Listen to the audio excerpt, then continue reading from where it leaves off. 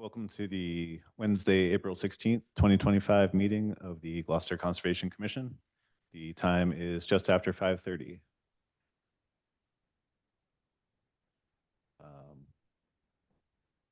We are back in a hybrid meeting situation now.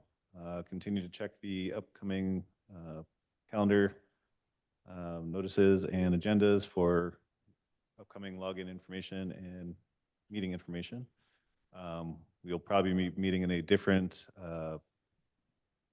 auditorium on our May 7th meeting, so make sure to check the agenda for that. I believe there's a Board of Health meeting that'll be in here on that evening. And we'll start with a roll call of commissioners present. Member Cook. Here. Member Sargent. Here. Member Viteri. Here. Member Gullah.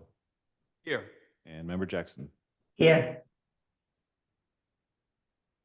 Okay, first up is the administrative briefing. Chuck, anything in that box we need to discuss? We have a couple items that are going to be continued, but they're right at the top, so I think we'll just get to those pretty quick. Okay. Next up will be the public comment period of the meeting. This is the part where people are welcome to speak welcome to speak. But I keep doing this, reading the wrong part of the meeting where people are welcome to speak. You may do so by hitting the raise your hand button at the bottom of your screen or hitting *9 on your phone or handheld device. If anybody wishes to speak, you may do so now. We currently have 27 attendees online and several here in the auditorium. We have one hand up so far, Marianne Boucher. Thank you, Mary Ann Boucher, 93 Mount Pleasant Avenue. I would just ask that you move your microphones closer to you because it's very difficult to hear you. Thank you so very much. I didn't have anything else to say. Thank you. Anyone else for public comment, Chuck? No other hands are up at this time. Okay, seeing none, hearing none, we'll move on to minutes review and approval. We have the March 19th set. Is everyone good with those? I did want to clarify that the last set would be April 2nd, 2025. I had not updated that on the agenda. Okay. Commissioner Jackson moves to approve the April 2nd minutes for the Conservation Commission meeting as amended. Commissioner Cook seconds. Roll call, Member Cook. Yes. Member Sargent. Yes. Member Viteri. Yes. Member Gullah. Yes. Member Jackson. Yes. Okay. Next up would be continued business. Notice of intent 0282976 171 Magnolia Ave, Powmag LLC for construction of a 26-unit subdivision in riverfront area buffer zone to bordering vegetated wetland. Evan Gavendaran of DeRosa Environmental, Inc. representing. This has already been previously continued to the 5th. Is that correct? Oh, May 7th. May 7th.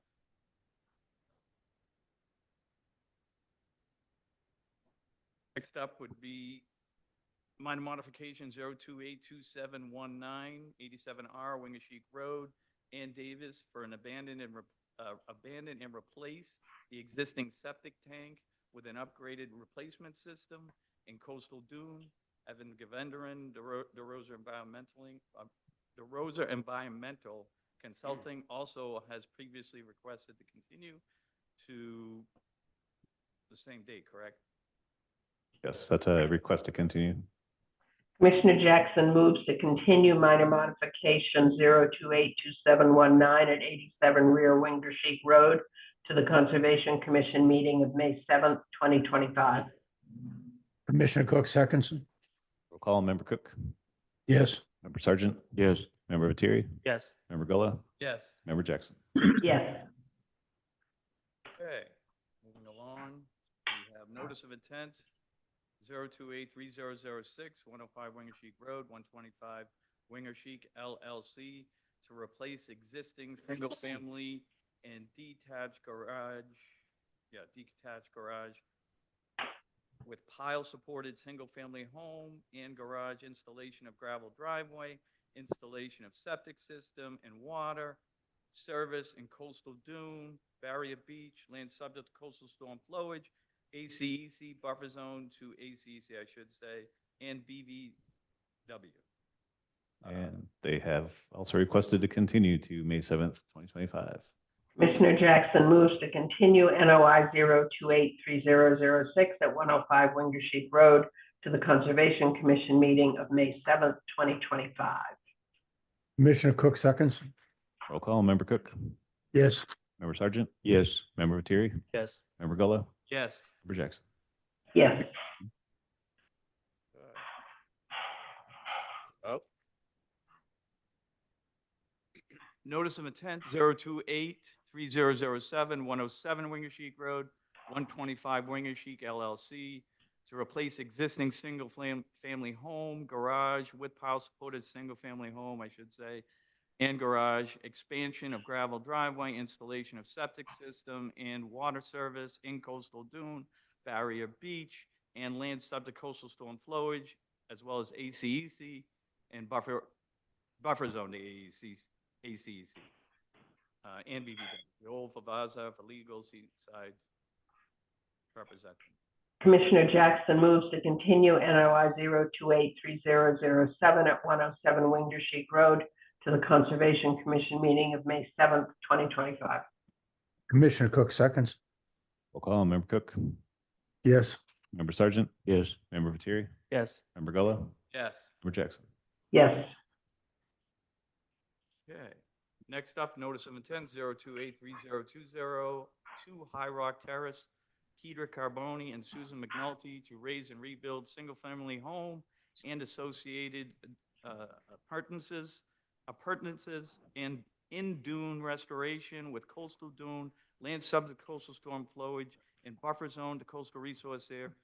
Devon Taber of Lucas Environmental LLC presenting. Your Chair, I'm going to stand in for Devin. This is just a quick update and 2 questions for the commission. One is Beals and Thomas has been hired as the third-party reviewer for this. And we had reached out to Chuck to see if it was okay for the engineers for the client to speak directly with B&T to try and just keep things efficient. And Chuck suggested that we come to this meeting and make sure that the commission was okay with direct communication, so long as Chuck is CC'd on these emails with them, not having to say, hey, Chuck, can you please ask B&T if they'd like X or Y, just to ask them directly and copy Chuck. That's the first question. I have a second question when we get past that.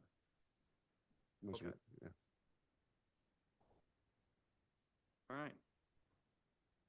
Where are we here then? Do Commissioner comments on that? Commissioner roll call comments, yes. All right, Member Cook, No comments. Member Sergeant, Comment. Member Lettieri, I'm generally not opposed to communication between the peer reviewer and the applicant, although I think I'd prefer to see the peer review first issue their first memorandum before any communication takes place. And so that any follow-up communication can be directly that, but I wouldn't want there to be any chance that the applicant might influence what the peer reviewer might review or contemplate in their review on the first pass. Member Gullo, Nothing further to add. Member Jackson. I'm inclined to agree with Mr. Lettieri. In addition, in the interest of speeding up the process, which I know is on the applicant's mind, I think it would be a more efficient process if the agent were present, whether remotely or in person, at these meetings and could represent the commission immediately. And we need to open this up to public comment, don't we? Yeah, Anyone in okay. the public who wishes to speak for or against the project at 2 High Rock Terrace may do so by hitting the raise your hand button at the bottom of your screen. Or if you are here tonight, if you want to come to the podium and make any comments as well, you're welcome to do so, for or against. We have no hands up on Zoom. Oh, we do have one hand up on Zoom. Beverly Rogers. Hello?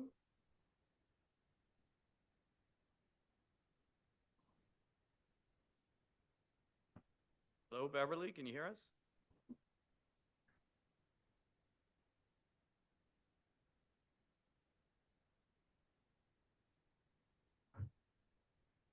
Still showing up on the.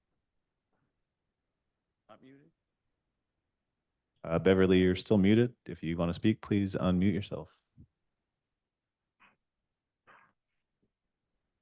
I'm just asking if the board can speak into their speakers so I can hear them. I'm having a very difficult time hearing you guys tonight. We apologize for that. We'll try and do better. Rarely have I been told to. Thank you. Okay, anything else, Chuck? No other hands up at this time. Okay, seeing none, hearing none. Do we want to continue this or we? Well, before you can, I have a second question regarding this, this application. We also, as those of you who were on the site visit might remember, there was some soft spot in the center of the existing deck. And it looks like this house is not going to be being replaced prior to this season's use. They were looking to, I think it's one joist needs to get replaced. The plan would be remove some decking, replace the joist. The footing that's in the sand would not be altered. The post that comes up would not be altered, just be the joist that, holds the decking. And so I had asked Chuck if we needed to do any sort of filing in relation to this. And he said, why don't you come in and speak to the commission under the open NOI. And so I'm just looking for the temperature of the commission, whether it's okay during the pendency of this to pull some decking off, replace a joist, and either put the decking back or put replacement decking. But there'll be no work in the resource area, no work in the ground. It's just replacing a joist that exists. Chuck, you want to do roll call comments for? Yep. Member Cook, I don't have a problem with that. Member Sergeant, I'm wondering if there should be a separate RDA. Member Terry. All work is going to be from basically in the footprint of the deck and going kind of from above down into it. Yes. Okay, I have no problem with that either. Member Gullo, I'm okay with it. Member Jackson. I'm torn. I guess I could go with it if you did a site visit following completion of the work. Do that. How's that sound? That works. At that point, I suggest we continue this for a month so that Beals and Thomas can get their initial review and move along from there. So I suppose to clarify, the commission's position is that once Beals and Thomas produces its first go-around or first request for additional information, from that point, as long as Chuck is copied on communications, the two engineering firms can talk directly to each other as long as Chuck is looped in. But you want us to wait until at least Beals and Thomas either says, here's our initial review, or here's our list of things we need to complete our initial review. Is that correct? And if the agent or commission, somebody from the commission is attending any site visits or any Zoom calls or telephone calls or anything like that. Agreed. Okay. Yeah. Agree. Thank you. Okay. So we're. Okay, Commissioner Jackson moves to continue, where are we? NOI 0283020 at 2 High Rock Terrace to the Conservation Commission meeting of May 21st. 21st, thank you. 7, yeah, okay. Commissioner Cook seconds. Roll call. Member Cook, Yes. Member Sergeant, Yes. Member Viteri, Yes. Member Gullo, Yes. Member Jackson. Yes, Thank you.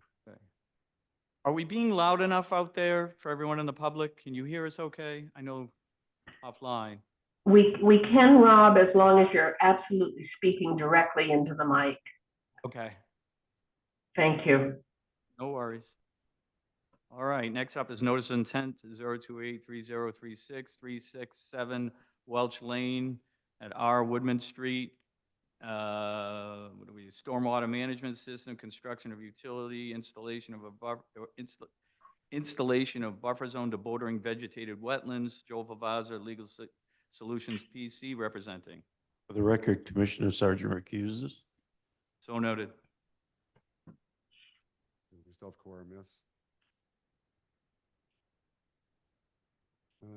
Chuck, could you just make me a panelist? I'm just going to share something real quick, please.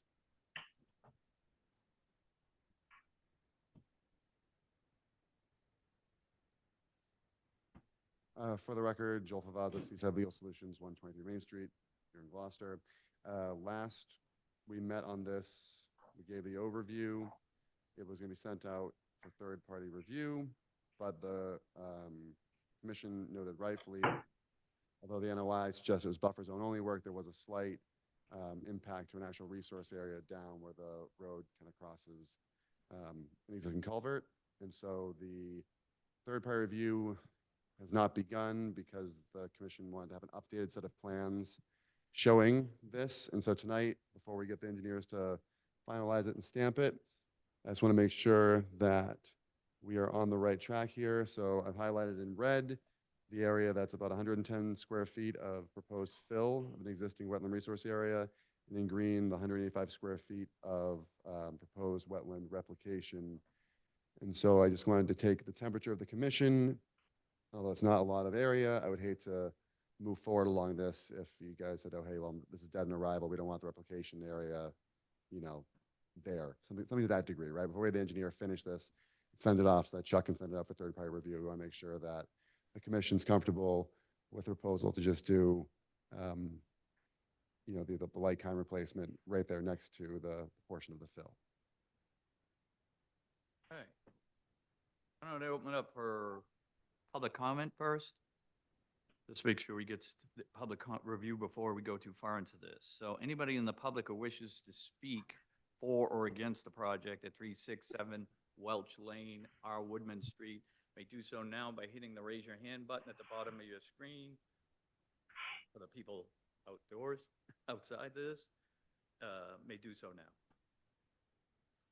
now. We currently have no hands up in the auditorium and none on Zoom. Seeing none, hearing none, and close the public comment period.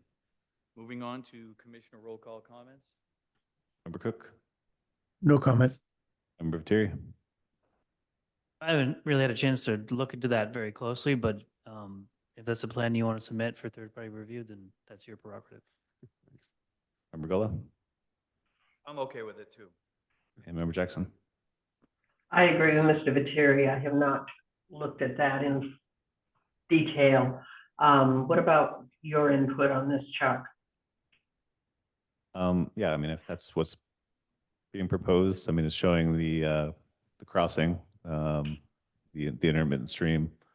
Whether or not there's a more appropriate place for the replication, you know, that can be discussed later, I guess. I'm not too familiar with, I haven't seen that place since it's been covered with snow, so.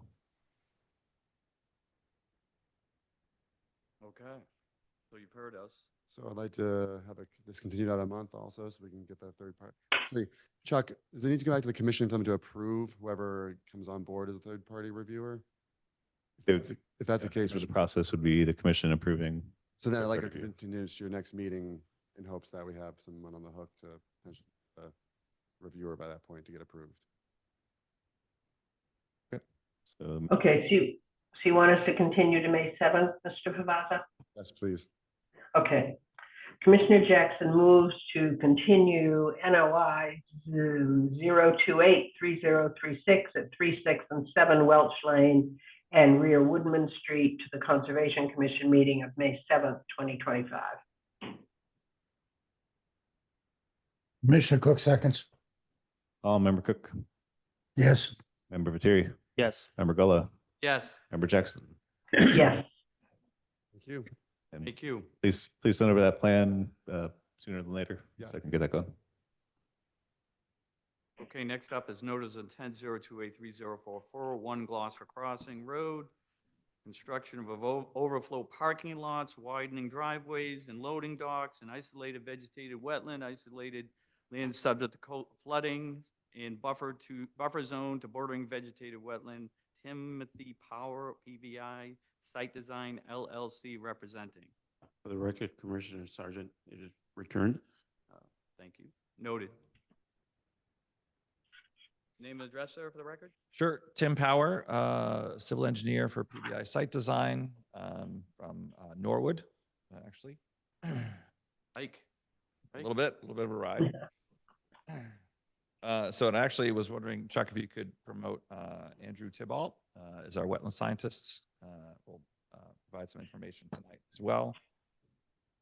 So where we left off on the project, we had our first meeting and there were a number of comments from the board, from the commissioners that we took a look at. I'm going to very much paraphrase them and I'm going to ask Andrew to jump in to some of the detail. First was an evaluation of vegetation to be removed from the wetlands filling behind the Market Basket store. Some information on soil logs as it relates to wetland replication, opportunities on the site. There were some questions about the habitat inside the loop road and how that was functioning.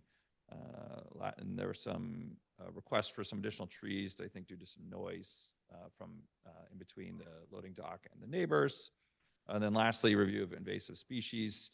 Some of those were linked together, and then I believe one of the commissioners said they would entertain having invasive species management rather than the wetland replication for this situation. So, which we have presented in our revised documents.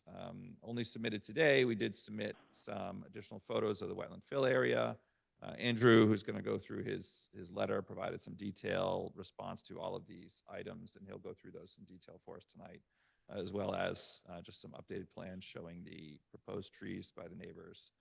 And then we took the opportunity to take the replication off the plan as a matter of record. If the discussion continues, it comes back in, we'll obviously put that back on. So for now, I think I'll turn it over to Andrew, who will go through those comments really one at a time and provide some detail for the board. Perfect. Can everybody hear me okay on Zoom? Yes.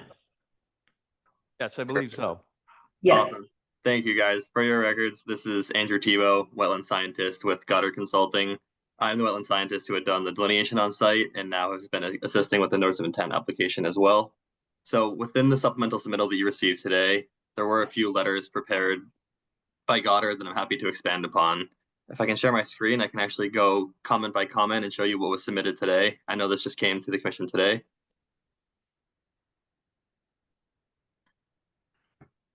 Perfect. So as Tim had alluded to, there was 5 main comments that from a wetland science perspective, Goddard was planning to review the site and address. So I'll go in order of the letter that was submitted today. First off was at the last meeting on March 19th, there was some discussion about estimating the quality and the quantity of the vegetation that would require removal with this work. And so since then, what we did is we had Tim visit the site with his plans, and we utilized any trees over a 6-inch diameter breast height was included within our measurements. Everything else was more in the shrub layer. This tends to encapsulate what's in the sapling and the tree layer. And so what we had done was we broke it out by within the actual bylaw ILSF area itself and the upgradient buffer zone of what would require removal. So within the fill areas themselves, we didn't identify any canopy trees, nothing with a greater than a 12-inch DBH, and there was 14 saplings within those areas that would require removal. And then within the upgradient buffer zone, there was an additional 11 saplings with that 6 to 12-inch DBH diameter, and there were 4 larger trees. They're nearing canopy level. They're only about a 12-inch DBH, and slightly higher. There's no real old trees on this property due to frequent disturbances, but there was about 25 saplings, and we called them 4 near canopy trees that would require removal. From a species perspective, it's primarily black birch and red maple in the tree layer, and then there are sweet pepper bush and some dogwood shrubs. And then as my report had referenced, there are also quite a few invasive species within this area. On the property, we noted black locust, oriental bittersweet, multiflora rose, and glossy buckthorn are the most numerous. Also important to note is that the vegetation within the removal areas is less dense than you would typically entail. And I'm going to the photos that Tim had provided here. As I'm sure the commission has seen in this area, the down gradient slopes from the developed areas are full of large boulders and riprap, some debris as well. And so what it is it really limits the growing medium in this area for quite a bit. And once you get down gradient into the wetland resource areas themselves, they're also characterized by very, very large boulders. So the saplings themselves tend to grow in the soil in the medium between, but it does limit some of the density. So we quantified 25 saplings and 4 larger, not quite canopy level trees that would require removal.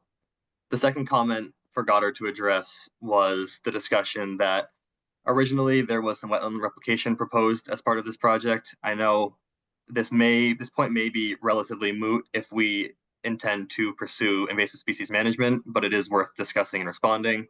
So we, during the wetland delineation, had conducted soil sampling at both resource areas we flagged, the bordering vegetated wetland next to the pad, and most notably for discussion here, the bylaw ILSF area that was delineated by the A series. So we have not been back on site to look at the wetland replication area specifically because when we were doing our delineation, we choose an area of the wetlands that is representative of the surrounding area. So as we're delineating the site, as I'm sure the commission is well aware, we're taking soil samples throughout and noting our findings. We take our wetland determination form at an area that's representative of the site soils as a whole. And so we provided a BBW determination form at flag A28, which is directly adjacent to actually one of the proposed replication areas at A26. It was a representative area of the remainder of the site. As we saw in the photos that I had just shown previously, the wetlands on the site are characterized by anywhere from about 6 inches to a foot of mucky, saturated, often ponded soils, and then you hit that rock subsurface and you can't get any deeper into the soil. So it's really just a mucky soil in the wetlands. And then the uplands have about a foot of fine sandy loam material for the rock restricts that as well. So looking at the grades and the rough surface water we see, we would anticipate that if we do go the route of replication, the most of these areas would only require a couple feet of grading to get into that. The third comment that we were asked to review is the wildlife habitat review of the area. Most notably was the loop road. And so what this is really the forested area that is interior of the building pad around the B series BBW. So what we had done is during our delineation and our site inspections, we document the vegetation that grows here. We have quite a few site photos of the area. So we expanded upon that in a bit more detail in this response from our wetland delineation report. And so what we had outlined is that what this is a typical red maple swamp. It's water at or near the surface for portions of the growing season. The dominant vegetation we see there is red maples in the tree layer is by far the most dominant. And then there's willow species, sweet pepper bush, silky dogwood, wetland ferns such as sensitive fern, cinnamon fern. And then in the uplands, we have black birch, white oak, American beech, poison ivy. And so what it is it's a red maple, it's a deciduous wooded swamp, and it's the most common wetland type in Massachusetts. However, some of the important areas to note on this specific wildlife loop that we see here is it's what we would call a habitat island. Though it's small, it's an area that's undeveloped in between existing commercial developments. So by nature, it provides wildlife foraging opportunities and cover between areas that are otherwise pretty densely developed. In the case of this area here, with it being located between these commercial developments, it does contain high densities of invasive species, as well as some of the litter and debris that we saw in the previous photos. So the ability for it to perform wildlife habitat is limited, but its location being undeveloped in between the residential and commercial areas does provide wildlife habitat benefits. It is important to note that there's no estimated or rare species mapped within it. There's no vernal pool habitat mapped within it. It's not in an area of critical environmental concern or an outstanding resource water, but it is a wetland that's interior of a commercial development, and it does have some fragmented wildlife habitat benefit as a result.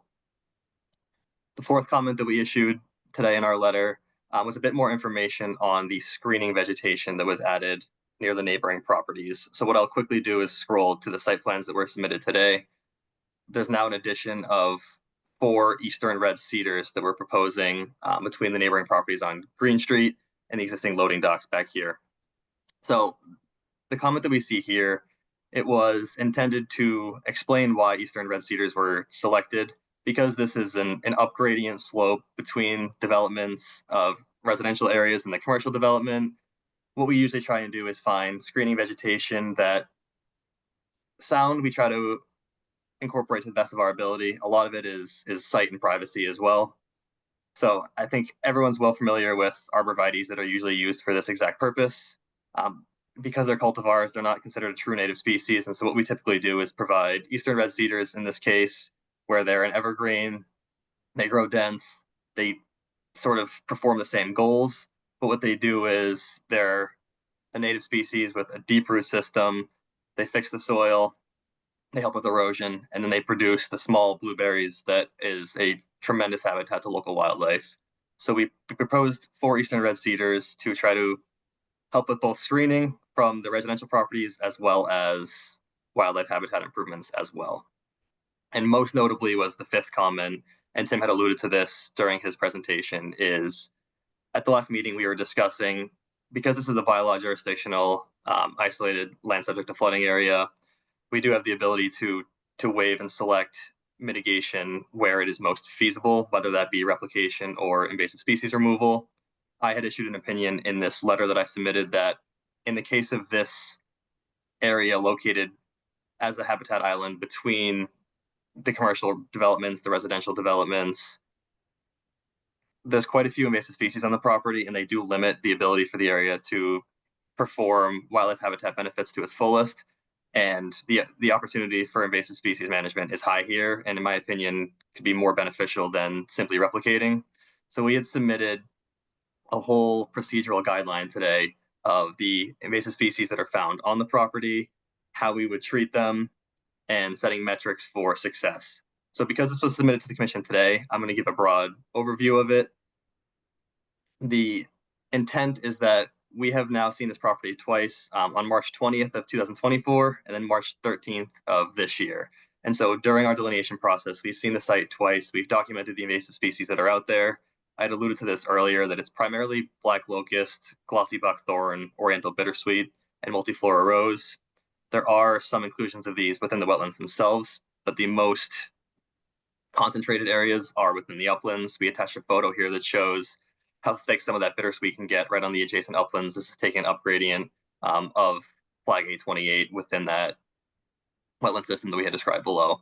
So what we do is we identify the species that are on site, where they are their densest, and we set goals and definitions. So we define eradication and control based on the density of invasives that are here. Eradication, we feel, is potentially possible with the black locust. So the black locusts that are on this property are primarily up adjacent to the existing developments. They're at the tops of the slopes, and they're not too dense. In this case, these are pretty easily removed with manual removal and herbicidal removal if need be. And then we define control as well. So glossy buckthorn, multiflora rose, and oriental bittersweet, as we had seen in that photo, are quite dense throughout the property. And so we define that when it's this large and pervasive, full eradication may not always be feasible, but we define control through our treatment protocols as significantly cutting these back, allowing native vegetation to come in, and increasing the habitat of these areas. Another caveat within this plan that's important to mention is before any work gets taken place on site, we would provide the commission and Chuck with a plan of exact locations, start dates, and treatment methods within each area. So there are caveats in this that any work that gets carried out is presented to the commission and approved before work begins in the field. So this is a general guideline for how we would treat invasives on site if this is a favorable method for the commission. So within this, we describe multiple treatment methods. We always opt for mechanical treatment where possible. So we first define hand removal for wherever invasive plants are small, they're less dense, they're at the seedling stage where they can be removed. We'll always pull things out by hand or hand tools and get the roots out. When these areas are very dense, very pervasive, like that photo we had shown of the bittersweet, then we opt towards herbicidal treatment methods. That's always done by a Massachusetts licensed herbicide applicator, and we defer to the best management practices depending on the density. If this is an area where it's a monoculture of invasives and there's not a lot of native species around them, you would typically go for a targeted herbicide application spray for the most coverage to knock out the invasive species there. If they're mixed in with native species and we want to limit any effects on any native species, then we would opt with the cutting and dabbing technique that we have shown here. So we go through our protocols, our timing for these, and then we establish success criteria. The goal is, at the end of a plan like this, that you have a site with these uplands that has no more than 25% invasive cover. Now, we would provide metrics up front for this. We would evaluate the site and let Chuck know what's there currently. On a site like this, the invasive species within the uplands often total around 50%, sometimes higher. And so we identify hotspots and target areas. So areas that have 75% or more coverage of invasive species needs to be brought down to at least 50%. And areas that have up to 75%, so anywhere from 10% up to 75% of that invasive species coverage needs to be brought down to 25% or less. The site as a whole, so we document the site with photos, existing conditions. We'd have a site walk with Chuck prior. The site as a whole can have no expansion in the footprint of invasive species as part of this plan. And then we established under the eradication protocols that we believe that we can remove black locust from the site entirely. So we set these success criteria up front with the plan. And then we have 2 years of treatment with monitoring by Goddard at all times. So this was presented to the commission as an option in lieu of the typical fill and replicate. Because of the dense invasive species coverage on site, it provides us an opportunity to target what's there and provide wildlife habitat benefits. So those were the 5 comments that we had that we were working through that you received in your letter today. But of course, I'm happy to take any questions or expand upon anything that I just ran through. Okay, thank you, sir. Next up would be to open it up for public comment. Anybody in the public who wishes to speak for or against the project at 1 Gloucester Crossing Road may do so by hitting the raise your hand button at the bottom of your screen or hitting *9 or your phone on your phone or handheld device. We currently have nobody in the auditorium and no hands are up on the, oh, one hand just came up on the Zoom. Patty Emerald. Name and address for the record.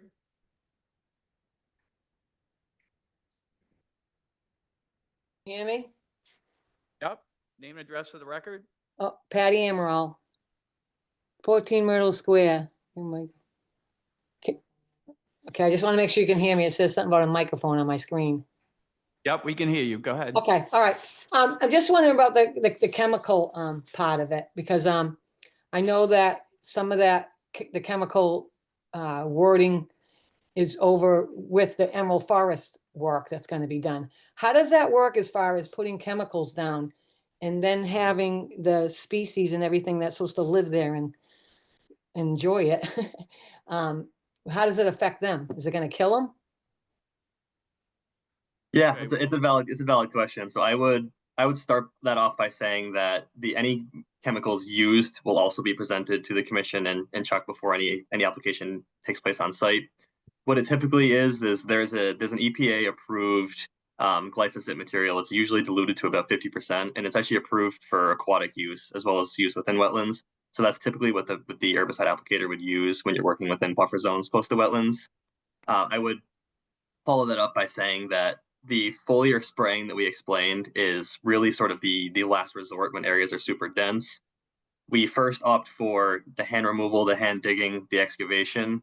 And then the second, when areas are quite dense, is the cutting and dabbing. So what that would mean is if you have say a black locust sapling that we can't get out of the ground, you would cut it to an exposed stem and you would dab the stem itself with the herbicide. That way it only gets uptaken by that plant and it's not spread to the surrounding areas.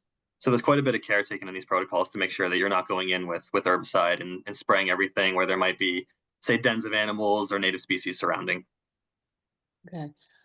So about the parking, how many parking spaces are there? It's a lot of impervious land happening again. I'm wondering about that. Yeah, Tim, I will defer that question to you. So the total number of spaces, sorry, I'm just trying to get it in front of me. I should know off the top of my head. 81 spaces in the 2 lots. And one of the things we reviewed the last time was the stormwater mitigation, that any new runoff from this gets captured and put into the underground chambers directly underneath before they overflow. Okay. So we're not concerned as a city about the impervious land happening again in that area? I mean, they've lost so much. They gained the softball field, but of course we lost the softball field. And I don't understand. I'm sorry. Okay. What are you referring to? the parking, all the parking and everything. Yes, Just, all the parking. The fact that it's going to increase, that's your concern? yeah, Well, yeah, because, yeah, well, yeah, it's more impervious land in that No, area. I get it. I just want to make sure we're here. Yeah, yeah, I think that's proper. Okay. So I think they responded to that, but I don't know if you need more information related to that. Okay. I mean, we really don't have a lot of, the area is pretty tight to begin with. There's not a lot this commission can do at this time to create more land for. Yeah, yeah, I've been up there, I frequent there a lot. Okay. All right, well, That good? We got you yeah, covered, or- yeah, thank you. Thank you very much. Anyone else, Chuck? There are no other hands up at this time. Okay, Commissioner comment, roll call? Member Cook, No comments. Member Sergeant, Thank you for the submittal today. I haven't had a chance to review it, and I look forward to doing that adequately before commenting. Member Viteri. I also haven't had a chance to look at the submittal, so I would like to take some time to review it. I guess my question is it an option to do replication and invasive species removal? I think the concern on the sound barriers was to mitigate sound and not just visual effects. So I don't know if there's some sort of structural wall or something like that that could be put to mitigate those impacts or anything like that. But I don't know if 4 cedars are really gonna, stop the neighbors from hearing trucks backing up and alarms and things like that at 5 in the morning. Member Gullo. Didn't we have still something, Dave, with did we get the chapter 91 issue resolved? There's not a chapter 91 here. There isn't one. No, this is Gloucester Crossing on Tumulus. Wasn't that? Yeah, but I thought this one too also. Oh, we're talking I'm sorry, you're correct. Thank you. Sorry, I was off topic. Any, Any other comments from you? oh, I'm good. Member I Jackson. want to see it as well. I would also like more time to review the supplemental information. I had another comment, but it's escaped me. But we'll have more opportunities. Thank you. And Member Gullo, you wanted a site visit? Or you? I would like one, yeah. Anyone else want to join me? You will. I know the area well. I was out there doing soil evaluations, and I'm looking at the area before it was developed. But I wouldn't mind another site visit. Okay, so you can check with Chuck and arrange a site visit if you don't mind. Any other commissioner comments? Are we moving to continue this, or I would assume? Do we all get to read that document in a little more detail? So when would you like to be before us again? To some extent, I think 2 weeks is okay for us, provided that's enough time to do the site visit and get response. Yeah, and this time we actually have an extra week, so it'll be May 7th. It'll be 3 weeks from now. Okay. Yeah, 7th? Sure. Okay, let's move that. Okay, Commissioner Jackson moves to continue NOI 0283044 at 1 Gloucester Crossing Road to the Conservation Commission meeting of May 7th, 2025. Commissioner Cook seconds? Roll call, Member Cook, Yes. Member Sergeant, Yes. Member Viteri, Yes. Member Gullo, Yes. Member Jackson. Yes. Okay, great. We'll see you in 3 weeks. Thank you. And a site visit. Thank you all. Thank you. Okay, next up is notice of intent 0283034, 68 Riverview Road, Essex by the River, LLC, construction of a new duplex associated utilities in riverfront area, buffer zone to coastal bank, Joel Favaza, Legal Seafood Solutions, PC, representing. Close. You gave me more credit than I deserve. Okay, I rejoin as a panelist. Thank you. For the record, Joel Favaza, Seaside Legal Solutions, 123 Main Street here in Gloucester. And I'm going to bring up the presentation and we'll get going.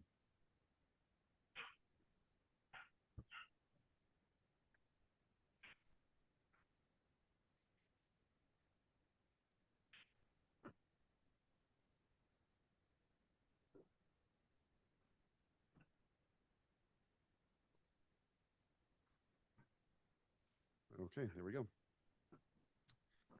So just a refresher, we are out in the Riverview Road area. The site is highlighted in yellow. As you can see, just a small portion of it is within the 100-foot buffer zone, and the majority of the property is within the 200-foot riverfront area. We have no ACECs on site. We have no vernal pools on site. We have no rare habitat species, et cetera. We are in a developed neighborhood on the other side of a paved road and a row of houses from the river. Based on feedback we received from both this commission and the neighborhood directly, between these last two meetings, my client went out and actually had a meeting on site with some of the neighbors. Some of their concerns were not all related to conservation issues, but we listened to those and did what we could, one of which was to push the house further from the southwestern property line as a courtesy to the neighbor to the southwest. The bigger things that you would be more interested in knowing about are the fact that we have further moved the house around and shrunk the house to the point where it's about 48 square feet of the house are in the last 5 linear feet of the 200-foot riverfront zone. And that's down from about over 600 square feet of the structure previously. Additionally, the driveway within the buffer zone has been reduced by over 800 square feet. The picture we're looking at here, of the colors. So you see the area in blue would be the area being disturbed inside the 100-foot buffer. So that's the edge of the proposed silt fencing. So everything inside that blue area is within the 100-foot buffer and is being disturbed. There is no impervious surface being proposed within the 100-foot buffer zone. That work inside the blue would be driveway, excuse me, and grading only. The orange that you see kind of pushing through the green and the blue, that is the actual outline of the proposed driveway. As we have committed from the beginning, we are committed to it being 100% pervious. Whether the commission prefers pervious pavers, cobbles, or a mix, the applicant is willing to take whatever condition the commission would like to make sure that it remains permeable.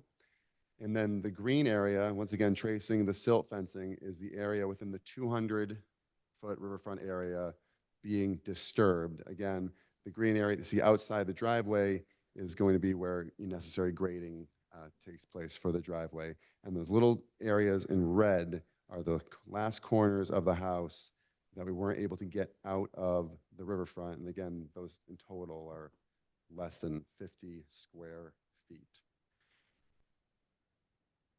It's the same slide, basically. There was some confusion about the trees coming and going. That was my fault, and I apologize. So we are doing a one-for-one replacement of trees that are coming down. So 7 are coming out, 7 natives will go in their place. And those were shown, I believe, on this location. You can sort of see, the screen's a little blurry, but you can see 1, 2, 3, 4, 5, 6, 7. So the 7 going in.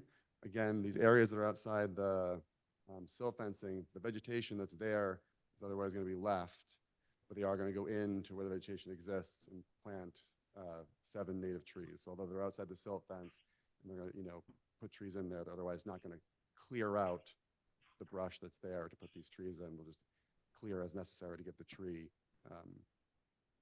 in place. Okay. I bet these lines are going to stick up. Hold on. 1 second, let me get rid of all those lines.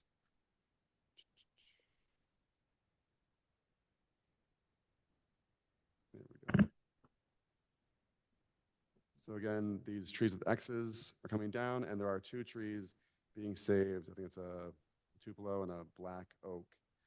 And those are the same ones we talked about last time being saved. Those are ones the arborist came out and said were in good enough shape and would likely survive the work happening around them. So another big point of contention was the alternatives analysis. We provided an updated alternatives analysis. We just want to kind of walk through. There was, I'm not sure if you had a chance to read, there was some opposition sent in by some neighbors.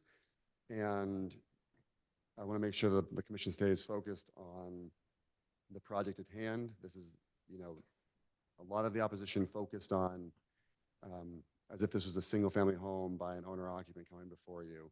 And there are different review standards in the riverfront based on the purpose of the project. As this project is land that's been acquired by a developer, there is a economic component to this, and that's why that substantially economic alternative analysis comes into play. And so just, you know, from some quick numbers, it was over $400,000 just to acquire the lot. Around here, we're looking north of $300 a square foot to construct. And so the alternatives are either to do nothing, which is not a substantially economic alternative, or to build a more limited structure. And we've gone through with the architect, we've gone through with the real estate agent that's working on this and shrunk this down to the smallest viable size for 2 units in this market, in this area. So there are no substantially economic alternatives to what is being proposed.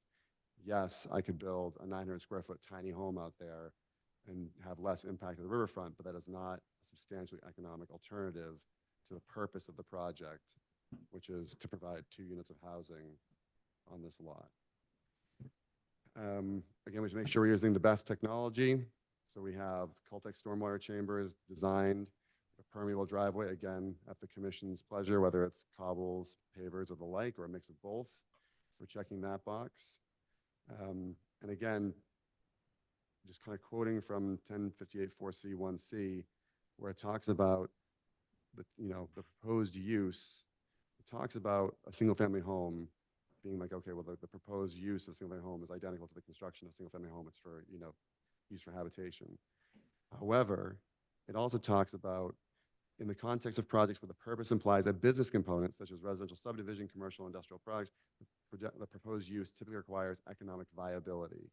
And so although, again, yes, there are other alternatives that could be done that have less impact, they're not economically viable. And because this is not a single family home being renovated or constructed for owner occupancy, we have to look to the economic component of this per the regs. And again, like I said, we've pushed this as far back as we can while staying in compliance with zoning. We've shrunk this down to what our real estate agent and architect has said will be the smallest plate size per floor for these units. Again, with keeping the house compliant with zoning, we can't, you know, stack it up and go above the height limit. And so we've met the burden of proving that there's no alternative as economically equal or substantially equal to what is being proposed here. And so there was another question, I think this commission's actually brought up also, about the scope of alternatives. One was, you know, this isn't part of a subdivision. My applicant does not own adjacent lots, that sort of thing. There's no reasonable alternative land. There was a question about a neighboring blank lot. We had a little bit of discussion how it merged for zoning purposes, but there was a question by the board that said, well, you know, could you, if the neighbor wanted to play ball, could you, you know, take some of that land, would there be extra land that you could take without screwing up their zoning situation? And so we actually looked into this further. I'm just going to drop my presentation for 1 second and share a separate screen. And so what you have here is our lot in yellow, and the lot in orange was the abutting land that had been discussed previously. And again, we've received no indication from the neighbors and the conversations we've had with them that they have any interest in selling my client any of their land.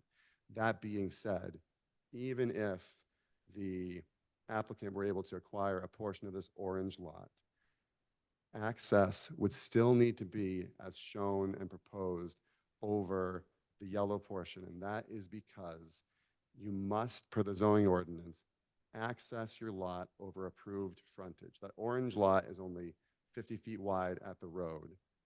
And again, in this hypothetical situation where we somehow worked at a deal, we wouldn't be able to actually take the full width of it because the neighbor's house is in the way and we need to be jogged around. But regardless, even if we had the whole orange lot, we would not be able to come in over that orange lot without a variance from the Zoning Board of Appeals, because zoning requires that you come in over your approved frontage. And the only approved frontage on this hypothetical L-shaped lot is the yellow side that actually meets the minimum requirement for an R10 lot. So even if we had this land, the driveway would still need to be coming in as it does per zoning. And so to the degree that there was a question about, is there other land that can be acquired? The answer is no, as far as the driveway. Again, this theoretical, pushing the house back, if we had the orange lot, we've addressed that on site by pulling the house back and shrinking the footprint further to make sure that it stays back. But there is no land adjacent to it, regardless of ownership and regardless of willingness or unwillingness of neighbors to sell land to my client, that would allow them to come in anywhere for this property except over the approved frontage, which is as shown on the plans. We just talked again, right, about we are constrained in the back by the 20-foot rear yard setback line. There's also ledge on site, and my client is, biting the bullet here and going to deal with a little more ledge than he wants to make this work. But pushing it back, I think also, even if the setback wasn't there, you'd run into additional ledge, additional concern from the neighbors. So it kind of be it would maybe address one problem and create two new problems kind of thing. So again, we are allowed to disturb up to 5,000 square feet, so approved. The only part we don't come into compliance with is that 100-foot wide, undisturbed natural vegetation. It's impossible in a lot. The lot isn't 100 feet wide. However, if we partially rebut the significance of this property, and again, I don't think you can look at this property and the neighborhood that it's in and make the argument that this is pristine riverfront and that, what's happening again on the other side of a paved road, on the other side of a row of houses, including a house this commission just authorized several hundred square feet of addition to on the riverside of this property, is to the point where, this 100-foot, this impossible 100-foot wide undisturbed natural vegetation must be provided. Otherwise, we're managing stormwater per the stormwater policy. Again, we're not in an ACEC or estimated rare species, and to the degree there are, your typical species, the more sensitive part of the lot, you'd argue, is close as they get closer to the river, and that's where the majority of the lot is being left undisturbed outside that silt fence line we looked at earlier. I have to go over this real quick. We do have a little bit of buffer zone. So all the utility work, I think is an exempt situation to the degree that it's not. It's the most minimum we can do to get utilities out into the road. The driveway extends out to meet the road as well. And so it's up to you whether you think the utility work is minor. If you do, then it doesn't require conditioning. If you believe that it and the driveway need to be conditioned together, that's fine. Again, the performance standards here, we are doing some disturbing in an already kind of disturbed zone out toward the street. No impervious surfaces being created at the end. Again, these are the other legal standards, but you're imposing conditions. Make sure the sediment controls, again, we showed silt fencing around all the area of work. And again, the two-to-one mitigation doesn't come up in this case because we have no impervious surface being created in the buffer zone. And so there's no 2-to-1 to create a mitigation for that. And again, the last point we talked about last time, and we've just gone through, and just want to remind the commission that, one of your charges as this quasi-judicial board applying both the state and local regulation is that you do so with consistency and you do so in a predictable way. And I just refer back to the fact that you just a few meetings ago permitted several hundred square feet of addition without requiring drainage, without requiring storm systems, without requiring any of the things that are being offered here. And that property was obviously deeper into the buffer zone and was much closer to the river. I think it was within the 100-foot. I think maybe, I don't want to say it was in the 50 feet, but it could have been.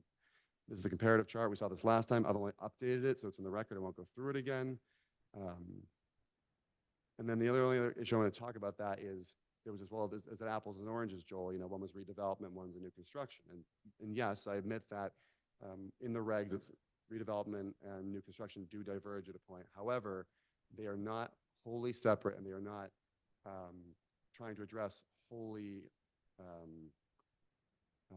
non-overlapping issues, right? So both are trying to improve, one tries to improve existing conditions. Our side, we're looking at degradation and mitigation. We provide stormwater management. We have to comply with the the stormwater management requirements, right?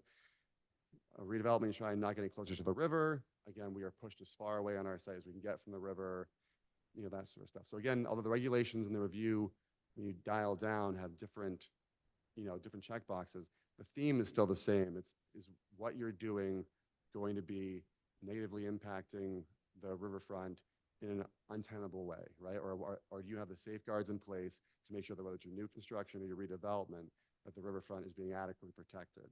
And so I'd say again, if it was what was proposed across the street passed muster, then the amount of additional safeguards we have across the street on the upland side of this neighborhood is more than sufficient to hit the threshold that you've set as far as for work out here in the neighborhood. And so again, I'll just end with a thank you. If you have any questions, I'm happy to address them as I can. Ben Minix, the project engineer, is on the Zoom meeting. So if there's any technical questions that I'm unable to answer, he can hop on and answer those as well. Okay, thank you for that. First up would be to get public comment. Anybody in the public who wishes to speak for or against the project at 68 Riverview Road may do so by hitting the raise your hand button at the bottom of your screen or hitting *9 on your phone or a handheld device. There are no hands up in the auditorium, but we do have several that are popping up on Zoom. The first is Maura. Will be heard, sir. Hi, we're having a lot of trouble hearing Joel Favaza. And anybody who is speaking into their microphone in the auditorium, it is very difficult to hear. Okay. Anything else to add? Not at this moment. Okay, thank you. We'll try our best. The next hand up is Peter Calkins.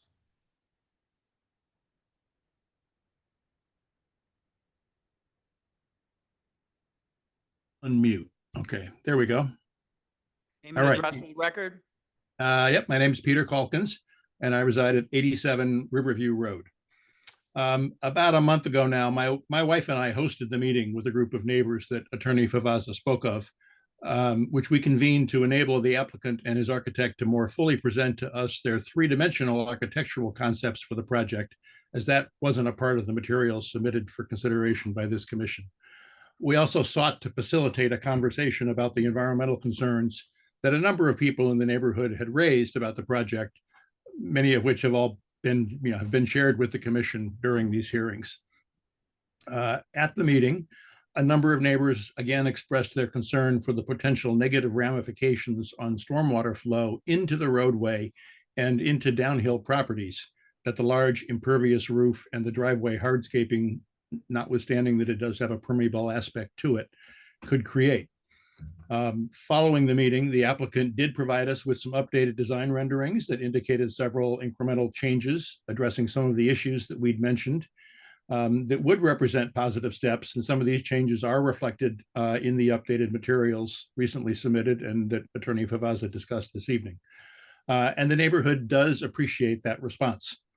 However, significant concerns about the overall scale of the project and its impact on stormwater flow and other natural features of the site do remain, and it would not be accurate to say that with these changes, the neighborhood now supports the project. The Riverview Road neighborhood continues to believe that, as currently proposed, this project feels too large for the site and that it may well create unacceptable environmental and stormwater impacts. We ask the members of this commission to continue to be diligent in ensuring that all environmental requirements and regulations, especially those related to stormwater flow, are strictly complied with. This is not a project that should benefit from a lenient approach to review and approval. Thank you for the work you do on behalf of the residents of Gloucester. Thank you, sir. The next is Kenneth's iPad. Can you hear me? Name and address for the record, please. My name is Kenneth Harris, and I own 72 Riverview Road with Kathy Palmisano, the one that directly abuts to the southwest.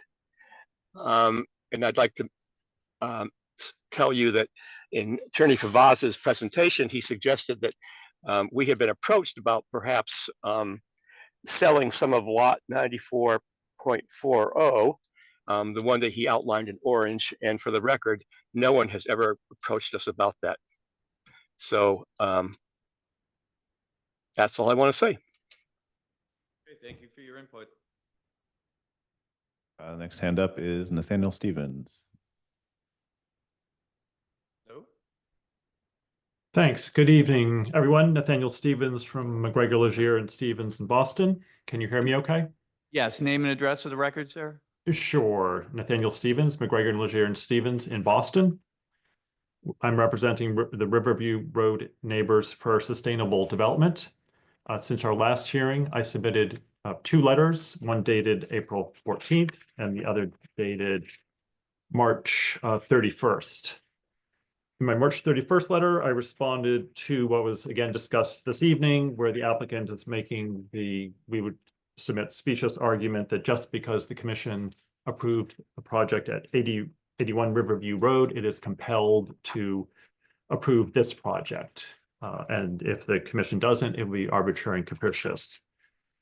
I would submit that if the commission did approve on that ground, that in itself would be arbitrary and capricious, not to put the commission in between a rock and a hard place, but I believe that the commission has firm standing to reject that argument. Again, that the 81 Riverview Road was under a different standard in the riverfront area regulations under the previously degraded riverfront area regulations, and this project application has not been submitted under those provisions. Also, the applicant seems to make the dubious argument that just because work closer to the riverfront area was proposed, it must approve this project as well. That is not there's no basis in the regulations, so that would be an ad hoc agenda from a legal point of view. Also, we still maintain the project continues to fail to meet the performance standards, particularly the alternatives analysis. We respectfully disagree with Attorney Favaza's reading of the regulations, which he presented portions of which she presented this evening.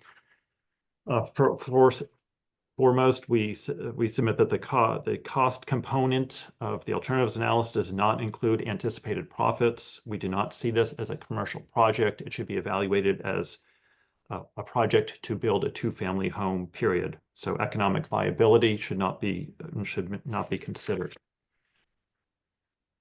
In addition, we don't believe that the alternatives analysis is limited to the lot, although that was addressed a bit this evening. And we also submit that the applicant still has not rebutted the presumption of the significance of this riverfront area. Just because the neighborhood is developed and this is an undeveloped lot, it doesn't mean that this lot is expendable and should not be deemed significant to the riverfront area interests. Also, we noted in the most recently submitted application materials, specifically the plans, there are a number of contradictory or incomplete factors that are provided specifically, and this relates to the stormwater, which is an important aspect. The original project plans discussed a roof area of 3,400 square feet and then used that to calculate the runoff volume for the 25-year storm to be 1,675 cubic feet. Yet in the most recent plans that were submitted, the total roof area has been increased to 3,500 square feet, but yet when they're calculating the runoff volume, that figure somehow drops to 3,300 square feet, which doesn't make much sense. So it results in a 50 cubic foot less of volume that needs to be dealt with. There's no explanation provided, and this is just another reason that a peer reviewer should look at these stormwater calculations and these plans for other errors. We also noted that the tree count was contradicted what was presented at the last hearing, but that was addressed this evening. And also the disturbance within the riverfront area that's listed on the plans, that increased from 3,951 feet to 4,193 feet as listed on the plans, an increase of 242 square feet. While this doesn't get them above the 5,000 foot regulatory threshold, it does just point out to another aspect of the plans have contradictory information in it and should be rejected for that reason alone. For the reasons that we've stated in our 2 letters, and then you'll hear from Patrick C. Garner from company this evening, we ask that the commission deny this project. Thank you for your consideration. We appreciate your work on this. Thank you. The next hand up is Patrick Garner. Okay, can the commission hear me? Yes, we could. We're Great, running late okay, tonight. Can you make this brief? I can. Yep, this is Patrick Garner. I'm a senior wetland scientist with Patrick Garner Company in Northborough, Massachusetts. And I've got a basic technical critique on this property. I made this in a letter to the commission in March. I've said so again in my most recent letter to you, but essentially any riverfront area filing is predicated on establishing bank. Bank is the beginning of the riverfront, and the 200 feet that extends from the bank into the property then determines the amount of impact into that property. You have to determine bank on one of 2 bases. One is an established elevation for bank on a nearby property, or 2, and typically it's based on field indicators. All of this is carefully outlined in the regulatory under 1058 in the Wetland Protection Act. And interestingly, the applicant has apparently chosen to ignore my most fundamental critique. The plan still indicates that the riverfront area is based on the city GIS mapping, which is incorrect. It's not acceptable. DEP would never agree with that. And in fact, in DEP's comments, they noted that a bank had to be properly established. So that has not occurred. And consequently, the amount of impact that is indicated by the applicant, which I think now stands at 4,190 square feet, is completely unverifiable. It could be 5,200 square feet. It could be, we have no idea what it is. So the entire plan, its foundation and analysis of impacts fails on the most basic level. So that has to be cured before the commission can proceed to close this hearing. Secondly, I agree with Attorney Stevens that the alternatives analysis is incomplete. I've outlined that in both my letters to the commission, and I concur with his analysis as well. And finally, I agree with the stormwater review. And I note, interestingly, that the applicant initially submitted stormwater calculations. Those were reviewable. I looked at those. In the revision, we simply have new numbers, but we don't actually have any calculations. So it's not possible to take a look at what they did and verify based on the recent soil testing if they use the right soil components, the right permeability factors, and consequently the right sizing. So the basic design, as detailed as the applicant makes it appear to be, is really just on a foundation of sand and needs to be addressed properly so that it actually complies with the Wetland Protection Act. Thank you very much. Thank you. Did we have a hand up in the audience? I think Joel, Nate, want to come down to the mic?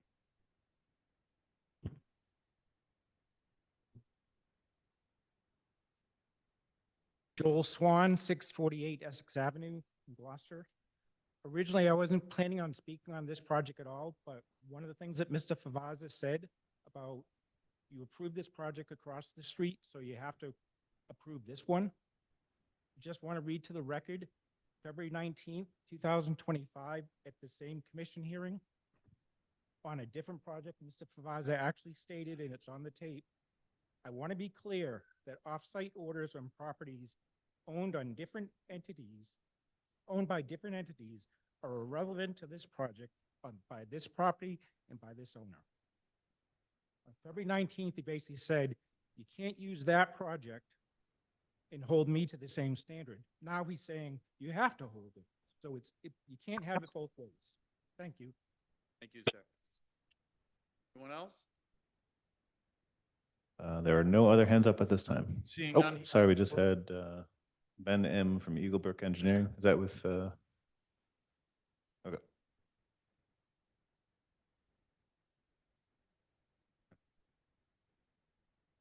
So, Ben, if you want 1 second, I'll have you come in a moment.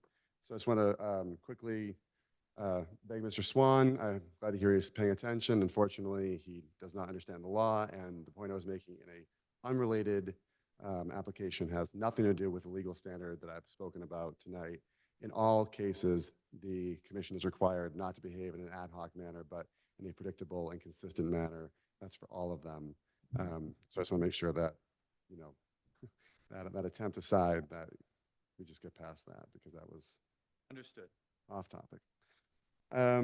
As far as some of the plan issues, and again, Ben will talk the specifics, but the general explanation, you know, the commission and the neighborhood said, hey, we want to see some changes. So we changed the plan. I spent, like, you know, 5 figures in engineering to redo the plans.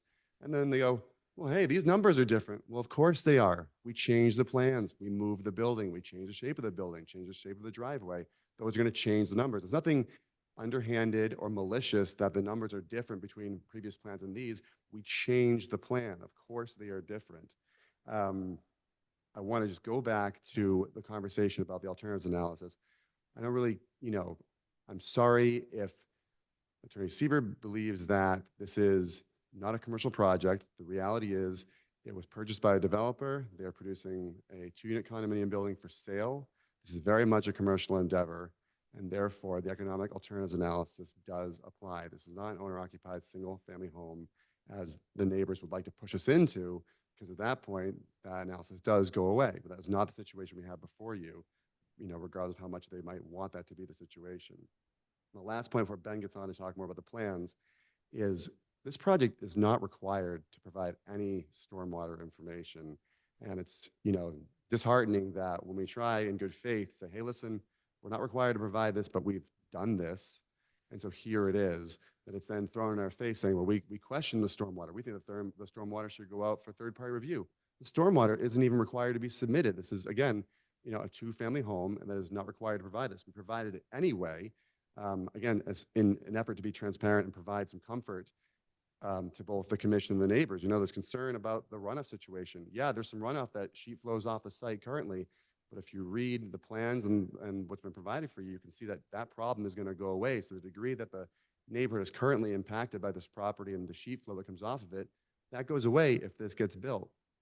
The last point I'll make to that goes back to those numbers being changed again. We were required or requested to go out there and do some actual soil testing. One of the comments from, I think, commissioners was, hey, you're playing this drainage, but are you sure it's going to work? What's underneath the topsoil when you get out there? We did some soil testing. It turned out better than we had anticipated. So the engineering firm was able to shrink the size of some of the components because the soil conditions out there are going to infiltrate better than had originally been thought when we were proposing a slightly larger system. So again, that's nothing malicious. That's nothing erroneous. That is, more data has been presented at the request of the commission, and the engineering, you know, calculations changed. And if we can let Ben speak, he can go through the plan updates on those points a little more eloquently than I.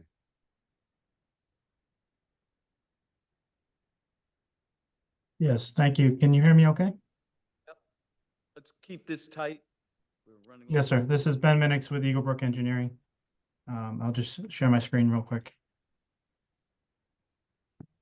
So you should be able to see the site plan now. We conducted 7 test pits on March 4th. In that, we found a good sand below the topsoils on the property. There was one discrepancy noted by the abutters and council about 3,500 square foot versus 3,300 square foot building. I will say there were multiple iterations of the plan before it was presented to you. That building has actually shrunk down to around 2,600 if you include the gutter line. So within these calculations shown here, it's significantly more than what is actually presented on the plan as far as a footprint for the building. That's also not accounting infiltration through the pavers outside of the presented stormwater system. So within the paver area, you're talking about another 2,000 square feet of pavers with about 1 foot to 2 feet of gravel below. So that's an additional 2,000 to 2,500 cubic feet of stormwater infiltrated.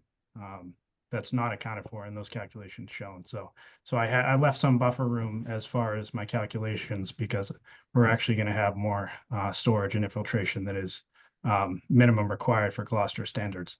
Now, these stormwater systems are going to be reviewed with the DPW under the utility permitting. So some of these calculations are going to be further presented to the DPW prior to building permit issue. And I'm happy to answer on any other questions. Just to give a little more review about the site design and tree removal. The driveway was designed purposefully to keep the trees that were had the best chance of surviving. You could put the driveway higher up grade, but then you are required to fill the driveway, another 1 to 2 feet in front of the property, in front of the building. So the driveway is optimal to minimize impact within that mitigated area. Thank you. Please let me know if you have any questions. Thank you. Okay, Mr. Vaza, I think we're Thank you. pretty clear. Yep. I don't know if I close the public comment period, but I will do so now, closing the public comment period. Next up would be commissioner comments. Chuck? Member Cook? One of the things I've been looking for, and I haven't been able to find it, is there was a revised planting plan. One of my major concerns has been the loss of habitat. So I wanted to see what the revised planting plan was and just to make sure that it's been maximized. Member Sargent? I believe we have to vote on an alternative analysis, for this project. And thank you for the soil logs. That was very helpful. Member Ratteri? I have a few points, but the first one, you're trying to say in your most recent submittal that there's you basically rebut the presumption of wildlife habitat interest being protected in the riverfront area. I'm just going to say 310 CMR 1058-1 says in those portions so extensively altered by human activity that their important wildlife habitat functions have been effectively eliminated. Riverfront areas are not significant to the protection of important wildlife habitat. I think that's what you're trying to say, but I think you need more, some sort of expert, credible evidence, a wildlife expert to say that and to make that showing to overcome the presumption. As to the alternatives analysis, you repeatedly said that this is a commercial endeavor. You provided the construction cost per square foot, but you haven't provided anything about the total overall project cost estimate for construction.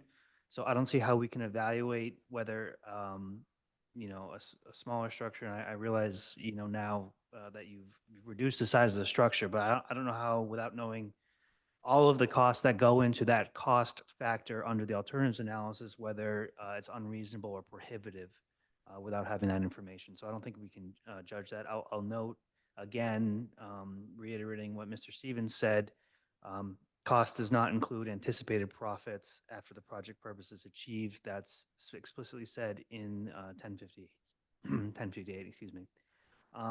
Again, the proposed use, you've said repeatedly that it's a commercial endeavor. That has important implications on the scope of alternatives. You put your scope of alternatives as the lot. That's only for single family construction. So, you're building the applicant's building a duplex.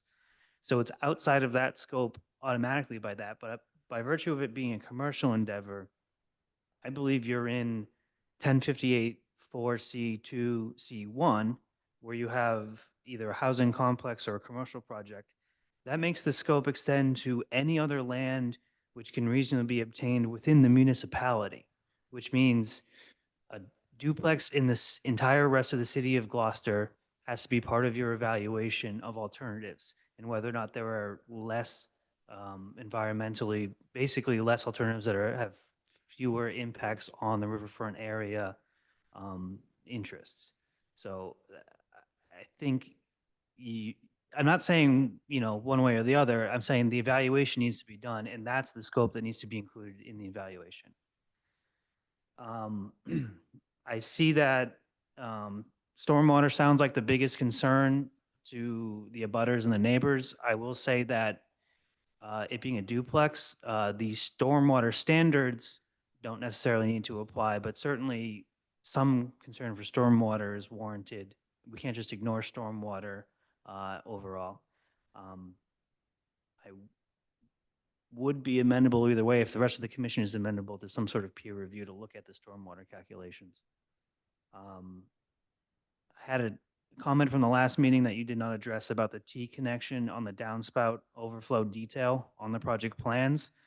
The project plans say that all roof drainage is going to be piped underground to the stormwater system that's in the driveway, yet the detail shows an outlet that deposits basically the roof drain above ground as well. Excuse me. And then I have a question about whether you need a drainage easement, considering your stormwater is going to be directed off of the driveway into the existing culvert or outlet in the roadway, and then it's going to go across the street before it goes down in the river. So my question is whether you need some sort of easement or right in order to discharge basically over a neighbor's property. If this does get approved, I would like there to be a continuing condition to maintain that drain inlet annually. I know you noted on the plan that you would clear it of organic matter and debris, but I'd like a continuing condition that that be done regularly so that stormwater flow is maintained in the best possible condition. And I guess I'll wrap up by saying the comparison at 81 Riverview or the other, I might be getting the number wrong, but whatever the property across the street is, what is fair and predictable and consistent is the commission applying the performance standards that apply to every project that's in front of them. And I think what you're asking for is the same outcome of that 81 Riverview got be applied to this project, but the analysis is different. It's a redevelopment versus a new construction in riverfront, and it's dependent on the circumstances. And the way that we are consistent in applying the rules is by going through step by step the analysis for the standard that applies. That's all my comments. Nothing else to add. Leaving that. Oh, Member Sergeant, had I called on you yet? Yes, you did. Okay. You have nothing else, Mr. Gold? no, I have nothing else, but I do want to let Mr. Vavaza know that obviously the alternatives analysis, you probably want to take some more time with and some other things. So I'm assuming we're going to continue this? Yeah, so I just want to make sure. Member Jackson? did Unless you have any Member comments? Thank Jackson you. has any. Yeah. Am I up? You're up, sorry. Okay, that's okay. I'm just sitting here being ignored. Okay. At the risk of being slightly repetitive, and on the minus side of my comments, we did just get a reminder from a DEP representative in a training session about the riverfront in terms of saying that maintaining vegetation is critical to the interests of the WPA, that the presence of natural vegetation within riverfront areas is critical to sustaining rivers as ecosystems and providing these public values. Normally, we embrace paver driveways, and I have no opinion one way or the other right now. I believe your storm management system will probably equate in the amount of infiltration that the natural vegetation provided, but you have wiped out every bit of natural vegetation on the lot, which does damage habitat, whether or not it's rare species or not. There is habitat value in that vegetation. Normally, when we approve paver projects within a site, there's a lot more proportion or a lot higher proportion of natural vegetation left on the site.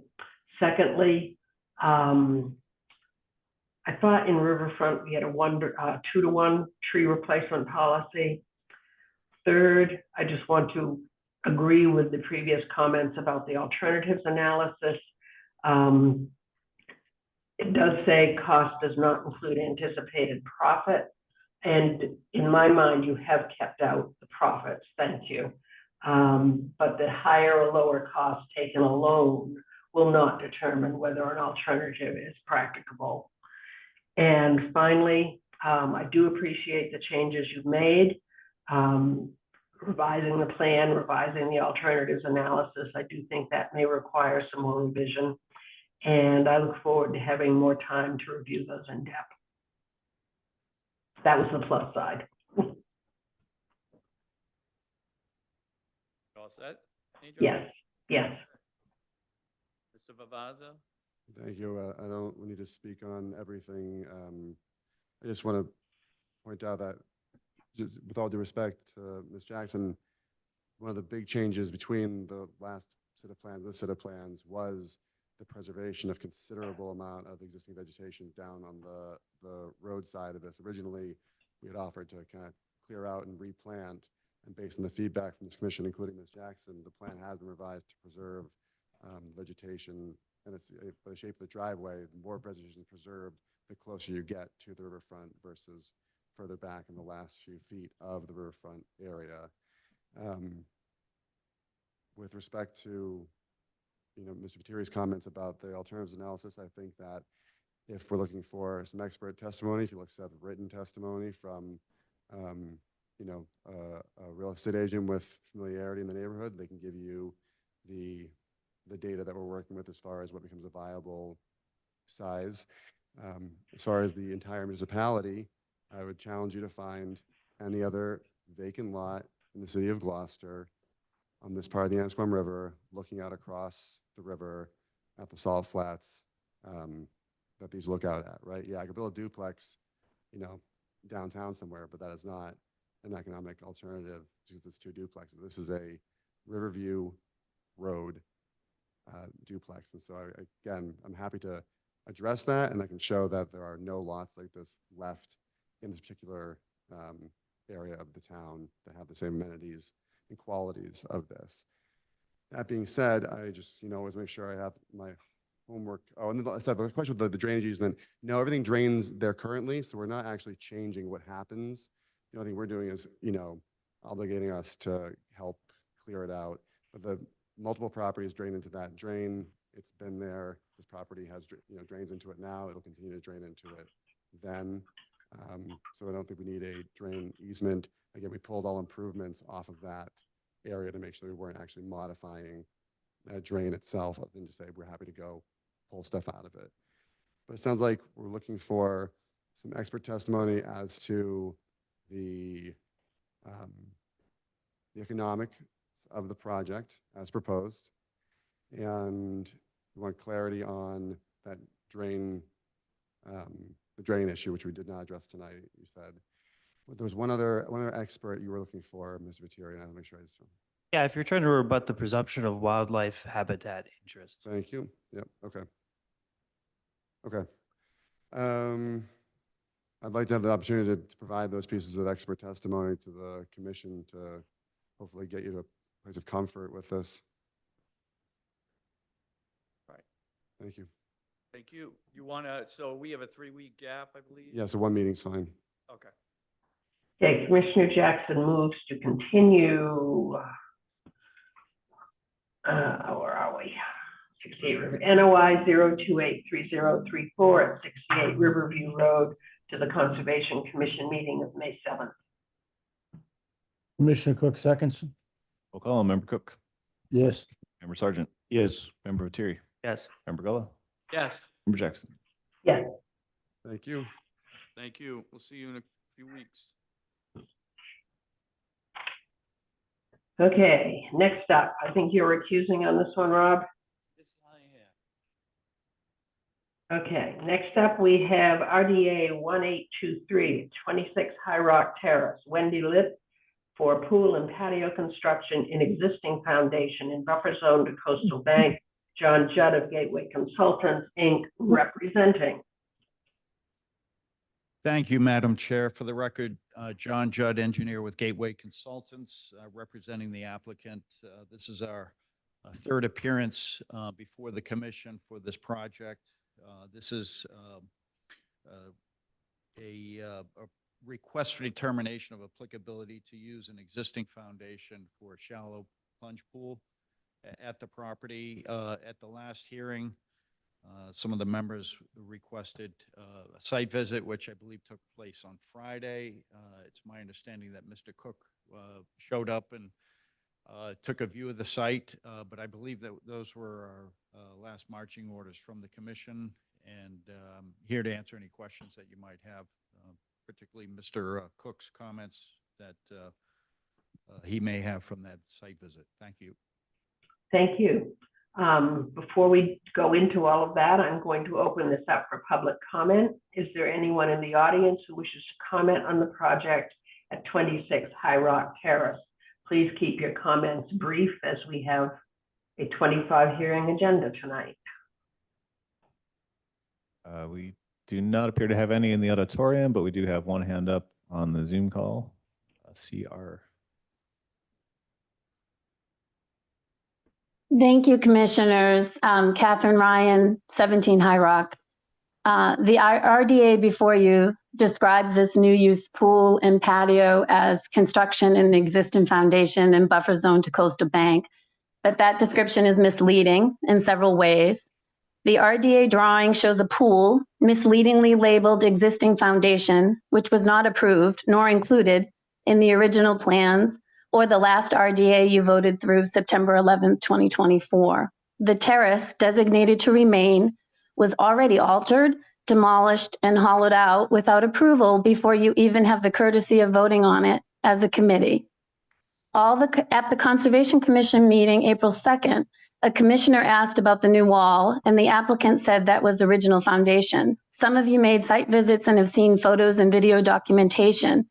That is definitely a new wall, installed November 2023, and it's longer than 8 feet, which triggers, new use and approvals. So there is no permit for terrace demo. There is no permit for building a new wall. There are demo and building permits for the new single-family residence and moving it closer to the street. Environmental concerns for the new project design before you have still not been answered either. Photos and videos illustrate such, which I have forwarded to you through the agent. I have asked to have a 6-second video shared during this comment. Can that happen, please? Can you let me know? I'm going to continue, but I wanted to make sure we just show the 6-second video. Yes, I looked at it, and I believe the others have as well. Is there anyone who hasn't had a chance to look at it? Okay.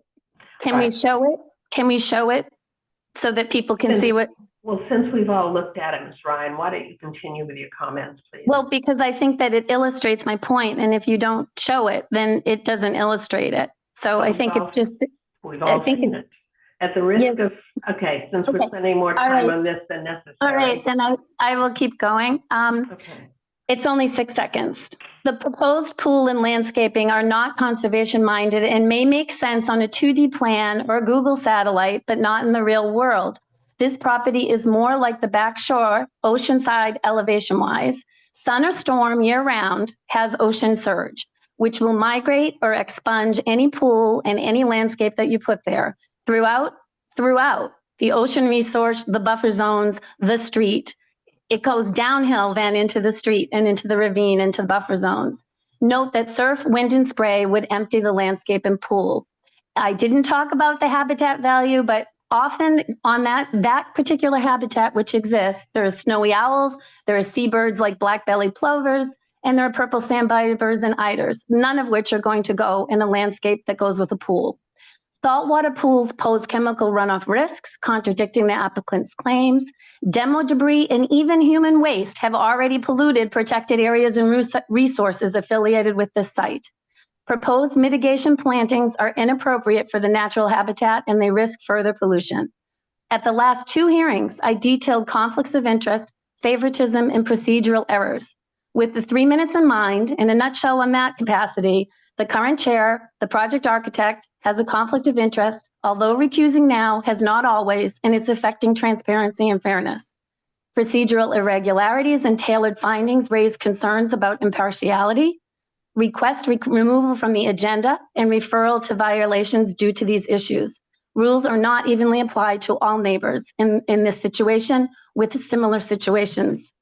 In conclusion, this RDA from March 2025 that's before you is a bait and switch.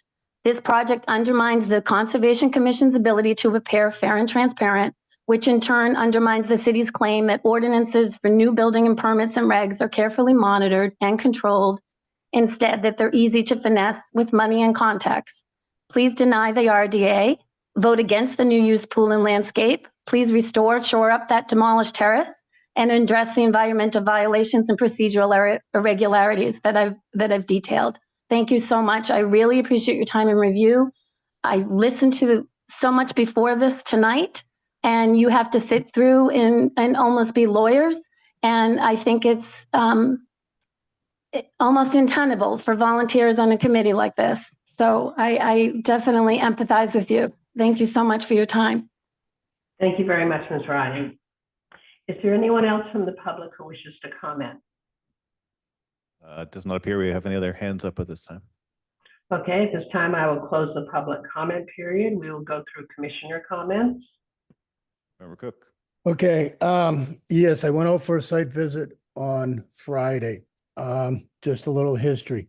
It was an NOI written in 2017, 2512, that was to reinforce the seawall along the right-hand side of the property and in front of the little notch out that's there. That was never done. Nothing was ever happened. So when I went out on the site visit, I spoke with the contractor and I asked him about, I says, well, what happened? He goes, this is all new concrete. He says, yes, this is all brand new concrete. We just recently poured it. I says, but you excavated the foundation of the house. He said, yes. When they excavated the foundation of the old house, there was nothing on the landward side of the seawall. That was all the way down to stone, all the way at the very bottom. So any water that flowed over there would have actually now flown out through crevices in the rocks and stuff like that. Somehow, they have now put in that huge seawall that was only put in to support where they want to put the pool. That had absolutely no approval. They also put in the support for the seawall along the right-hand side. No approval. I mean, that was going to be part of the NOI back in 17, but there's been nothing there. All of that new concrete was done without any permits or anything like that. When they excavated where that new wall is, that was the seaward wall of the house. And they took that out all the way down to the ground. And they felt at that time that they couldn't reinforce a concrete patio, so they built that entire wall back up without any permits, basically to allow them to put the pool in. My suggestion is that we deny this RDA and we request an enforcement order to have that large seawall removed. Right now, any water that comes over there is going to be down. Now it's going to stay between where the old seawall was, and it's all going to flow to the left-hand side. And it's going to have no opportunities to flow out and underneath the rocks. Remove the entire house back and put it on pilings, and then turn around and let them unpermittingly build a seawall just so they can put a pool in? Unacceptable. That's all I have to say. Thank you, Bill. Member Sergeant? After viewing the abutters video of waves crashing into the proposed work area, it seems fairly obvious that the FEMA flood zone in this location isn't accurate. I believe that we need an accurate sense of the limit of the flood zone before we do anything else. Member Cherry?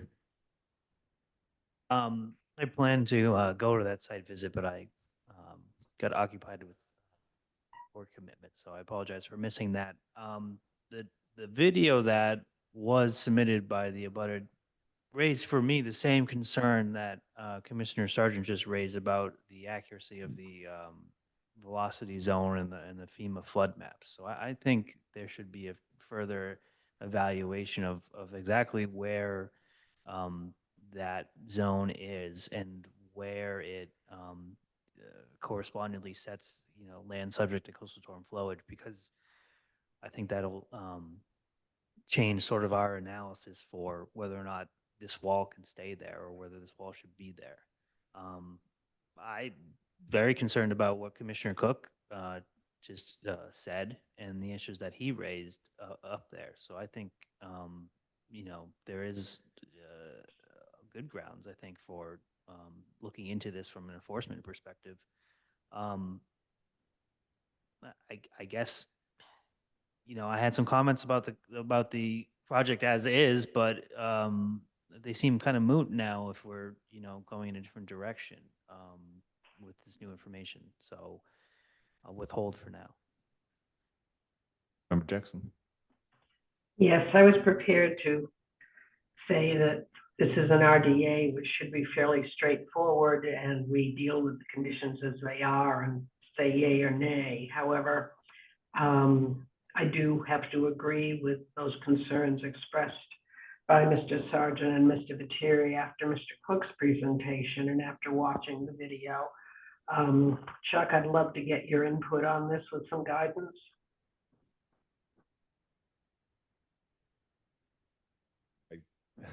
I don't have much additional to say beyond what you all have expressed on that. So One thing I forgot to add, did we ever run down any information on whether there was a certificate of compliance for the prior order of condition? I think there was not, I think you said. No, there wasn't. Yeah. Okay. Mr. Judd? Are you there? Yeah, I am. Thank you, Madam Chair. I'm here in the auditorium and, as far as the new wall being reconstructed, obviously the majority, Bill saw that majority of that wall was pre-existing. However, fortified on the landward side apparently by the builder. It seems to me that this board is not receptive at this time to a negative determination. So we would accept a couple of things. We could withdraw without prejudice, or we could accept the the positive determination. Go ahead. If I could just make one other, this is a very unusual situation where this board is, thinking that the FEMA maps might be more, landward of what's shown on the FEMA maps. So this is an unusual situation. So I'm not prepared to comment on that, but maybe with withdrawing this, we can huddle up with Chuck and figure out the best way to handle this, because things were approved. The site is under construction, and the proposed building will be on piles, but that's really all I have to say. It's an unusual situation where the FEMA maps has always been the document that we've used in these situations, and that's all. I think that probably makes a lot of sense, and that's the withdrawing without prejudice. People obviously have a lot of comments and questions, and just not quite sure all that's happened on that site. I'll make it simple. I'd like to request a withdrawal without prejudice, please. Okay, would someone like to make such a motion? So moved. Thank you, Dave. Anyone want to second that? Seconded. Okay, thank you Member very Cook? much. Roll call, Member Cook, Yes. Member Sergeant, Yes. Member Lettieri, Yes. and Member Jackson. Yes, Thank you very much. thank you, Mr. Judd. Okay. We got Rob back.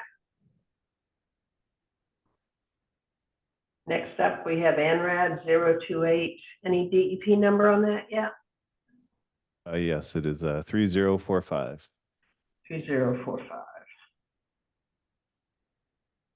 At 10 Samuel Riggs Circle, Tom and Barbara Scapa for abbreviated notice of resource area delineation represented by John Judd, Gateway Consultants, Inc. You want to take over, Rob?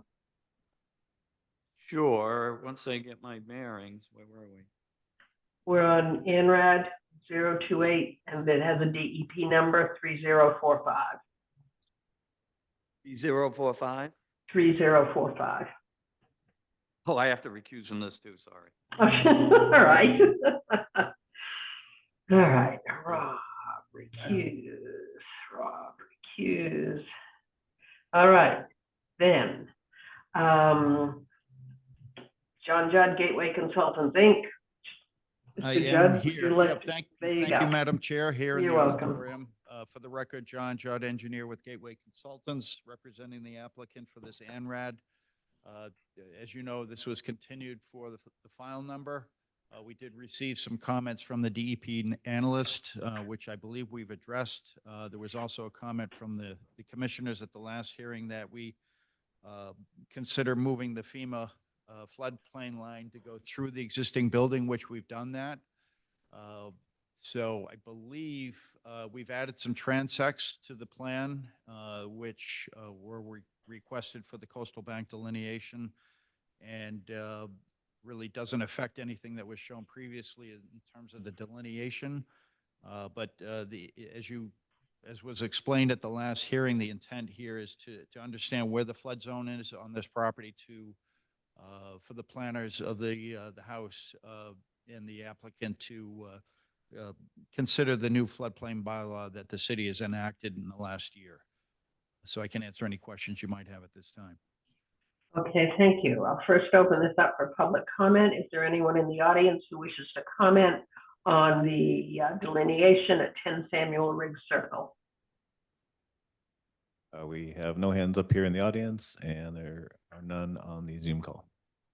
I will close the public comment period and move on to commissioner comments. Member Cook, No comments. Member Sergeant, In our folder, there was a email from ZZM that explained that the entire footprint of the house should be considered to be in the floodplain. And I'm wondering how you would respond to that. Member Lettieri, I think the DEP comments also included a delineation of salt marsh between the rock wall bank and the mean high water line. So I'm wondering if that was put on the plans, or if that can be put on the plans, or if you believe that they should be put on the plans. Member Jackson, I have no further comments beyond those. Do you have any input into this, Chuck? the only one other comment was the hold up here, the transects drawn for the coastal bank. Share my screen here.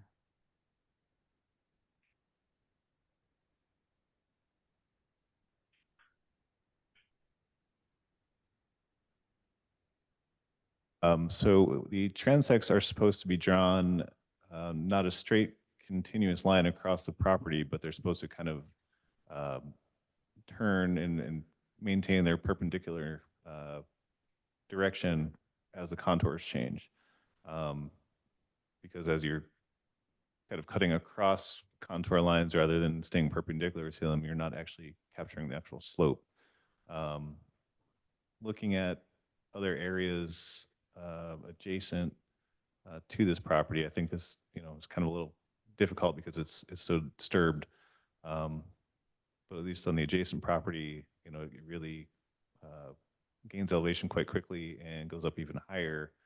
And I'm wondering if at least on certain parts of the parcel, if the coastal bank might actually be higher than the seawall where it's shown. The other issue there is that you know, you're using 2-foot contours, so it's kind of hard to really gauge, you know, what the slope is. Using a 1-foot contour, I think, would be more helpful for the commission to kind of discern what's going on there between the, you know, we're dealing with the, you know, what kind of slope we're dealing with there. So. Any other comments? Madam Chair? No, would you like to respond to those? Sure. If I could, the salt marsh, we're not, as I indicated in my email to Chuck, we're not proposing anything seaward of the coastal bank. And we're not looking for that area of resource to be accepted, to go out and delineate and survey, locate the salt marsh, you know, plantings and, you know, during the dormant time. It's superfluous right now. We're not looking to do any work there and have no plans to. This is strictly to determine the flood zone. But we are showing coastal bank, obviously, because that will play into buffer zone work that might, you know, that will be considered during a future notice of intent application. So with that said, we're not looking for it, and so I'm not sure if that's even required. It was a recommendation, but the DEP analysis analysts, I should say, indicated although no work is being proposed, they thought that it should be, I think was the word. But again, we're not looking for that. So as the applicant, we're not going to show that. There's a lot of things that we could show on this property, you know, the extent of, you know, but we're not looking for that, that decision from the board for that particular resource area. There's a lot of resources area on this property, obviously, associated with the Mill River. So, but that's not one of them that we're looking to have confirmed. And as far as the entire building in the flood zone, I did not see that comment from CZM, Mr. Sargent had pointed out, but the more, you know, we're showing the elevation. It was recommended at the last hearing that we depict the flood zone through the building, which we did, as opposed to following the building elevation, which is historically what we've done. So we went ahead and changed it as requested by the commission. As far as transects as shown on the plan, we're doing what we've always done, transects perpendicular to the contour. So I'm not sure running transects parallel to a coastal bank achieves anything. But moreover, this, you know, in the 92.1 document put out by DEP for coastal bank delineation, this site, whether it's 1-foot or 2-foot contour intervals, it doesn't matter because we're less than 1 in 10 across the yard. So it's in my opinion, not necessary whether we do it, but if the board wants it, we can certainly add 1-foot contours. It just makes a complicated plan more complicated, but it will have no bearing on the coastal bank delineation. Okay. Well, I think there are a couple of issues remaining. I think the 1-foot contours might be helpful, and I think the entire house needs to be included in the flood zone. I don't mind excluding the salt marsh as long as any approval or disapproval is clear that you are only concerned with the landward of the coastal bank. Do you want to continue this, or do commissioners feel that the agent could approve a revised plan? Anybody? I'm agreeable to, you know, the new plan being submitted and Chuck confirming that the changes were made. I am too, and whatever the approval is, I think you should note that it's not an approval of any delineation seaward of the seawall. Or Right. anything like that, that's not being requested. Mr. Sergeant? But yeah, I'm going along with everybody else. Okay. All right. Then would someone like to make a motion to approve NRAD 0283045 with the conditions that it applies only to that land, which is landward, only to the property which is landward of the coastal bank, exclusive of anything that is seaward, and that the plan will be redrawn for 1-foot contours and to include the entire house in the flood zone. So moved. Seconded. Thank you, Dick. Thank you, Mr. Peter. Cook seconds. Roll call, Member Cook, Yes. Member Sergeant, Yes. Member Lettieri, Yes. Member Jackson. Yes. Okay. Next up, we have NOI 0283055 at 555 Western Avenue, Bernadette Coyne, for a septic system replacement in buffer zone to bordering vegetated wetland. John Judd from Gateway Consultants, Inc., representing. Thank you, Madam Chair. Briefly, for the record, John Judd, engineer with Gateway Consultants, representing the applicant for this project at 555 Western Ave. At the last hearing, I believe we were just looking for a file number. Some of the commissioners requested that we also add a second row of erosion control fencing at the base of the slope, as well as some plantings to fortify that area that's closest to the wetlands. Again, this is an approved septic system design from the Board of Health, and we're looking for permission from this board to install that to replace the existing failed system, and I can answer any questions you might have. The Thank you, record, Rob. Commissioner Gullah has returned to the commission, the board. Okay, you want me to continue this, Rob? Sure. Okay. We'll open this up for public comment. Is there anyone in the audience who wishes to comment on the project at 555 Western Avenue?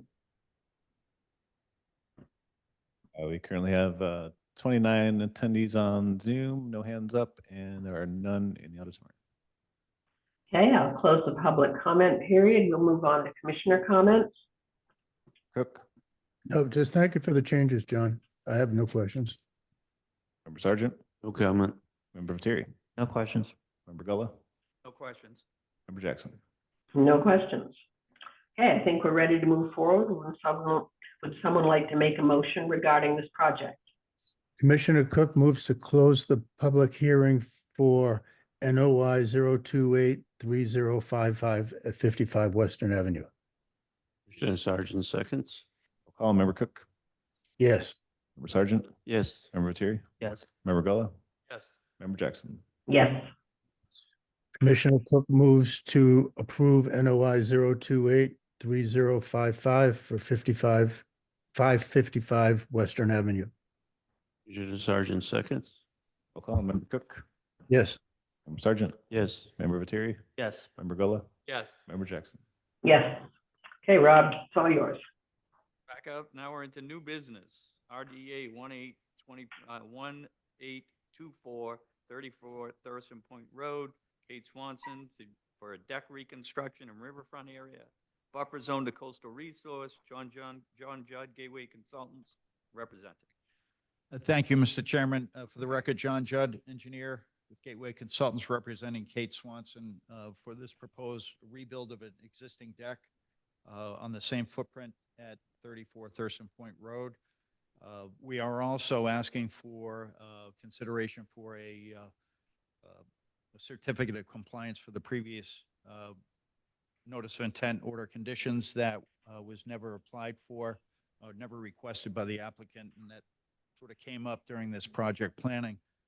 So in my opinion, everything was done with that for that original order conditions, and I'm not sure if Mr. Shade had a chance to go and take a look at the site, but I'll let him comment on that, but I'm here to answer any questions. Thank you.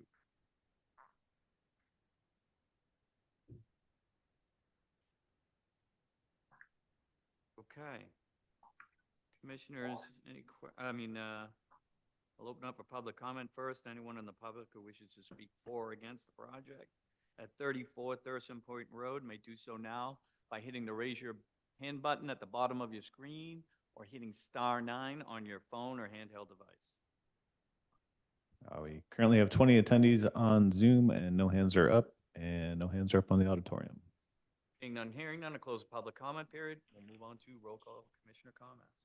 Member Cook? Well, the one question I have is there anything in the new RDA that was impacted by the COC from the previous one? I just want John to just, say that, there wasn't any impact there that is being done on the new one.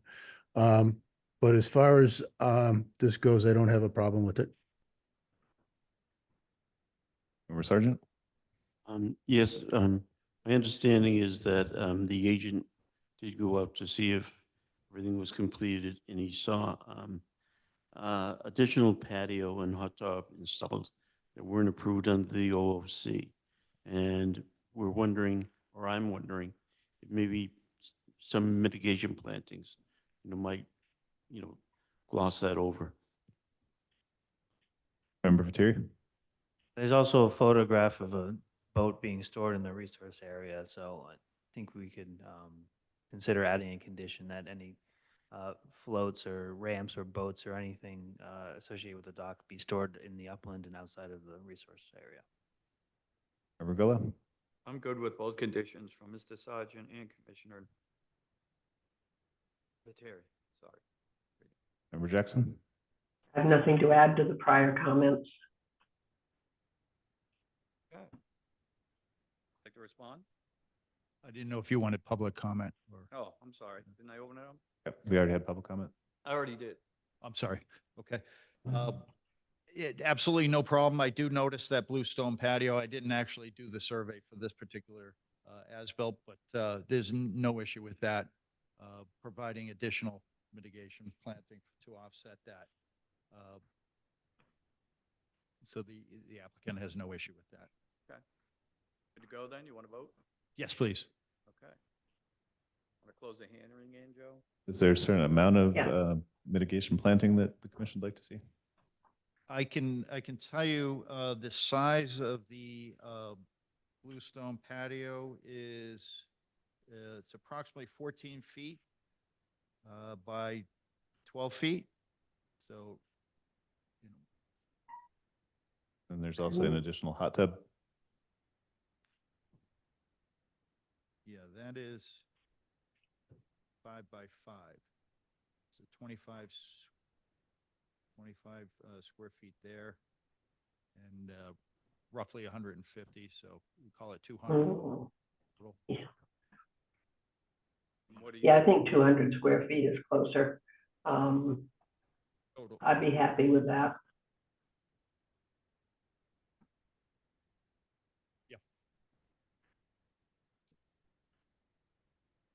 Native plantings. Native plantings, sure. And a continuing, I'm sorry. Condition, but Is this being proposed as a continuing condition of a Yes. certificate of compliance? I don't know if we can put it on the certificate of compliance because we've already issued the order of conditions for that. So I don't think we can add a condition that wasn't in the order of condition when we're giving the certificate of compliance. But there is an RDA that we could add it to a condition with. I can resubmit this plan, show that additional mitigation plantings if it takes the wording out of it, if that makes it simpler. I think for the mitigation, we can do as part of the certificate of compliance for, correcting a non-compliance with the order of conditions. I think adding another condition that wasn't part of the original conditions, I think we'd have to amend the order of conditions that you're seeking the certificate with, or put it onto the RDA, negative determination with that condition. I would prefer the latter. That. And we also have to have a condition in perpetuity about not having boat storage in the intertidal area. Yeah, boats and floats. Yes, boats and floats, yes. Okay. Are we ready to move on this? I think so. Commissioner Jackson moves to close the public hearing for RDA 1824 at 34 Thurston Point Road. Commissioner Cook seconds. Roll call, Member Cook, Yes. Member Sergeant, Yes. Member Lettieri, Yes. Member Gullo, Yes. Member Jackson. Yes. Commissioner Jackson moves for a negative determination for RDA 1824 at 34 Thurston Point Road with the prior mentioned conditions. Commissioner Cook seconds. Roll call, Member Cook, Yes. Member Sergeant, Yes. Member Lettieri, Yes. Member Gullo, Yes. Member Jackson. Yes. Thank you very much. Thank you. Do you also want to approve the COC at this time too? Sure. Commissioner Jackson moves to approve the certificate of compliance 0282769 for 34 Thurston Point Road. Commissioner Cook seconds. Roll call, Member Cook, Yes. Member Sergeant, Yes. Member Lettieri, Yes. Member Gullo, Yes. Member Jackson. Yes. That bumps us down to Four River Road, correct? Yep. Next up is Amendment 0283005, Four River Road, Hayes, Stumpy, for an amendment to an NOI 283005 to reword or remove Special Condition 22 from the OOC. William Manuel of Wetlands and Land Management representing. Hi, good evening. Bill Manuel from Wetlands and Land Management. Hopefully this is simple compared to what you've been dealing with this evening. This amendment request only involves one particular condition, Special Condition 22 of the Order of Conditions. It's listed as a perpetual and continuing condition, which states that the project utilizes the maximum limit of riverfront area permitted under the Wetlands Protection Regulations. No further activities will be permitted on the balance of the subject parcel with the exception of maintenance of this area, etc. We did not notice this condition until late in the appeal period. I could not contact Chuck during the remaining couple of days. It might have been handled administratively if I was able to get in contact with him, but we had no choice but to appeal the project to the DEP. We've had communications with Jenna Parada, DEP.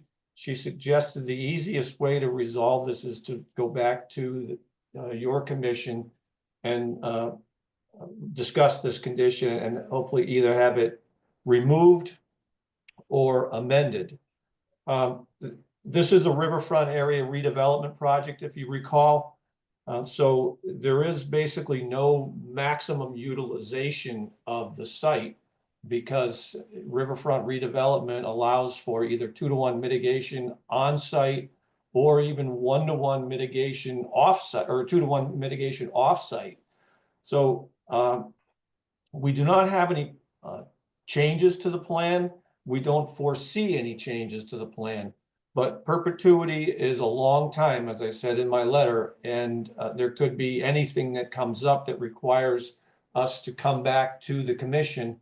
And without amending condition 22, it would preclude the applicant's right to bring anything back to the commission and have it heard under the regulations. So we're either asking you to strike condition 22 or amend it to just say or something to the effect of nearly the entire site is in riverfront area. The applicant must return to the commission and file in either an RDA or a notice of intent for any future projects. So that's the extent of the amendment. Okay, let me open up for public comment first. Anyone in the public who wishes to speak for or against the project at Four River Road may do so now by hitting the raise your hand button at the bottom of your screen or hitting *9 on your phone or handheld device. We currently have no hands up on Zoom and there are none in the auditorium. Seeing none, hearing none, I'll close the public comment period. Next up, commissioner comments. Member Cook, I would have liked to have seen the previous work, just to get a feel for why we would have put that in there. It seems like that wording was pretty specific. But I can go with the rest of the commissioners on it. Member Sergeant? I agree with Mr. Manuel that, that condition may be overreaching. It suggested that perhaps it could be changed to further alteration within the restoration or mitigation area shall be prohibited, except as may be required to maintain the area in its restored or mitigated condition, and that condition will be noted on the certificate of compliance. Member Viteri? I have really no problem with amending that condition.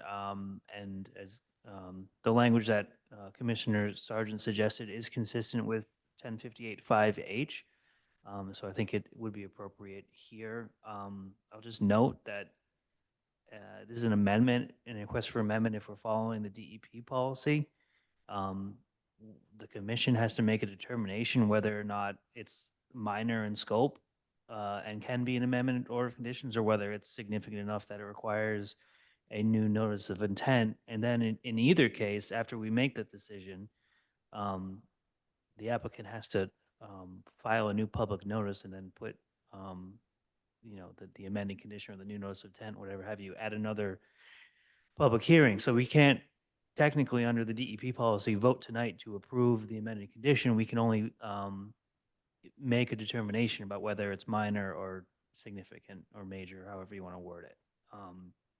I'm saying that now because we have two other amendments that are on the agenda. So I guess, for consideration, if DEP is cracking down on that 85-4 policy, that's what the policy says.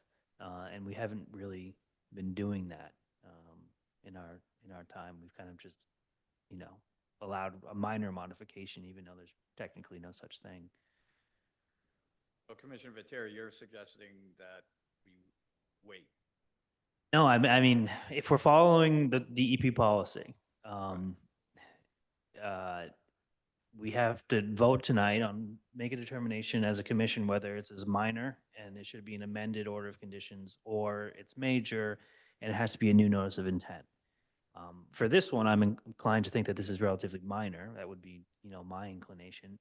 But the applicant under policy 85-4 still has to file a new public notice and put it on the agenda for another public hearing, as you would for essentially a new filing.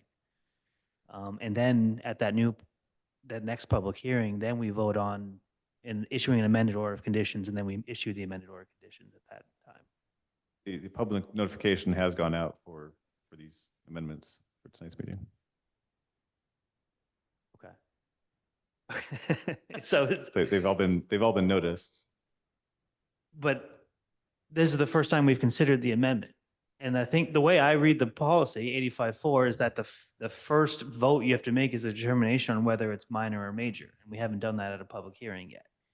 And then after that, you have to notice it, for the next hearing where you actually vote on the amended order conditions, or if it was major, you vote on a new notice of intent. That's how I read 85-4. So you're saying that every amendment requires 2 meetings? Yes. Unfortunately, that's the way 85-4 is written. We haven't done that. All right, so to deal with what we have at hand, why don't we vote on if the applicant is willing on whether or not this is over the top or not? Why don't we get that off the table right now? So we can then let them move ahead with what they have to do to get to the next meeting. Does that make sense? Yeah. Okay. Does that make sense, Mr. Manuel? Yes, but I just want to, I'd like to hear the rest of the commissioners' comments, and I do want to just comment on Commissioner Sargent's comment before you go forward. Okay. To Member Gola. I have no other comments. Member Jackson. I agree with Mr. Sargent's reading of a suggested revision. I'm still grappling with this. It doesn't make sense to have two meetings to me, but I'll go with the rest of the commission. I mean, even knowing how government handles things, it seems ludicrous to me, but. We, at the commission, could write our own policy and do it differently.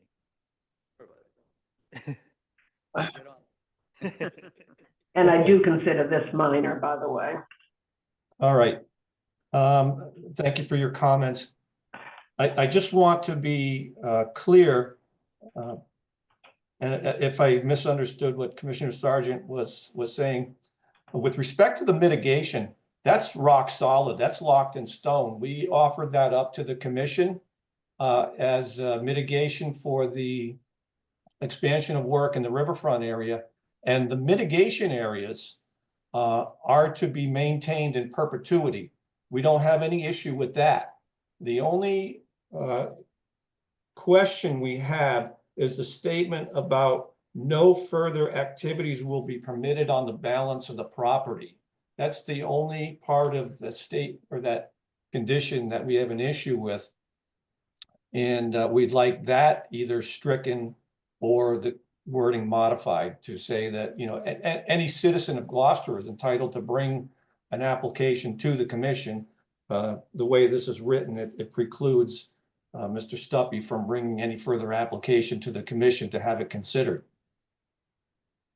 With respect to Mr. Vitteri's comments, I don't agree with that. That's not the way I've ever heard it being done since 1985.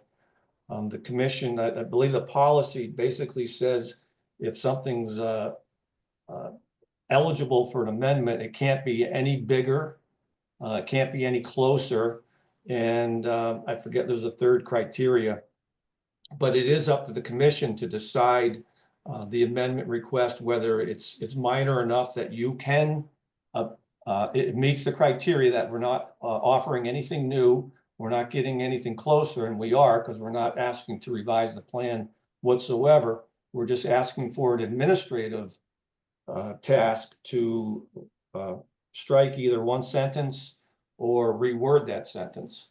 So I agree, it is a minor thing. And I think the commission can make that decision and make a motion to, you know, whatever they feel is appropriate tonight. And as Mr. Shade said, we have notified the abutters. We have published a legal ad in the newspaper for this amendment request. Okay, so basically, we're still going back to getting us as a commission to determine whether we consider this minor or major, correct? Isn't that still the first hurdle we gotta get over? Yes. Okay. So shall we do that? Shall we put a vote up for that? Mr. Gullo, would you mind speaking closely to your microphone? Sorry. So I just, you know, I'm okay either way with it. To me, it seems minor. If everybody's okay with that, let's do that. And then Mr. Manuel can, it's already been, you said, it's already ready to go. Yeah, I mean, it's already been noticed and abutters notified for all of these amendments. Okay, so let's just, should we just pick the low-hanging fruit right now anyways and vote on that? So, and Joe, go ahead, Looking at, we just did the training on this a few weeks ago. And what it says here is at the hearing, the COMCON can vote to refuse to consider the amendment as opposed to denying it. And the COM can vote to approve the amended OOC with any necessary special conditions, which must be issued within 21 days. So it says that we can, you know, according to the training, it says that we can vote on it tonight. And we just have to have the conditions issued within 21 days. I think, and I've just looked up 85-4 while we've been talking. I think once we decide on that it qualifies for an amendment, we can do that. But it's interesting because it says the issue in number 2, the issuing authority first makes the determination whether the requested change is great enough to warrant a new notice or whether it is relatively minor and can be considered as an amendment. And then in the third paragraph, it says, if the Conservation Commission determines that a new notice is not necessary, it should publish newspaper notice at the applicant's expense in the same general manner. We've kind of reversed the order of things here a little bit. I honestly don't have a problem with that, and I'm wondering if, I think you alluded to this, Peter, that we as a commission could almost give Chuck the discretion to decide whether something is an amendment or not, and just, I mean, having two meetings on these is dumb. I agree, having two meetings is dumb. I don't want to run afoul of what we're required to do, is the only issue. I agree, but didn't you say that we could, as a commission, do something different? Well, Or did I we can- mishear you? I think we have authority to, under our wetlands ordinance, to pass our own regulations and procedures and things like that. I think we'd have to formulate something like that, and can't do that tonight. Right. No. And Chuck, this may be something you could talk with Alicia about. I definitely will. Thank you. It just doesn't make sense. Okay. Anyway, I know I'm out of order, but I do consider this minor enough to be an amendment. Well, so I think we need a vote about whether it's minor or major, and then a vote on whether or not to close the hearing and then to issue an amended order of conditions. Why don't we? Yeah, treat it like an alternatives analysis, basically, except that doesn't require a renotice. Oh, do we want to start the process? Do you want to put forward? Okay, so you want to, Commissioner Cook makes a motion to say that AMD 2803-005 for Fall River Road is a minor modification. Commissioner Sargent seconds. Roll call, Member Cook, Yes. Member Sargent, Yes. Member Lettieri, Yes. Member Gullah, Yes. Member Jackson. Yes. Okay, then Commissioner Cook moves to approve AMD 0283005 for Fall River Road. I'll second. You're approving it? What I are you made a doing? Motion for it. Somebody second it? I did. Commissioner Gullah, second. Okay. All right, roll call, Member Cook. So now that you've made a motion and seconded it, there's discussion, and you have to decide whether you're just going to strike that condition or amend the wording on it. Do you have a problem with the suggested wording? I think Mr. Sargent's suggested wording dealt with the mitigation area, which we're not suggesting that we want to change in any way.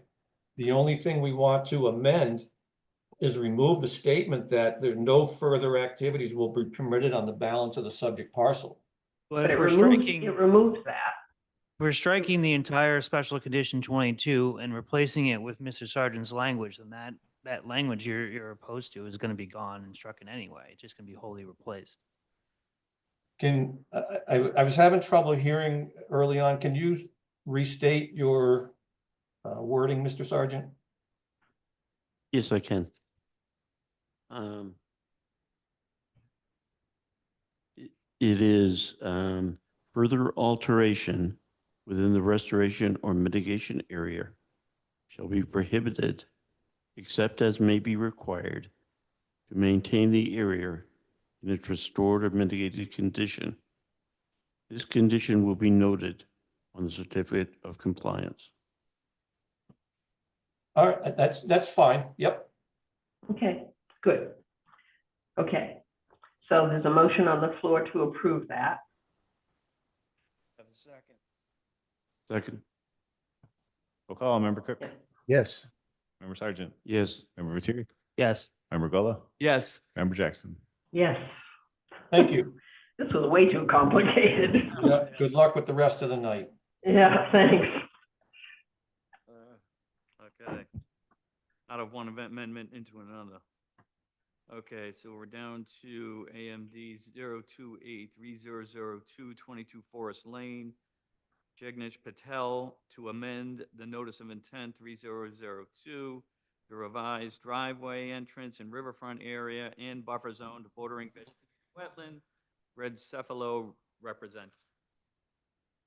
Hi, Greg Cephalo, South Barnstead Road, Barnstead, New Hampshire. I'm here on behalf of the Patels, who are the property owners of 22 Forest Lane. They were issued a notice from DEP 028-3002 of 7/12/24. The plan was submitted and we started to proceed with the project. I will say that there was a building permit that was issued by the building department in December of 23, was approved and put into the pipeline. We received a physical copy of the plan. As we started to move forward with the project, we were informed that we were within the resource area. And as a result, we put the brakes on. Mr. Judd submitted a plan, was approved, and we started to go forward with the project.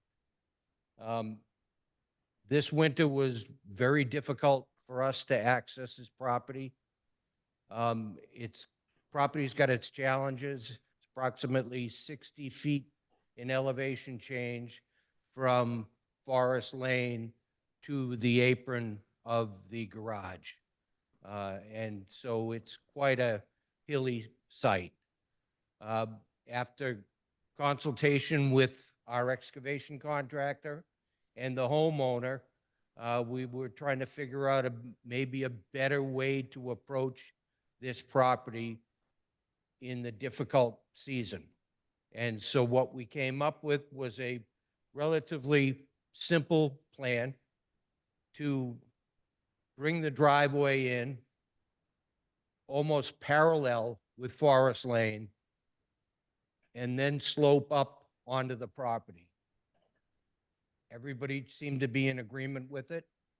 So we're here today to see if you will accept an amendment to that notice of intent for us to make these modifications. There is a mitigation plan that was submitted with the original plan that we will continue to abide by. It shows a minimum of 74 trees and miscellaneous plantings in that area. Where this new driveway entrance will come in, will just skirt that 100-foot line, actually be outside of that 100-foot line, and allow us to reclaim the area at the bottom of the hill. Okay, is that it? That's enough. It is.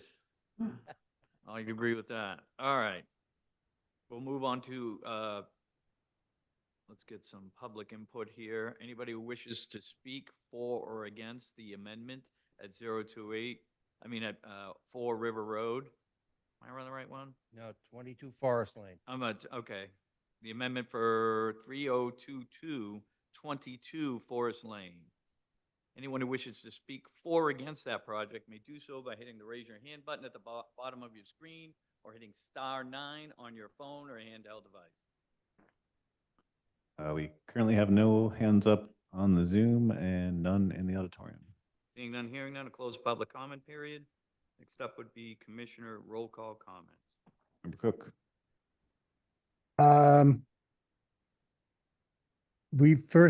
Should we first decide whether this is a minor Yes. modification? I'd Yeah, like to ask questions before making a decision on that. Okay.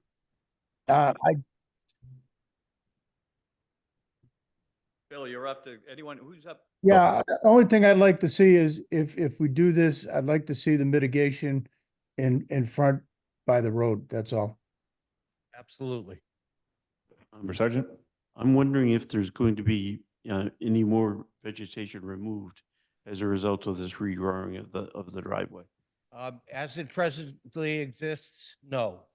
It will follow the slope of the property that was cleared during the original excavation. There may be a stump or two that are pulled. We've got a boulder up there that we might bring a hoe ram in and knock the head off. But outside of that, no. Thank you. Member Siri. This is a project I think that is probably warrants a new notice of intent is sufficiently greater than the original approval. But with that said, I don't have any opposition to it as long as the old driveway entrance is restored and replanted. 100%. Member Gullo. It's not impacting the resource area, right? In Riverfront. Well, it's within the 200-foot buffer, but it's just skirting the 100-foot line, whereas the original driveway ran up through that 100-foot line. Well, the rule says if project changes increase impact to resource areas or changes the type or scope of the project, it can't be approved as a change. As an amendment. We go again. So, but I don't think it's in making any increase to the there's no increased impact to the resource area. I would agree. So I think in that case, we can approve it. Rob, do you want to have people go around Let's and? go through the process of is it major or minor and then vote Yeah. on it. Yep, But we're gonna have to. yep, I'm with you. I have one more. I'm up. What's on the other side of the road? What is going to be on the other side of the road where it flares out at the bottom? Nothing, just a little apron. Right. But other than that, Okay, because I'm Nothing. worried about a tremendous amount of velocity coming down right into that we're hammerhead. circumventing a lot of that velocity by the redirection of this driveway. Okay, great. All right. Member Jackson. I have no issue with this, and would like to make a motion that we consider this minor in extent to qualify for an amendment. Commissioner Cook seconds. Call Member Cook. Yes. Member Sergeant. Yes, I believe this creates less impact rather than more impact. Member Terry. Yes. Member Gullo. Yes. Member Jackson. Yes. Are we ready to move forward? I think so. Commissioner Jackson moves to close the public hearing for amendment 0283002 at 22 Forest Lane. Commissioner Cook seconds. Call Member Cook. Yes. Member Sergeant. Yes. Member Terry. Yes. Member Gullo. Yes. Member Jackson. Yes. Commissioner Jackson moves to approve amendment 0283002 at 22 Forest Lane and as per the described project. Commissioner Cook seconds. Roll call Member Cook. Yes. Member Sergeant. Yes. Member Terry. Yes. Member Gullo. Yes. Member Jackson. Yes. Okay. We're all set. Thank you. Thank you. All right. Here we go. Amendment 0282729, 112 and 114 Wheeler Street. Mr. Gerald Burns for an amendment to a notice of intent 0282729 to increase front entry area and other improvements in the riverfront area, buffer zone to coastal bank. And that's it. Gerald Burns representing. I myself am going to recuse. I have no vested interest, but. Okay. Mr. Byrne, are you here? Yep, I'm here. Great. Name and address for the record, please, and a brief summary of what you're doing. Yeah, my name is Jerry Byrne. I live at 114 Wheeler Street here in Gloucester. I'm here with my wife, Karen. The reason we're here is we're looking to amend the original order of conditions that we did a while ago when we reconstructed the old boat keeper's apartment. That project is now complete. And what we want to do is simply take the entrance, the main entrance to our house, which is about 46 square feet, and enlarge it to about 109 square feet. Plus, we want to redo the front of the house with pavers, stone walls, some trees and shrubs. Okay, thank you very much. I'm going to open this up for public comment, and then we will go through commissioner comments. And actually, I guess first, we have to decide whether this qualifies for an amendment. And there are 4 of us on the meeting, okay. Is there any discussion on that? Can we go through commissioner comments on that first? I'd like to ask some questions. Okay. Is this going to be over impervious surface now? And are the plantings and the shrubs going to be native species? Regarding the plantings and the shrubs, they are going to be native species, and I thought that at a later date, before I put them in, I would just go over them with Chuck, just to make sure. And then the entrance now is, it's got gravel underneath it, and we going to make the entrance a little bit bigger, and instead of with wood, we want to do it with stone. So we're going to have to do a footing, and so I assume inside the footing we're going to have gravel again, and the ceiling or the roof of the entry, we're going to offset the size, since it's going to be about 50 square feet bigger. We're going to reduce the pavement. There's about 340 square feet of pavement on our property in front of the house. We're going to offset that increase of the roof by taking away pavement, which will leave us about 280 feet of pavement. And that's just for the roof, but we intend actually to take much more of that away. I hope I answered your question. Okay, Chuck, I think we're going to go through commissioner comments because we need this information to determine whether it's minor or major. And then I will open it up for public comment. And then we'll come back to the applicant. Does that make sense? Yep. Okay. Member Cook. Member Cook. I guess first question is, if the original NOI was in 2020, is it still even valid? Yes, with the new PEA that added 2 years, this one is still valid. Okay. Then I don't really have a problem with. Member Materi. I have no comments. Member Jackson. Yeah, and I apologize for this because I may be asking for some repetition because when Mr. Sargent was speaking, I was trying to think about procedures on how to get this done. If you were listening to the previous applicants, you understand our dilemma with amendments. I don't have any problem actually with the apartment entry. I have more questions about the front yard improvements. What are you putting the planters over now? What kind of surface are you replacing? And you're adding pavers, and what surface are you adding pavers and stone walkways over? And Chuck, did you have any comments on this? I don't. It's the entire front is gravel right now. Okay. I believe the pavers are going to be pervious, and then the removal of the asphalt to kind of offset the expansion of the impervious roof over the front landing. Okay, thank you. Okay, before the applicant responds, I'm going to open this up for public comment.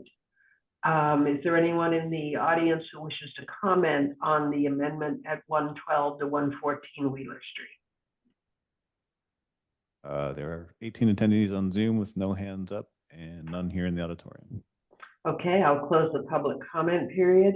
First, we need to determine whether this is major or minor enough to qualify for an amendment. Would someone like to make a motion? To, Yep. one way or the other?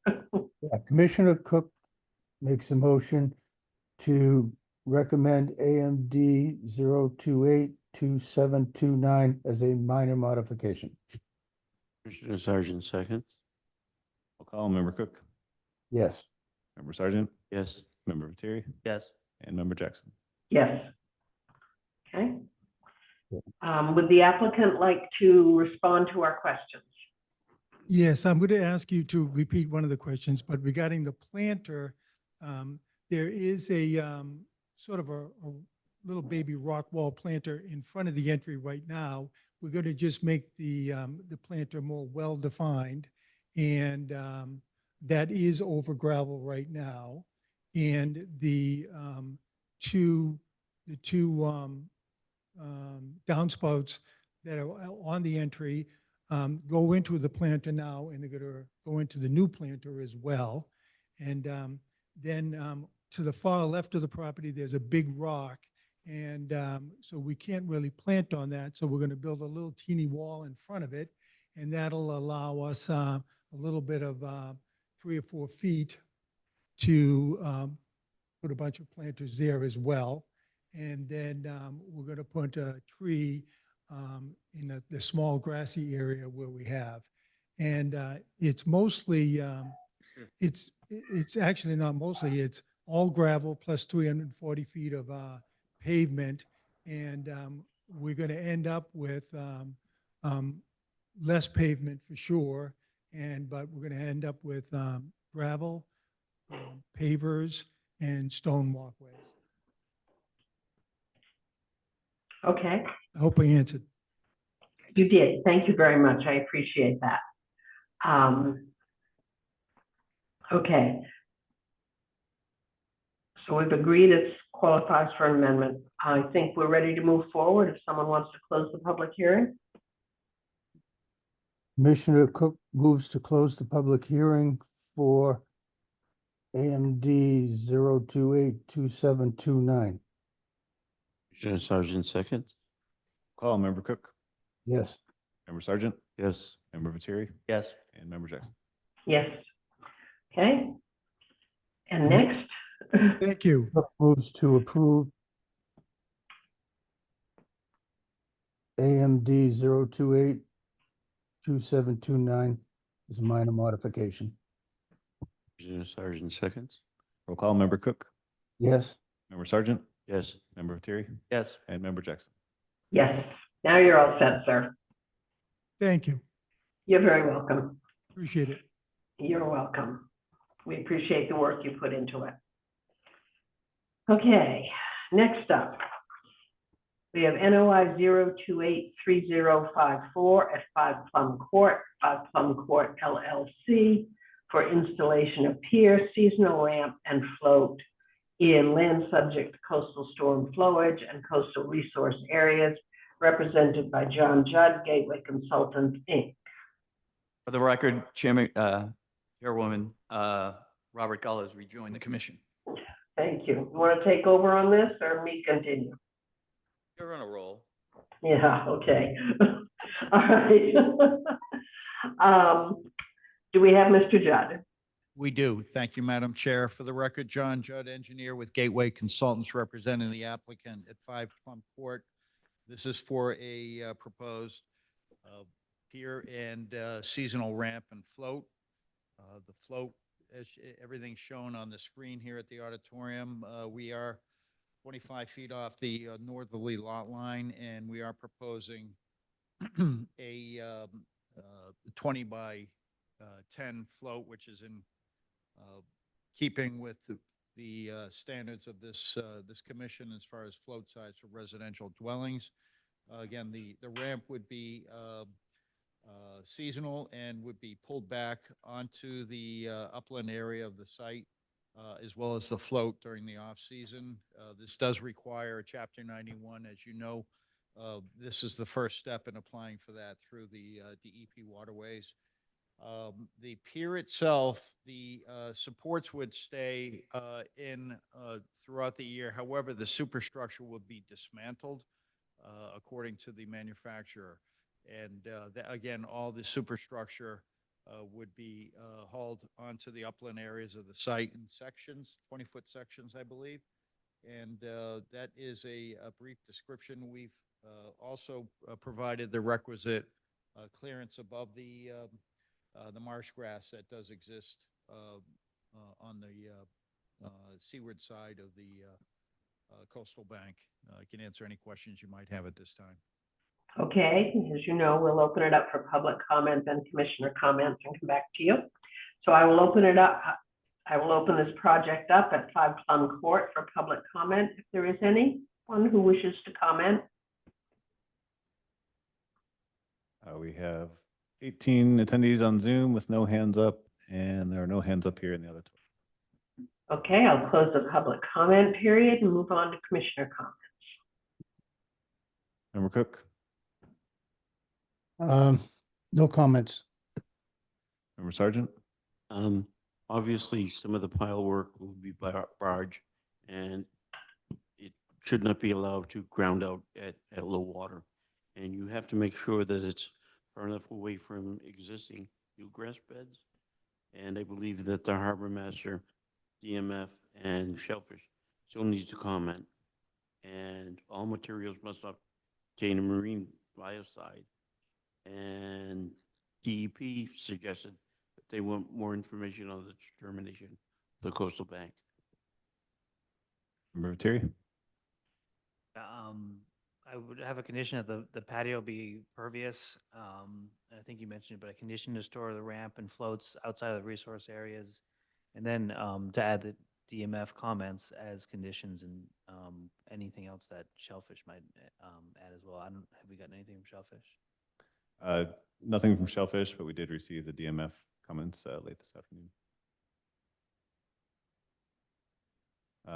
Member Gullah. Commissioner, do we still use standoffs? Is that still a?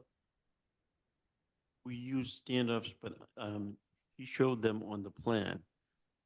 But I'm not sure in this location if it would, well, I'm not sure it would touch bottom. Oh, okay.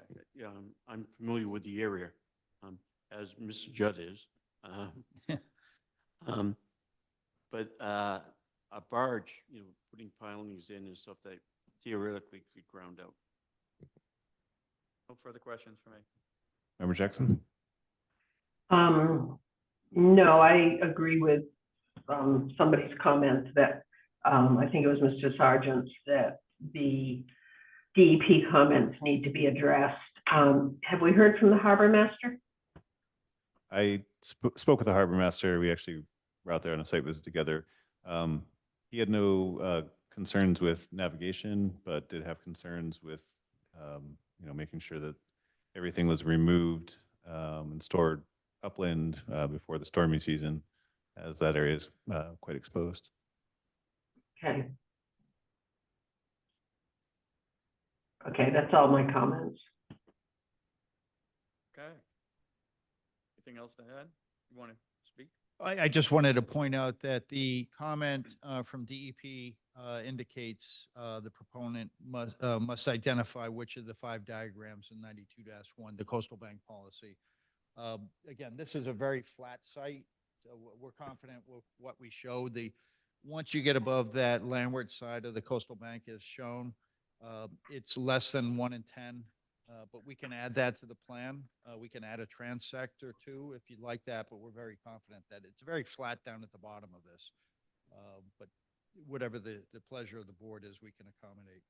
I wouldn't mind seeing a transect. Yep. Please. Other than that, I'm good. And he has to show how he's avoiding or minimizing impacts to the eelgrass. There is no eelgrass mapped on this Okay. in this area. Okay. All right. I think the confusion was calling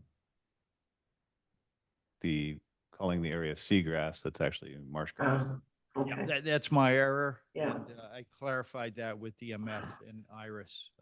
So I think she did issue her comments as pointed out by Chuck, and we're okay with all her comments. Okay. Rob? Selfish to comment? I guess so. We haven't heard anything, correct? They were waiting for some additional information. I did not receive any comments following that. So, Okay. Do we want to move this? Do we want to wait for the transects, or is Chuck approving those? I can approve those. And, okay. decision's already made. There's not much to approve. Yeah, right. All right, Commissioner Jackson moves to close the public hearing for NOI 0283054 at 5 Plum Court. Commissioner Cook seconds. Roll call, Member Cook, Yes. Member Sargent, Yes. Member Terry, Yes. Member Gullah, Yes. Member Jackson. Yes. Commissioner Jackson moves to approve NOI 0283054 at 5 Plum Court with the aforementioned conditions. Commissioner Cook seconds. Roll call, Member Cook, Yes. Member Sargent, Yes. Member Terry, Yes. Member Gullah, Yes. Member Jackson. Yes. Thank you.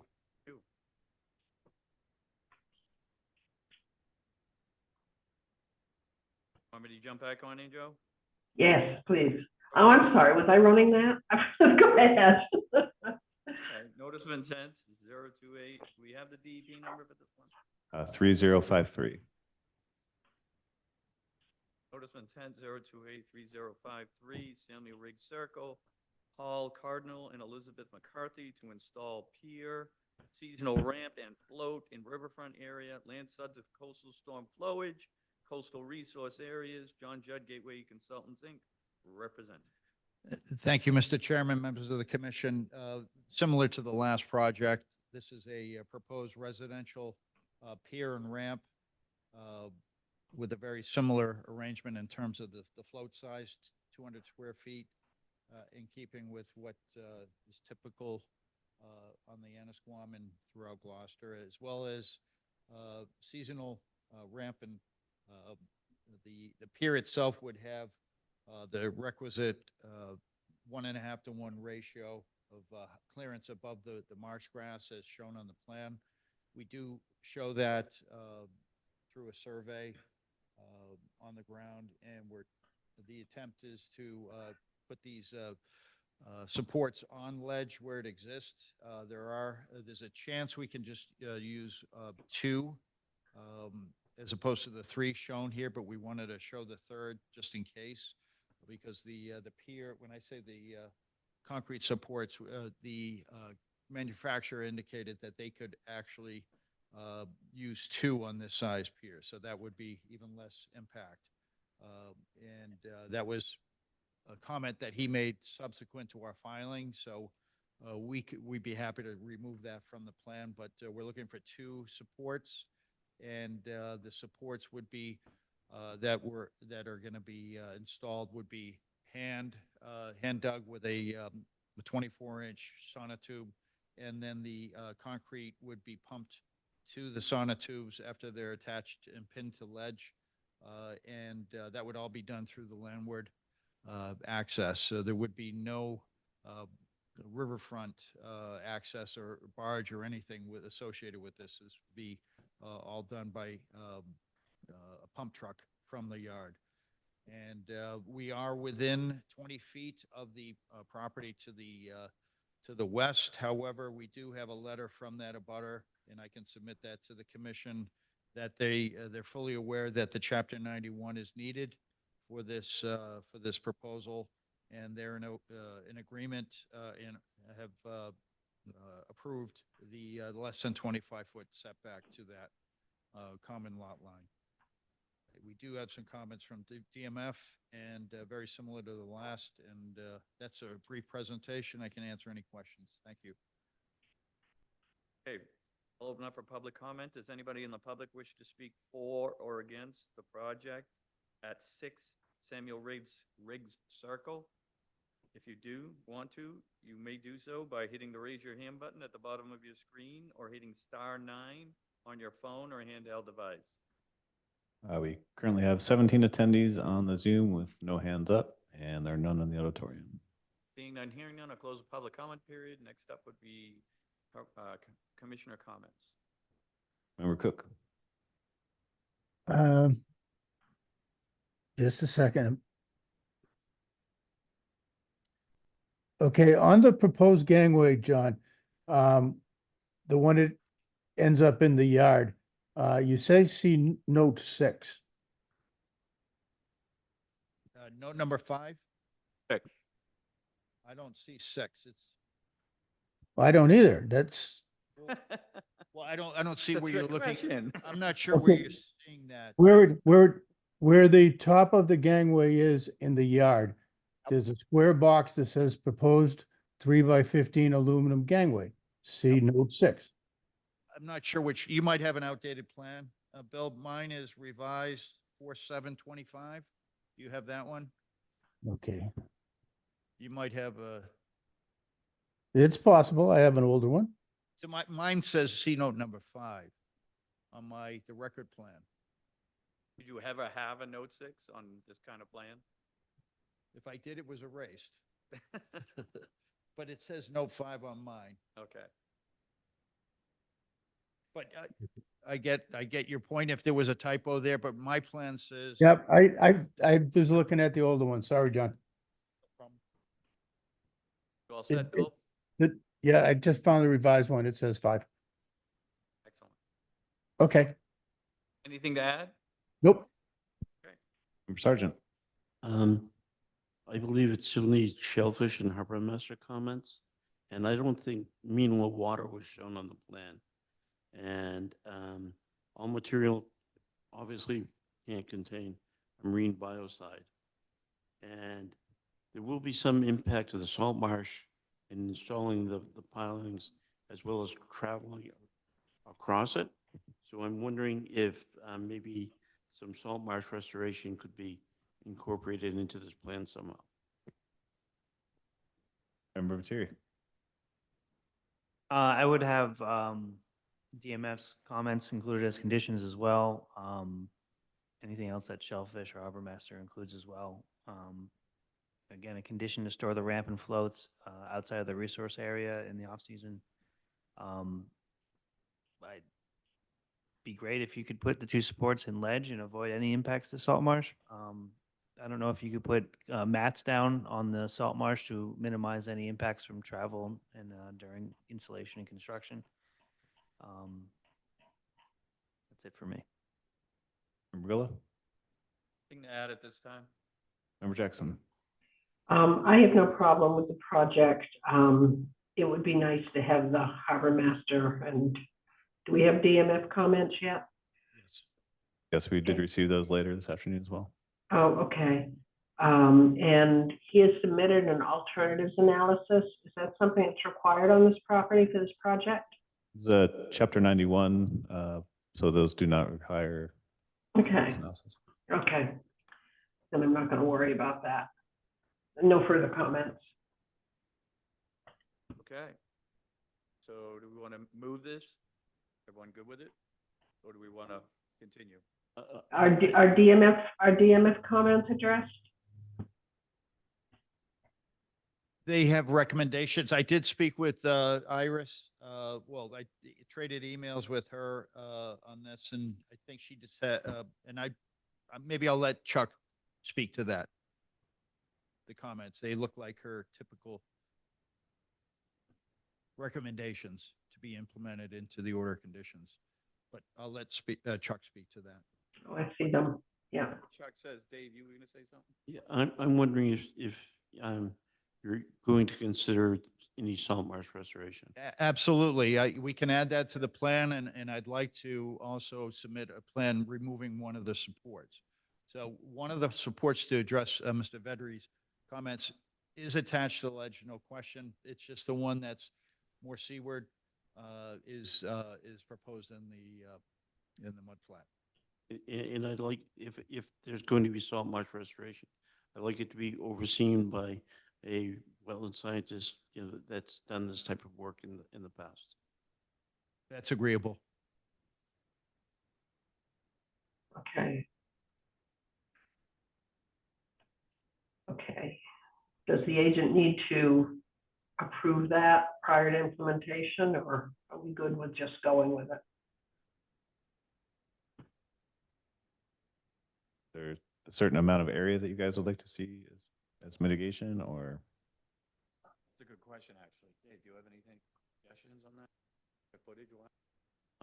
Well, it looks like there's some area, kind of hard at this time of the year, but in another month, you should be able to see where, the Spartina, is flourishing and where it isn't. And then areas, there's some turbidity because this is in the bend of Mill River. And in that area is impacted by freshwater runoff too. And I think maybe 50 square feet or something at a place that the agent could agree on or something with a site visit would be fine with me. Get all that? Yeah, that's acceptable, 50 square feet. I mean, typically you would plant 1 or 2 stems per square foot, so that's not too much to ask. Correct. But we would have a wetland scientist. Okay. Okay. Commissioner Jackson moves to close the public hearing for NOI 0283053 at 6 Samuel Riggs Circle. Commissioner Cook seconds. Roll call, Member Cook, Yes. Member Sargent, Yes. Member Terry, Yes. Member Gullo, Yes. Member Jackson. Yes. Commissioner Jackson moves to approve NOI 0283053 at 6 Samuel Riggs Circle with the aforementioned conditions, including 50 square feet of salt marsh restoration plan to be approved by the agent and overseen by a wetland scientist, and including DMF comments as conditions. Commissioner Cook seconds.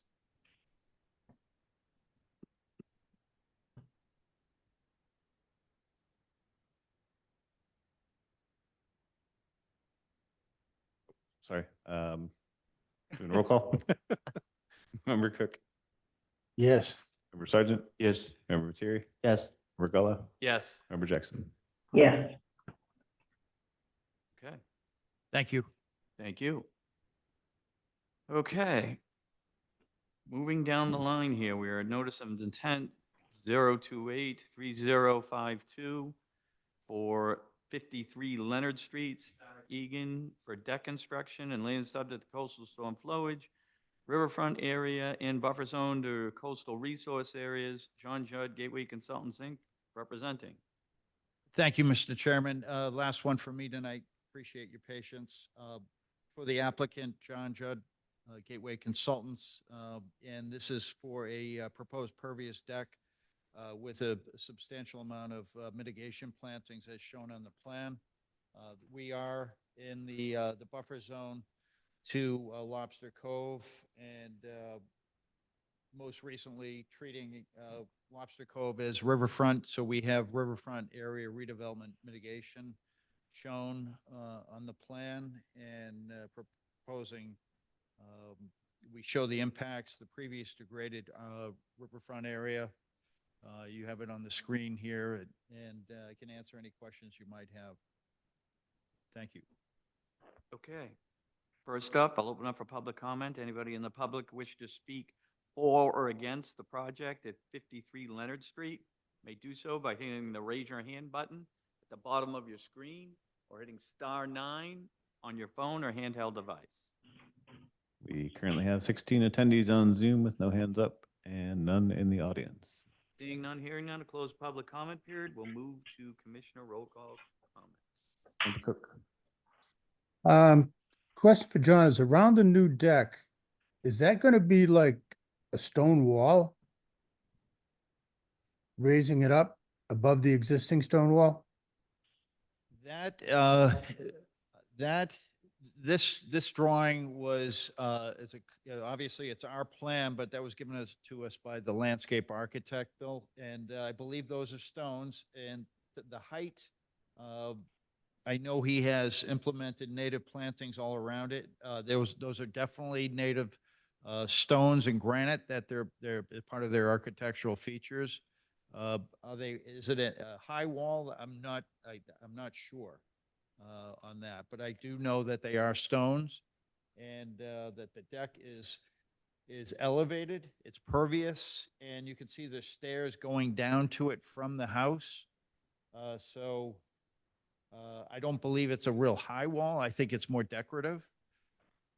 And it's more or less to be associated with the native plantings, but I can get more information on that if you'd like. We used a plan that was prepared by the landscape architect. Okay, we'll see what the rest of the commissioners say. Member Sergeant. I'd like a 2-year monitoring for the mortality of mitigation plantings. Member Viteri. No comments. Member Gullo. No comment. I don't see any necessary to go backwards, I should say. I think it's a stair. I don't think it's going to be much more than that, but it is hard to read. Member Jackson. DMF didn't have any comments on this. There's no below mean high water.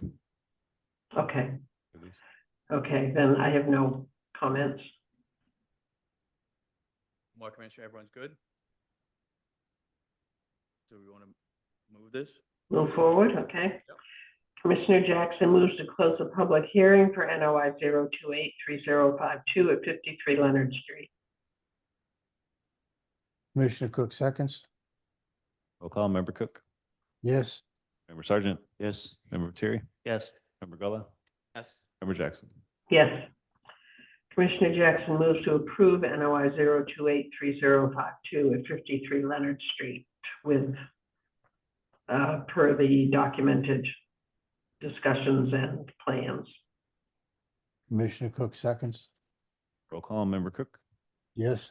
Member Sergeant. Yes. Member Viteri. Yes. Member Gullo. Yes. Member Jackson. Yes. Thank you very much. Have a good night. Thank you. Thank you. Okay. Everyone okay? No one needs a quick break? We can push through? Okay, we're gonna push. All right, next up would be notice of intent 028, no DEP number at this time for 37 Massasoit Road, Daniel Fonzie, single-family home, construction and utilities in riverfront area, buffer zone to coastal bank, Joel Favazza, Seaside Legal Solutions, representing. Evening. Nice to see you all again. Really? Really? We'll see. For now. All right. All right, let me get a little slideshow going here. So, to get this going for the record, my name is Joel Favazza. I am an attorney at Seaside Legal Solutions with an address of 123 Main Street here in Gloucester. I'm here on behalf of Daniel Fonzie, the owner of the property. At the outset, it's been brought to my attention that around 3:50 this afternoon, a rather lengthy letter from a neighbor with concerns was put in the file. I've read it once. I'm in no way prepared to address it tonight. So at the end of my presentation, I'll be asking for a continuance to give us some time to work through that, along with any other issues that the commission might raise this evening. Bless you. So the address is 37 Massasoit Road.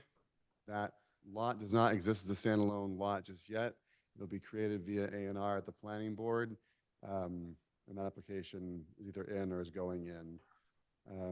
This is being pulled out of 35 Massasoit. Currently, there's a single-family house on that property. This lot with 50,000 square feet, and it's adjacent to the Ansquam River. So there's no documented ACECs, rare species habitats, no ORWs, no vernal pools, et cetera. The resource areas we have are all related to the coastal bank and or the flats that are down on the Ansquam River.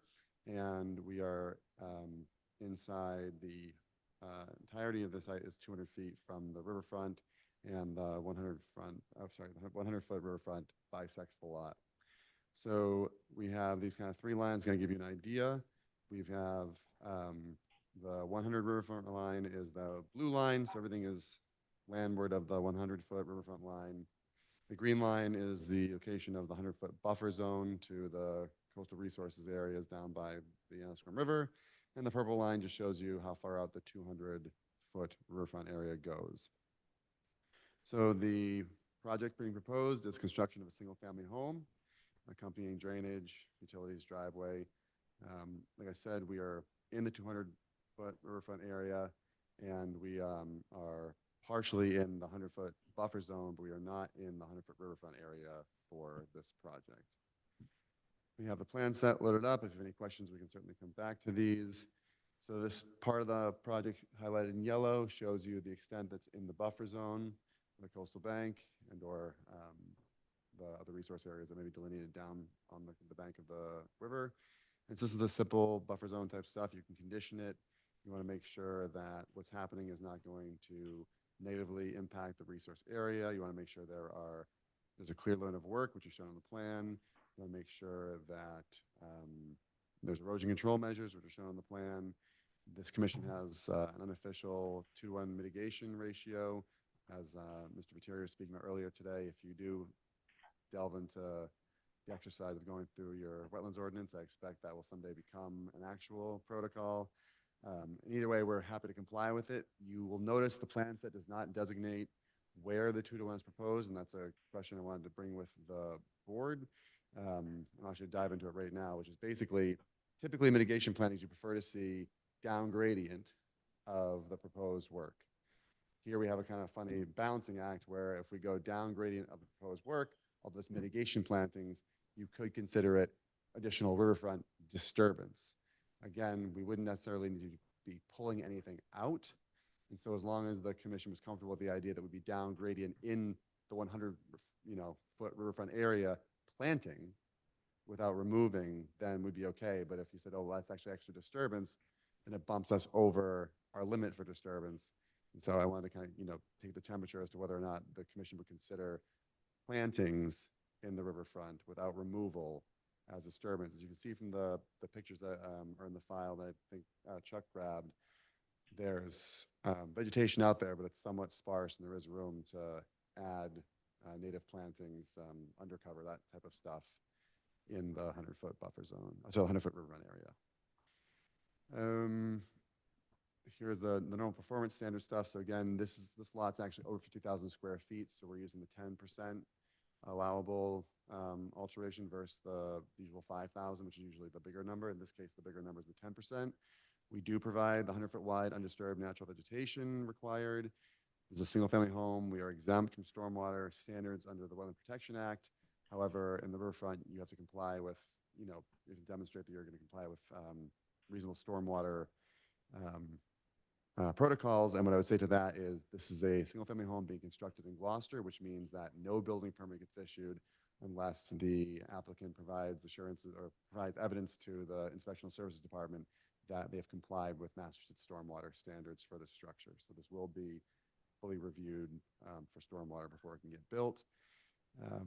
You have to check for impact on wildlife habitat functions. As you notice from the placement of the structure, one, it's been pushed up as far as it can go to make sure it gets out of that the first 100 feet of the riverfront.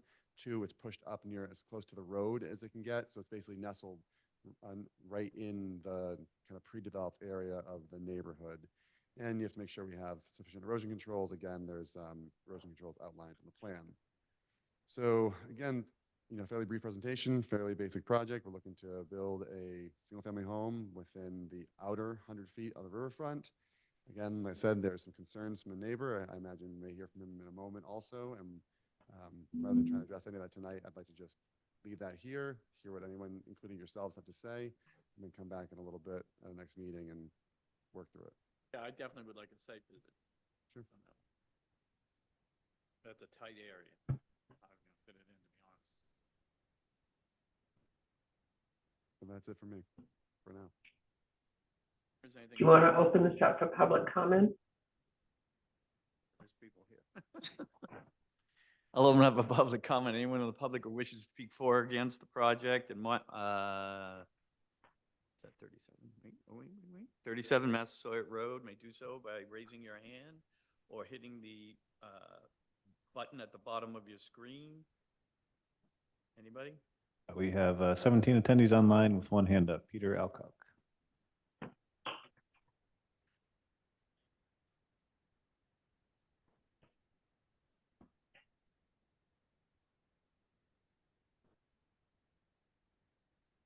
Am I speaking now?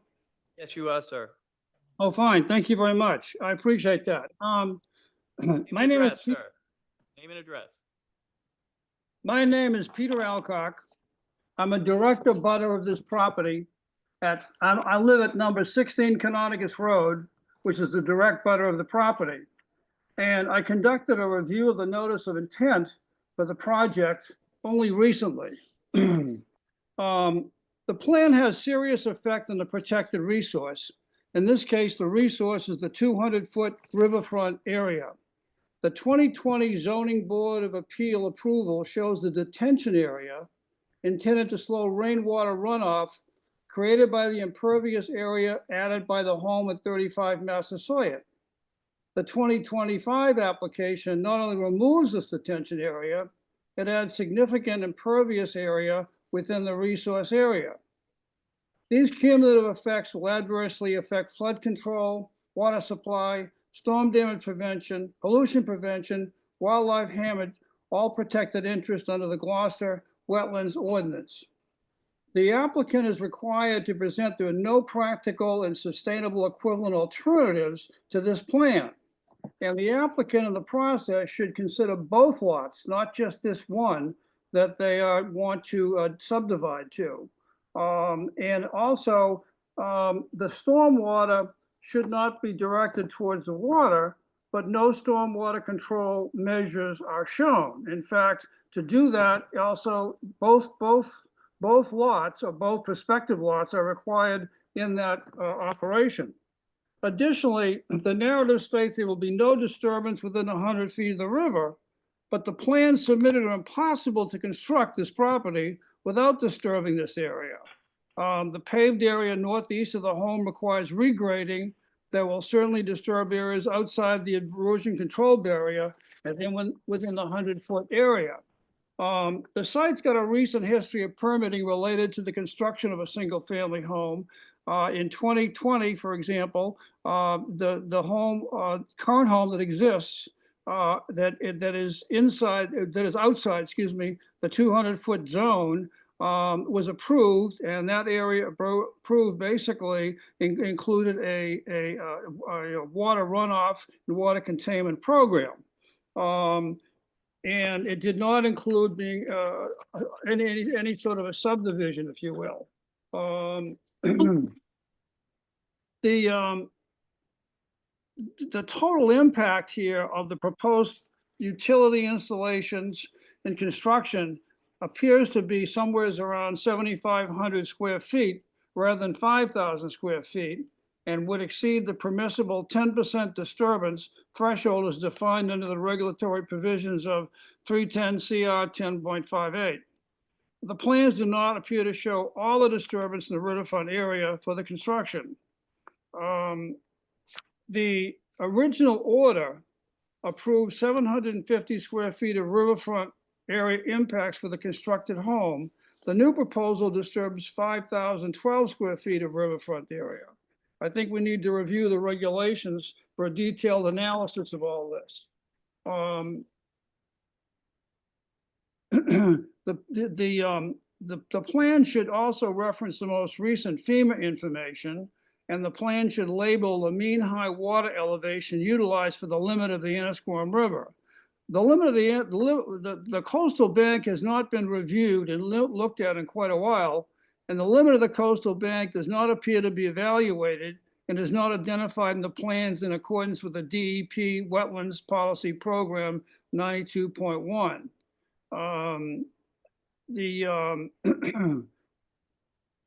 I believe portions of the work are within the 100-foot to a salt marsh and tidal flat, which basically abuts it and join it. So impact calculations should be quantified to include any impact within the buffer and the salt marsh. The proposed landscaping, which is a big deal here, the proposed landscaping addition to it whatsoever looks to be partly a manicured turf, lawn, or sod. The applicant does not provide any information on existing vegetation, including the tree canopy, and if the trees will be preserved or removed. The project should have a definite description of what is going on there along the way. There is an ordinance that requires stormwater management to be in place for any project over 500 square feet. I think the applicant should complete this and provide an adequate stormwater management program. Since this is a fairly new pack of information from my point of view, I request that this additional information be addressed and submitted to me. I'd also may hire a wetland consultant to review this, and I do require some additional time to do so based upon the concerns I have raised in here. And I apologize for the length of my comments, and I appreciate the fact that the hour is getting late, and it may be difficult for you folks. But anyway, thank you for listening to my story and reviewing the program that and the documents that I have forwarded to you. I appreciate it. Thank you. Thank you, sir. Anyone else wish to speak? The next hand up is Susan Goodall.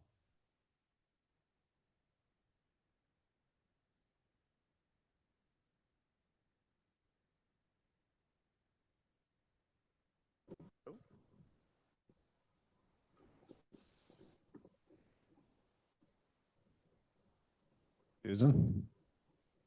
Hello? Susan, can you hear us? Are you unmuted?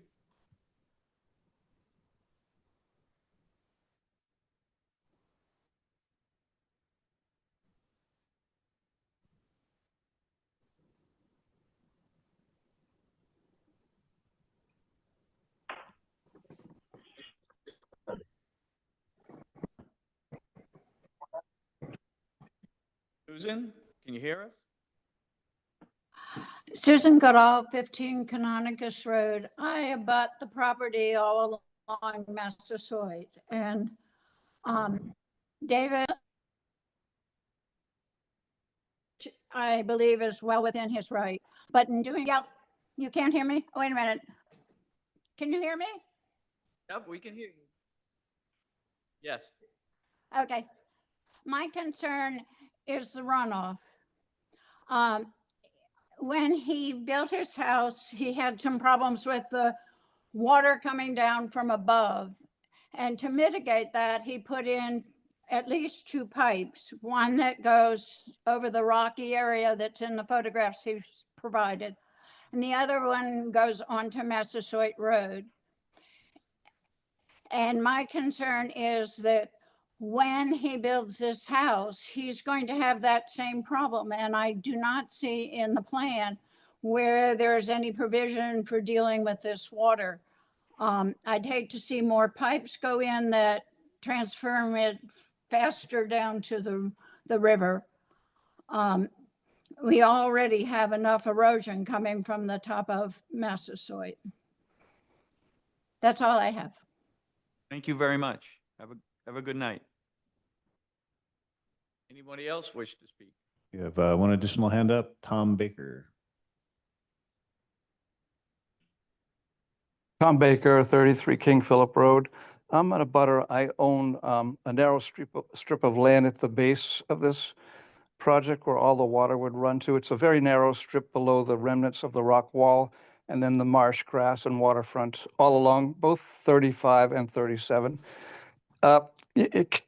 Your whole job is protecting the environment, so I'm sure that you will. So I just wanted to just voice my concerns about the stormwater runoff to that area, across my land and the grass. I'd like to protect that, keep it as natural as possible. But I trust and know that you, as the commission, do a great job with that. So, but I just want to say I am concerned with that storm runoff as well. I've walked there for 35 years with the previous owner. I know that property is all ledge, and I don't see really a great way to handle all that water runoff. But that's all I have to say. Thank you. Thank you. And we have another hand up, Chrissy's iPad.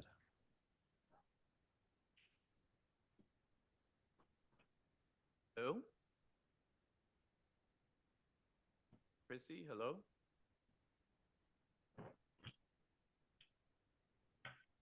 You are muted, Chrissy.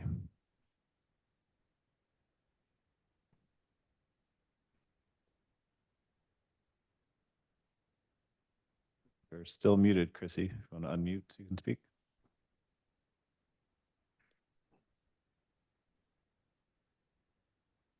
All right, so you put your hand down, so we'll remove your permission to speak. Please raise your hand again if you intended to speak. Okay. Other comments from the public? Seeing none here, none, to close public comment period. Move on to, well, what are we doing here? Commissioner comments? I'd like to, if you let me, I'd say I'm not going to respond. Appreciate the comments from Mr. Baker and Ms. Goodall, and I can definitely get to those. And Mr. Alcock's comments are going to require some, just, see what's valid, see what's not, and get back to you on that. Okay. You wanted to throw a continued date out? Yeah, again, if the commissioner can have comments, they think I need to hear this now, that'd be good, so I don't come back and waste any time. But otherwise, I would look for continuance once you're ready. Have anything to add?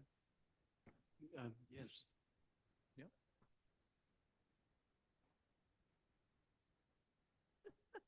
You want to skip to me? No, I'm good with you doing. Go. Okay.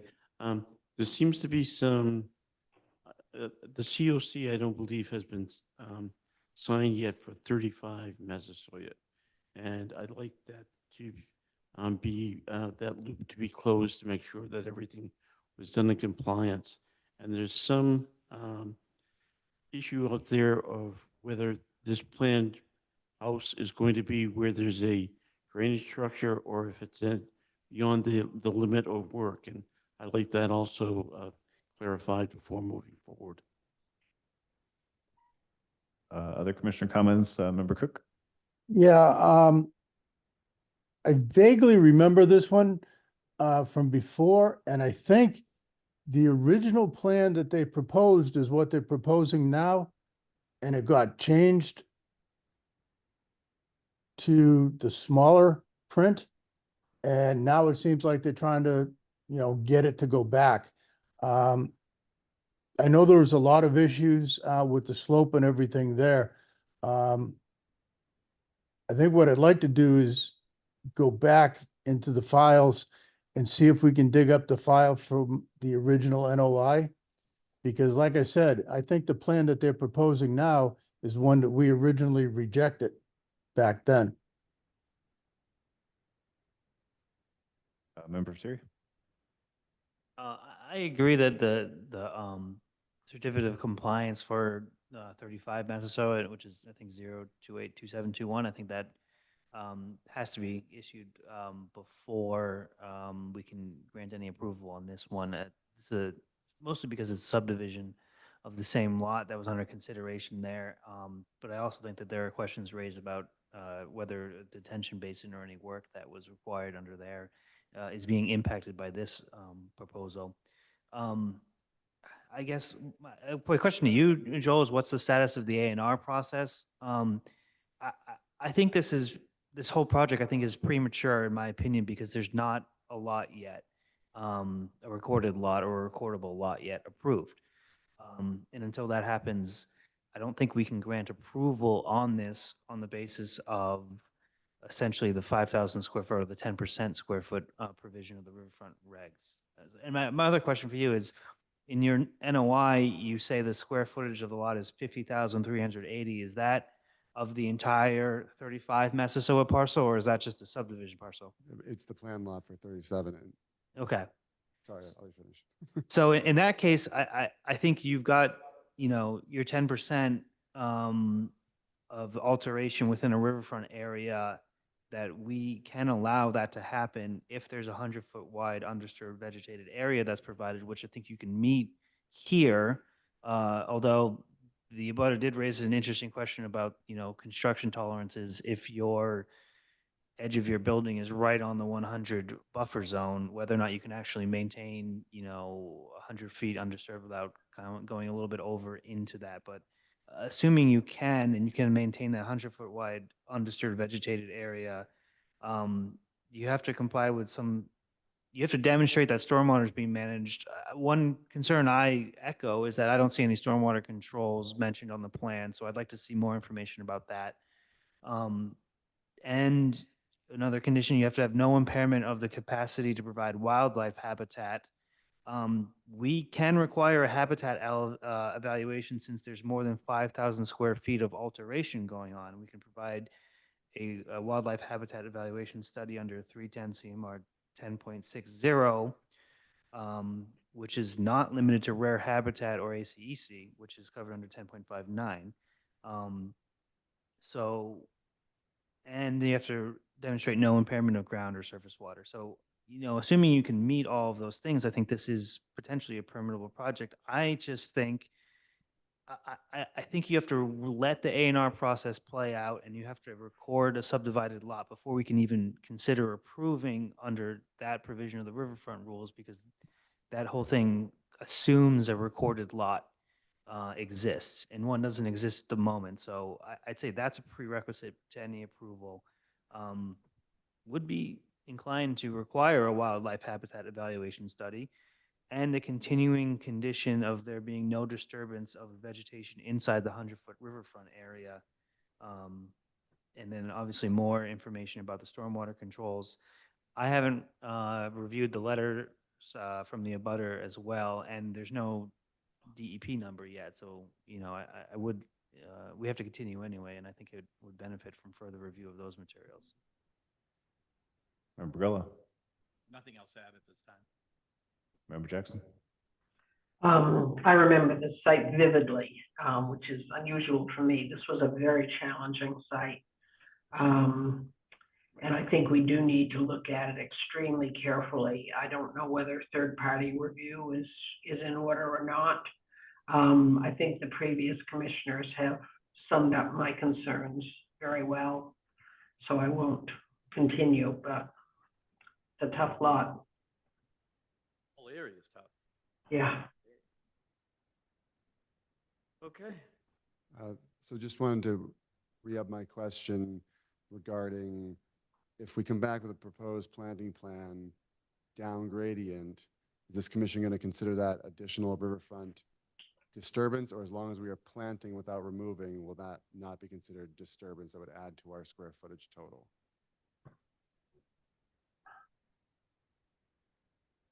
I think the requirement is undisturbed vegetated area in the 100-foot, so I don't think anything needs to be, I don't think there's any alteration or disturbance allowed at all in my reading of that. So we'll propose elsewhere, then that's fine. And then the last bit, and I know we'll get past this, is the A&R question. It becomes kind of a chicken and the egg. I agree with you that that lot needs to get divided before this project can, actually come into existence. However, if we're not able to permit through you, then there's no purpose in finishing the A&R process.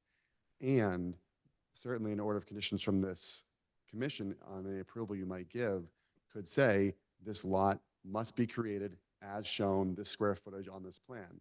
And then if we, for some reason, get, denied the planning board, even though it's a by right division, well, freedom of language sucks for us. We have to come back here and try and hack something else out, right? So even if the lot doesn't exist, when you approve it, a condition of your approval could be this lot needs to be created as you've shown, because all your calculations are based on this lot you've represented will be created. And that also goes very similar to the stormwater question.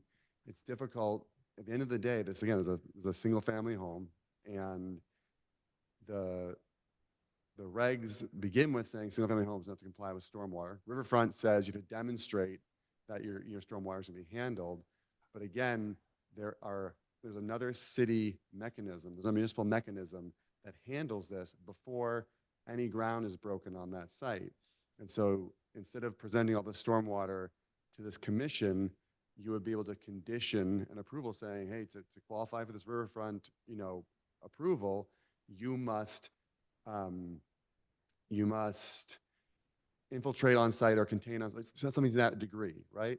And then that's your condition to make sure there's no runoff leaving the site, no runoff going down the hill, right? Those would be the conditions you could place without the exact system being, all those calculations being provided. And then when they go to the building permit, that's when all that stuff happens. And again, when they go to, when the building permit's under review, they're gonna say, well, we've got conservation check off, and Chuck will look at it and go, yeah, they have a drainage approval from DPW that says everything's being infiltrated on site or held on site or whatever it is. So they're in compliance with what the commission wanted without making the applicant provide at this stage the full stormwater calcs for a single family home. You can still provide that protection in the way you condition the project, knowing that that more detailed scrutiny does come before anyone, again, puts any building on site. That being said, I'd love a continuance. Do you want a site visit, Chairman Gullah? I would, actually. You mentioned it. I think we're just had a couple comments to what you just said. Okay. First on the mitigation plantings, I don't know where you're getting the requirement for mitigation plantings. Is it just because you're cutting trees and we usually require We have some square footage in the 100-foot buffer zone. of what? Some pervious deck, but there's also, I think there's some structure in the buffer zone. And so typically, you guys like Zone to what? To coastal bank? Coastal Bank, you know, Well, hey, okay. yeah, it's your informal policy. If you guys say, Well, I'm just- don't worry about it this time, I won't worry about So it. compliance with the riverfront standards can be done in lieu of any other buffer zones that overlay with the, so it's not strictly required. But in any event, there's plenty of room back of the house between 100 and 200 where you put mitigation plantings. No, absolutely. It's just sometimes you throw something like that and you come and the commission goes, you know, this isn't downgrading of what you're doing. These aren't going to do a whole lot back here. And so I just want to make sure I got the feedback first. Sure. And as to the stormwater controls, if you're going to do it anyway for the building permit process, why don't you just do the work and then include it in our process so we know what's going to be there and what we're planning on improving? Well, it's expensive, and this is the big question mark, right? So if you get, like, you guys are the most discretionary permit that he has to obtain. And so if you guys say yes, then like, okay, now you can dial in and get all these plans. But if you go through all this work and you come here and say, oh, thank you so much for the stormwater, it's a no from us. You go, well, I'm so glad I paid that engineer thousands of dollars to put the stormwater calcs together for a project that never went forward and for a submission that didn't require them. That's my own, you know. Well, but it does require them. If you're going to get that 10% of the square, the 10% of the square footage of the riverfront area, one of the requirements is that you demonstrate stormwater management. It doesn't say compliance with the stormwater standards per se. It says managing stormwater. So there is a requirement. It's not simply, if there was out of riverfront area, it would be different because you wouldn't have that requirement that is required to meet that 10,000 square, 10% approval. I hear you, and my client, may just say, we'll do it. And so we don't need to argue it further. I take your point. I'm just curious about Mr. Gullah, if he wants that site visit he mentioned or not, because that depends how far we push this meeting. We can push the meeting as long as everyone wants to.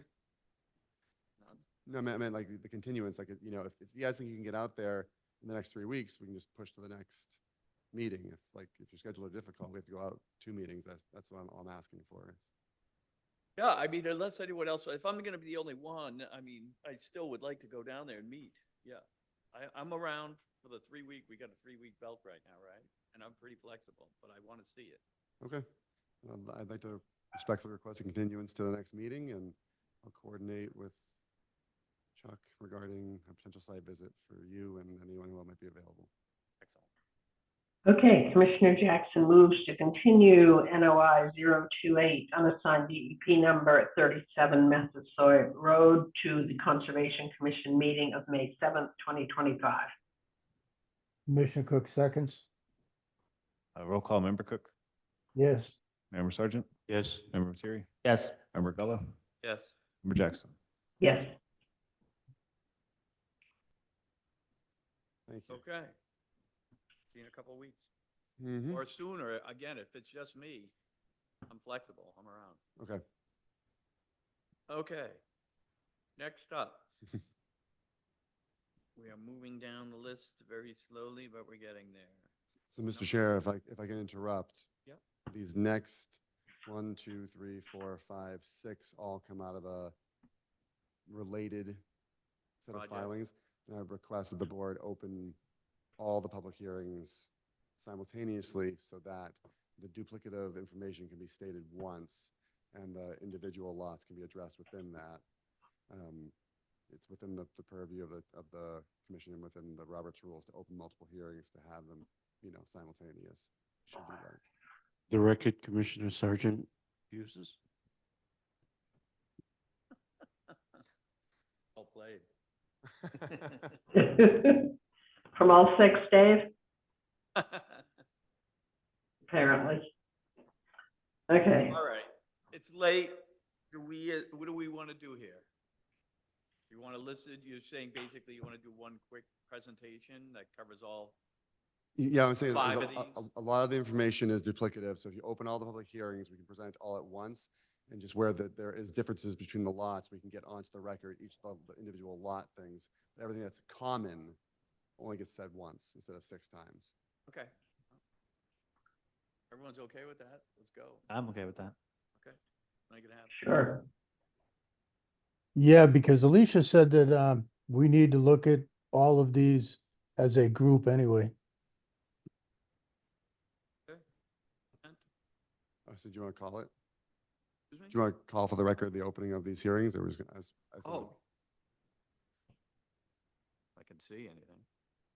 Let's see. We are now up to notice of intent 0283046, 13 Whipple Woods Road, Anthony Giacalone, for a duplex garage, deck, and well construction in buffer zone to bordering vegetated wetland. Joel Favazza, Seaside Legal Solutions, represent. Keep going, Rob. Oh, geez. Notice of intent 0283047, 3 Whipple Woods Road, Anthony Giacalone, duplex and construction in buffer zone to not coastal, buffer zone to bordering vegetated wetland, intermittent stream. Joe Favazza, Seaside Legal Solutions, representing.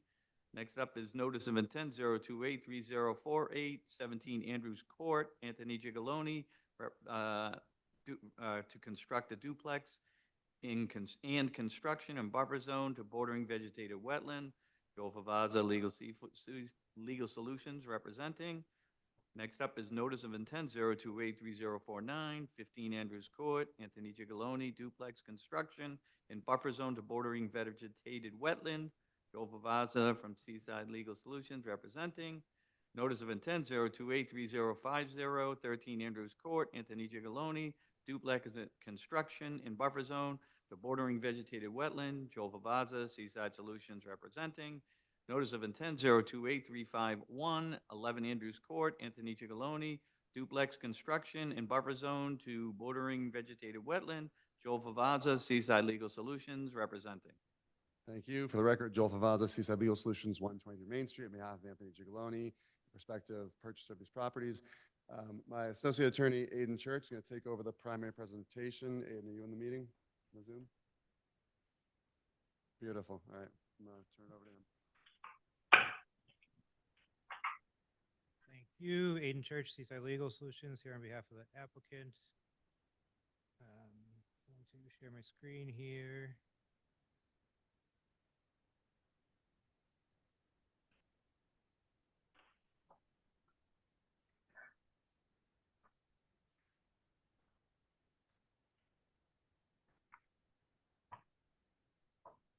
All right, so as Joel said, in the interest of time here, I'm going to try to go through these pretty quickly and get the background information on once and address the project-specific stuff in a fairly short fashion. As Commissioner Cook mentioned, there were some issues that were raised after submittal, which will likely require us to request to continue all 6 of these anyways.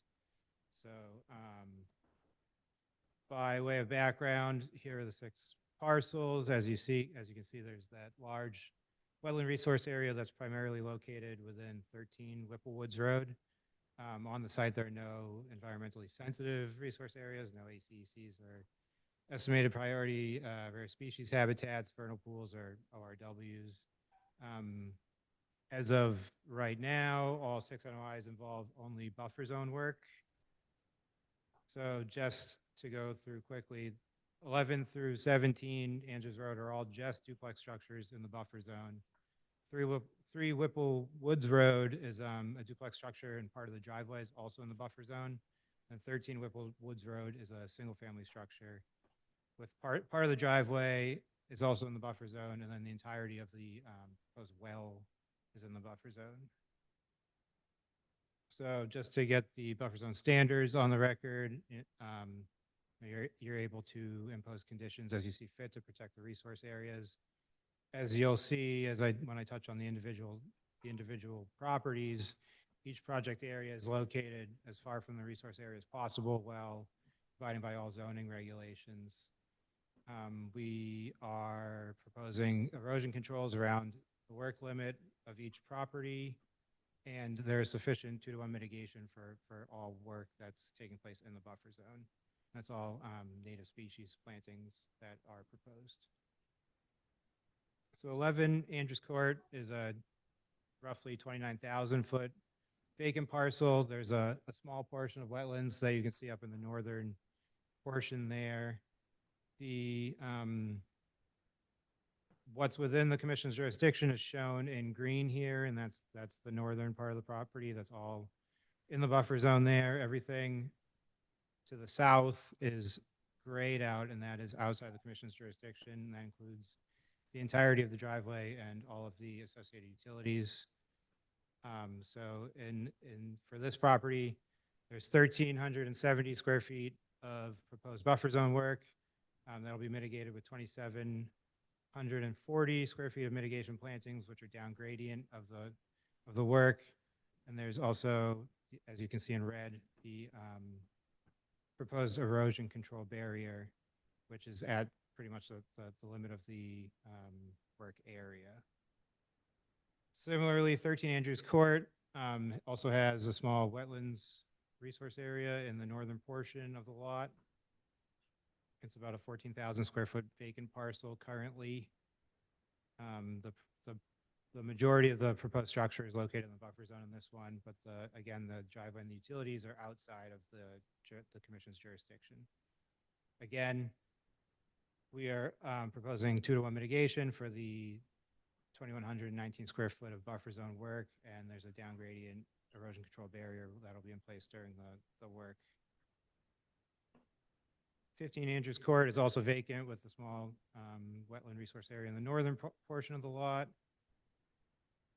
Again, pretty much the entirety of the proposed structures in the buffer zone, but the entirety of the driveway and the utilities are outside of the commission's jurisdiction. We're proposing again 2-to-1 mitigation, so 2,440 square feet of proposed the proposed structures located in the buffer zone, and that'll be mitigated with 4,880 square feet of mitigation plantings. And again, there's a down gradient erosion control barrier. 17 Andrews Court is a 17,000 square foot vacant parcel. Also has a small portion of the wetland resource area in the northern part, as you can see on the plan there. In this instance, most of the project is outside of the buffer zone. There's only a small portion of the structure, as you can see, that's actually jurisdictional. So that equates to a small, only 500 square foot of mitigation plantings because it's only 250 square feet of work area. And again, we're proposing an erosion control barrier that's down gradient of the work area. 3 Whipple Woods Road is also vacant. This plan is rotated counterclockwise, but the wetland resource area again is located in the northern part of this parcel. So again, for jurisdictional work, most of the driveway and most of the structure is located in the buffer zone, but the utilities are actually located on that southern portion, and it's out there outside of the commission's jurisdiction. For the 2,016 square foot of the structure that's located in the buffer zone, we are mitigating that with 4,032 square feet of mitigation plantings, and there's going to be an erosion control barrier in place again for this project. That's downgrading of the proposed structure and driveway. And finally, 13 Whipple Woods Road is 3.24 acres large. It's currently vacant. And again, the majority of the resource area is actually located within this parcel. So here we're proposing a single family structure. A portion of the driveway is located in the buffer zone as is a portion of the structure itself. And the entirety of the well, which you can see better on this next slide, in yellow goes down towards the resource area, but it doesn't actually directly alter any of the resource area. It's still wholly located within the buffer zone. And we're proposing 1,508 square feet of mitigation plantings to mitigate the 754 square feet of work in the buffer zone. So the first issue that Commissioner Cook brought up already was that the DEP flagged this as requiring stormwater reports. We don't necessarily agree that there's any requirement for stormwater reports in this case. I know there's been a lot of talk about stormwater reports tonight, but for each duplex structure and the single family house, they're all exempt. The only requirement in the regulations is that a phased project is to be treated as a single project. We don't necessarily think this is a phased project so much as a separate projects that are going on all at once. The roads are already constructed. You know, they're individual lots, individual projects. I'll come back to this in a minute, but wanted to touch on the second issue that there were some photos, I presume they were from Chuck, that were put in the Google Drive folder sometime after filing that shows a potential perennial intermittent stream, excuse me, that's on the Whipple Woods Road properties. So this was not flagged during the wetland survey that is shown on the plans that we submitted. The wetlands flagging was done in February of 2021. So presumably we need to at least get out there and figure out what's going on with these streams for those Whipple Woods Road properties. So in terms of next steps, if the commission's so inclined to look at the 11, 13, 15, and 17 Andrews Court projects as separate projects, as Joel had stated, they're going to be required to submit a stormwater report at the building permit phase anyways. So if the commission would like to move forward on this, we're fine with that. But if we want separate stormwater reports or one stormwater report that covers the entirety of the property, or even if we want to eventually just merge all of these into one single NOI, I think that we would only request that we have the ability to close them out with individual certificate of compliances at the end of the entirety of each project.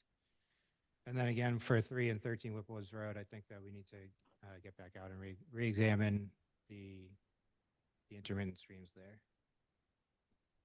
So that's all I have for now. I'm going to stop sharing here.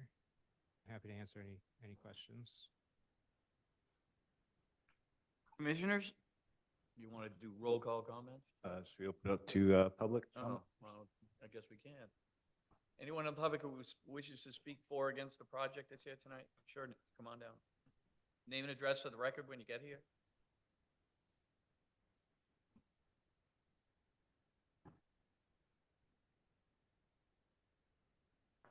Thank you. Thank you, Ron Gelano, 647 Essex Avenue.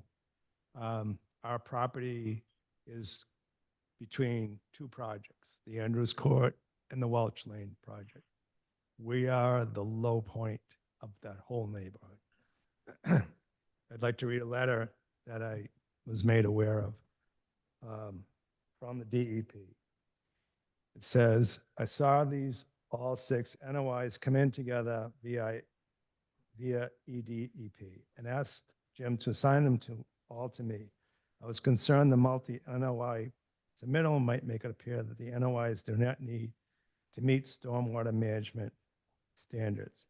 Because each NOI is for less than 5 residential units. I just checked the first NOI and saw that it claimed it was exempt from meeting SWM standards. I assume the rest are the same. I'm sure you and the Concom know breaking a residential subdivision up into multiple NOIs to stay below the threshold does not relieve a project from complying with the SWM standards. Additionally, if the applicants thought that these are ANR lots, that makes no difference to the applicability of the SWM standards. Alicia Gellin, Mass DEP, Northeast Regional Office.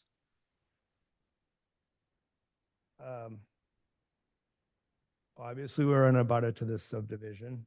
This project was brought before the planning board May 4th, 2023, to divide one lot into 9 lots. It is 550 feet of road frontage on Andrews Court, and also there is road frontage on Whipple Lane. Just for the record, those lots on Whipple Lane, I'm assuming are going to need septic systems in them. If they have a well, I don't think there's any sewerage down there. And I think that should be made known to you. That is part of the 14 driveways for the proposed duplexes. And I think all of these that are on the agenda tonight say duplexes, not single family home. I was kind of surprised that it was presented as one single family home. There are no catch basins on Andrew Court. With the new roadway, the closest catch basin is in front of our house on Essex Avenue.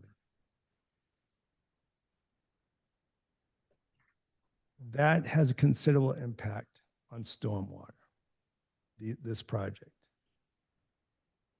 Whether the driveways are sloped to the roadway or to the wetlands, it has an impact.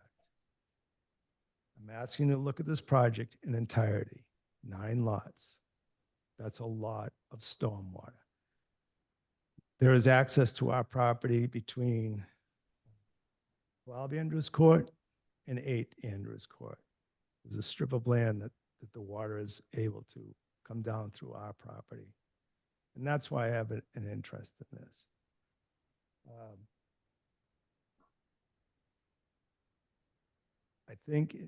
I know it needs a concise, workable stormwater management plan in place before it goes any further. That is something that should be known, not wait till it gets to the building inspector or the DPW. This should be known beforehand. If you look to the top of those windows, when I stand in my driveway, that's probably the high spot from one of these lots that are being considered tonight.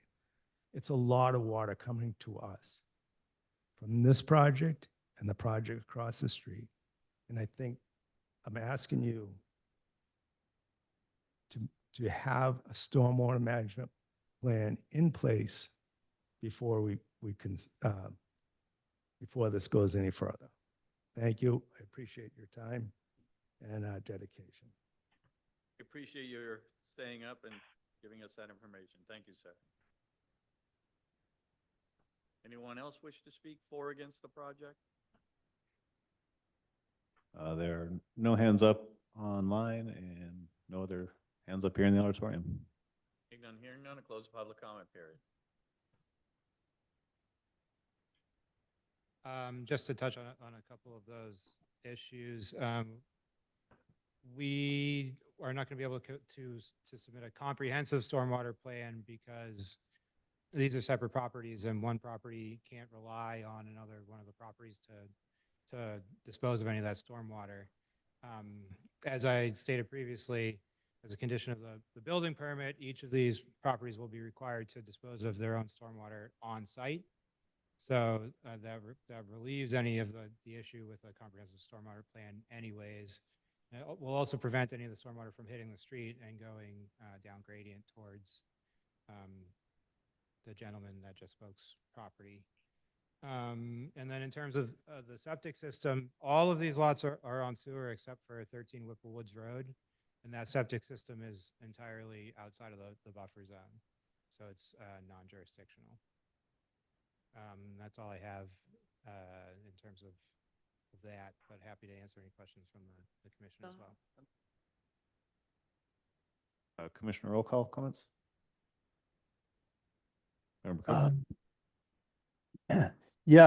As far as the intermittent stream goes, I looked at the map and I couldn't find any indication of a stream there. I think it's more that ponding area And at some point in time, somebody decided to have the water filtered down.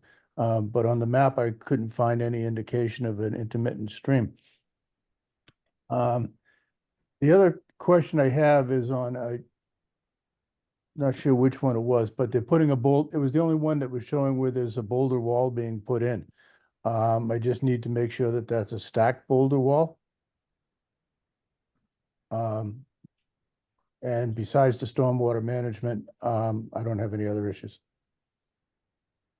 Member Terry? I have a proposed continuing condition for all 6 of the lots that any alteration within the mitigation plantings area shall be prohibited, except as may be required to maintain the area in its mitigated condition, and that natural vegetation between the mitigation plantings and the resource area be preserved, and that these conditions shall be noted on the certificate of compliance as continuing conditions. That's for all 6 of the lots. I do think that there should be an updated delineation for the 2 Whipple Woods Road lots to show the intermittent stream. I have one question about 17 Andrews, which is 3048. There's a significant area of buffer zone between the limit of work and the mitigation planting area. What's proposed there? Is that going to be lawn? Is that going to require the clearing of trees? And if there's natural vegetation there, can that vegetation be preserved as a continuing condition as well?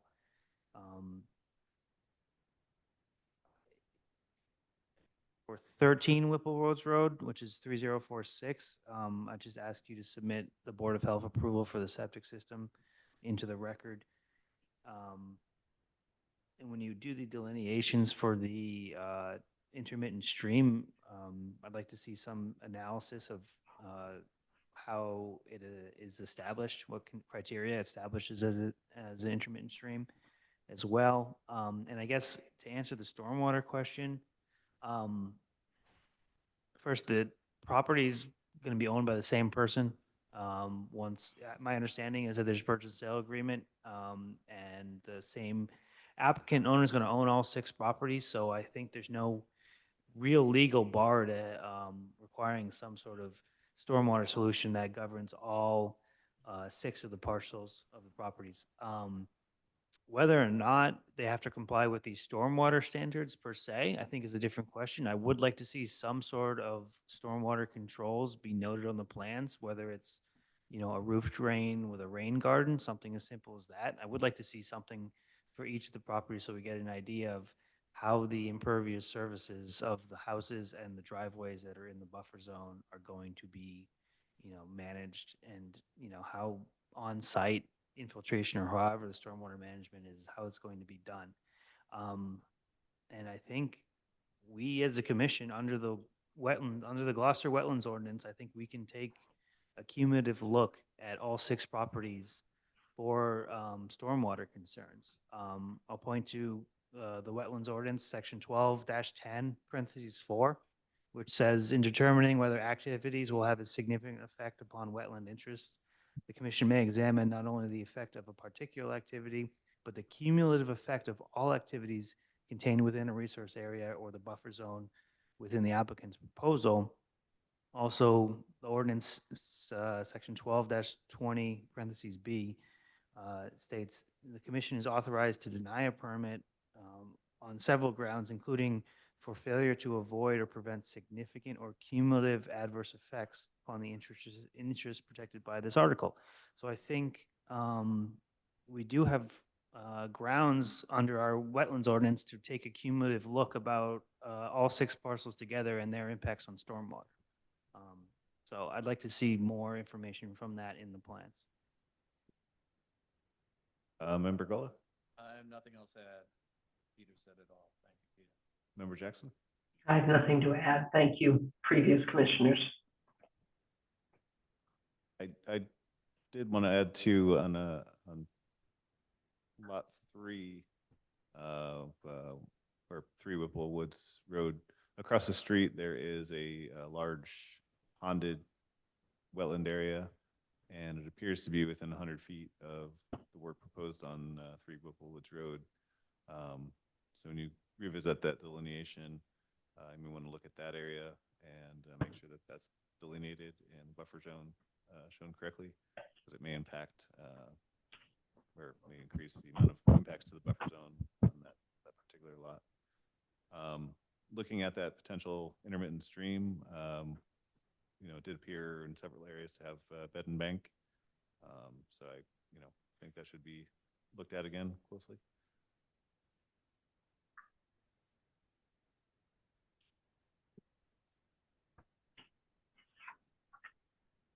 Anything else to add, commissioners? Are we? No, nothing to add, from my end. Okay. All right, so When do they want to continue to? I just clear up what I meant by the stormwater stuff. I think that we're happy to submit individual reports for individual stormwater management plans for each individual property, basically. So definitely, I don't think there's anything else that I needed to address here. I think it's more just a request to continue, and we can address these with future iterations of the plans. okay. When do you want to go out to? The next meeting's fine for now. Okay, 5/7 or 5/21? 5/7 is the next one. Yeah, that works for us. okay. Commissioner Jackson moves to continue the following hearings to the Conservation Commission meeting of May 7th, 2025. NOI 0283046 at 13 Whipple Woods Road. NOI 0283047 at 3 Whipple Woods Road. NOI 0283048 at 17 Andrews Court.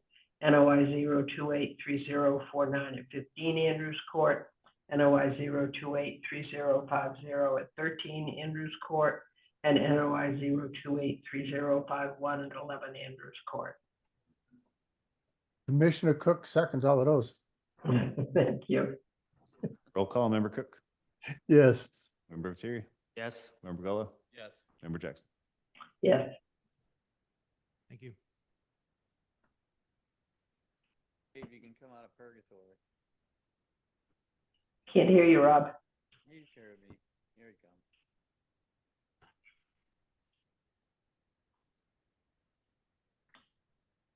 Right. For the record, Commissioner Sargent has returned. Duly noted.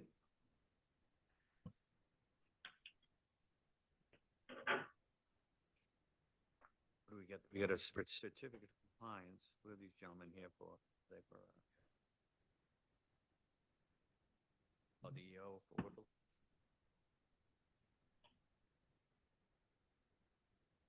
Okay, next up is enforcement order -24-08 Whistle Stop Way, unpermitted clearing and vegetation of bordering vegetated wetland buffer zone.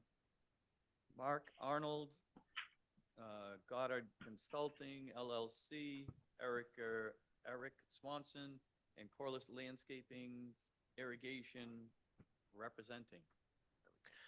Good evening, members of the board. My name is Mark Arnold with Goddard Consulting. I'm a senior soil scientist with Goddard Consulting. We're here on behalf of, as mentioned, Eric Swenson is the contractor that was doing work on the property. But just for clarity on the ownership, it's Anthony Zimboli. He is the representative for Myrtle Square Condominium Trust, which is the owner of the entire property.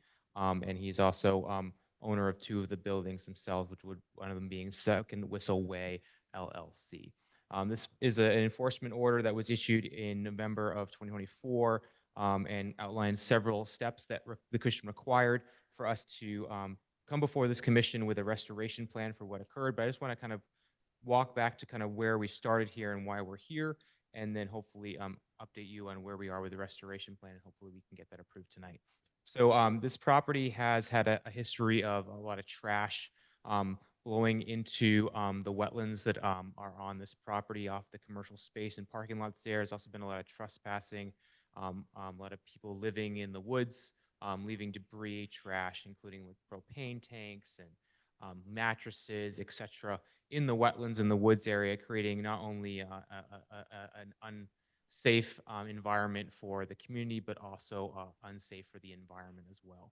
So this violation occurred when there was a work to start working to pull out the trash, and there was a desire to clean up the edge so that way you could clearly see the edge of pavement and watch for additional trash buildup. Unfortunately, the contractor that was hired went beyond what was intended to go beyond and ended up clearing into the buffer zone and wetlands there.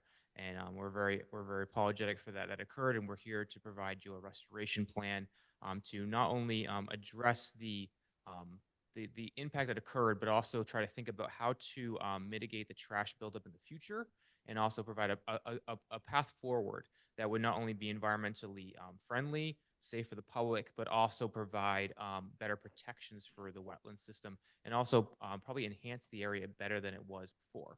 And so that's our hope tonight. My colleague Michael Schmidt is with me. He's going to present the restoration plan. We have a plan that's detailed specifically to restore the areas, specifically thinking about the features of the area, including areas near the asphalt, areas near fencing, areas that are near power lines. So you'll see him walk through the vegetational scheme that we have. We're deliberately thinking about the long-term vegetational growth here to make sure we're not planting large vegetation that will eventually be cut down by power utility companies, etc. So we're trying to think of this holistically and also futuristically. So I'll have Michael present from here.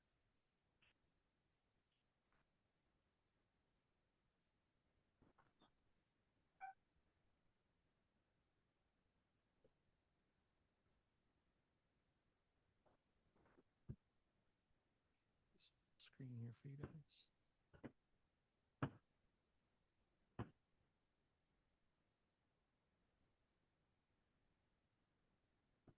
Alrighty. Michael Schmidt here with Goddard Consulting. So you'll see on the plan here that we've kind of split up our restoration plan by area, and the different colors kind of denote the different vegetation that we selected for each area. Area 1, that's the green area that runs along the edge of the impacted area.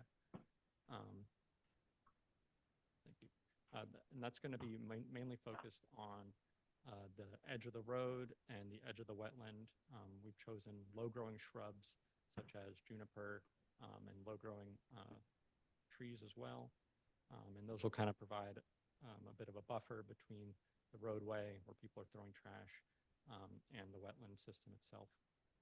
Next, we have Area 2, which is the forested wetland shown in purple that runs along the rear behind that Area 1 there, along the length of the system.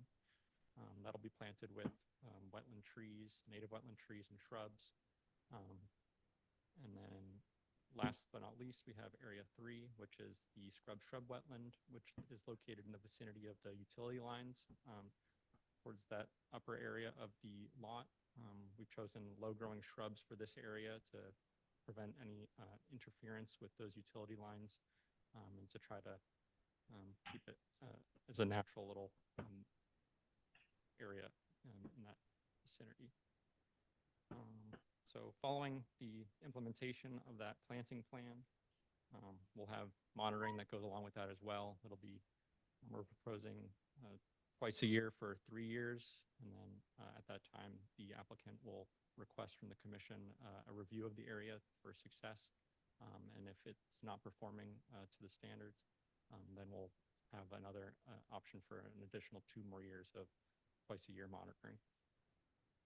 We've also prepared the long-term debris and invasive species management to go along with this. So we'll be trying to clear out the debris and the trash at least once a quarter to try to keep up with that problem. And then we will also be managing the vegetation around the fence that's going to be installed to try to keep it from overtaking and try to make it easier to remove the debris. And then we'll be managing the invasive species in the area, which include glossy buckthorn and Phragmites.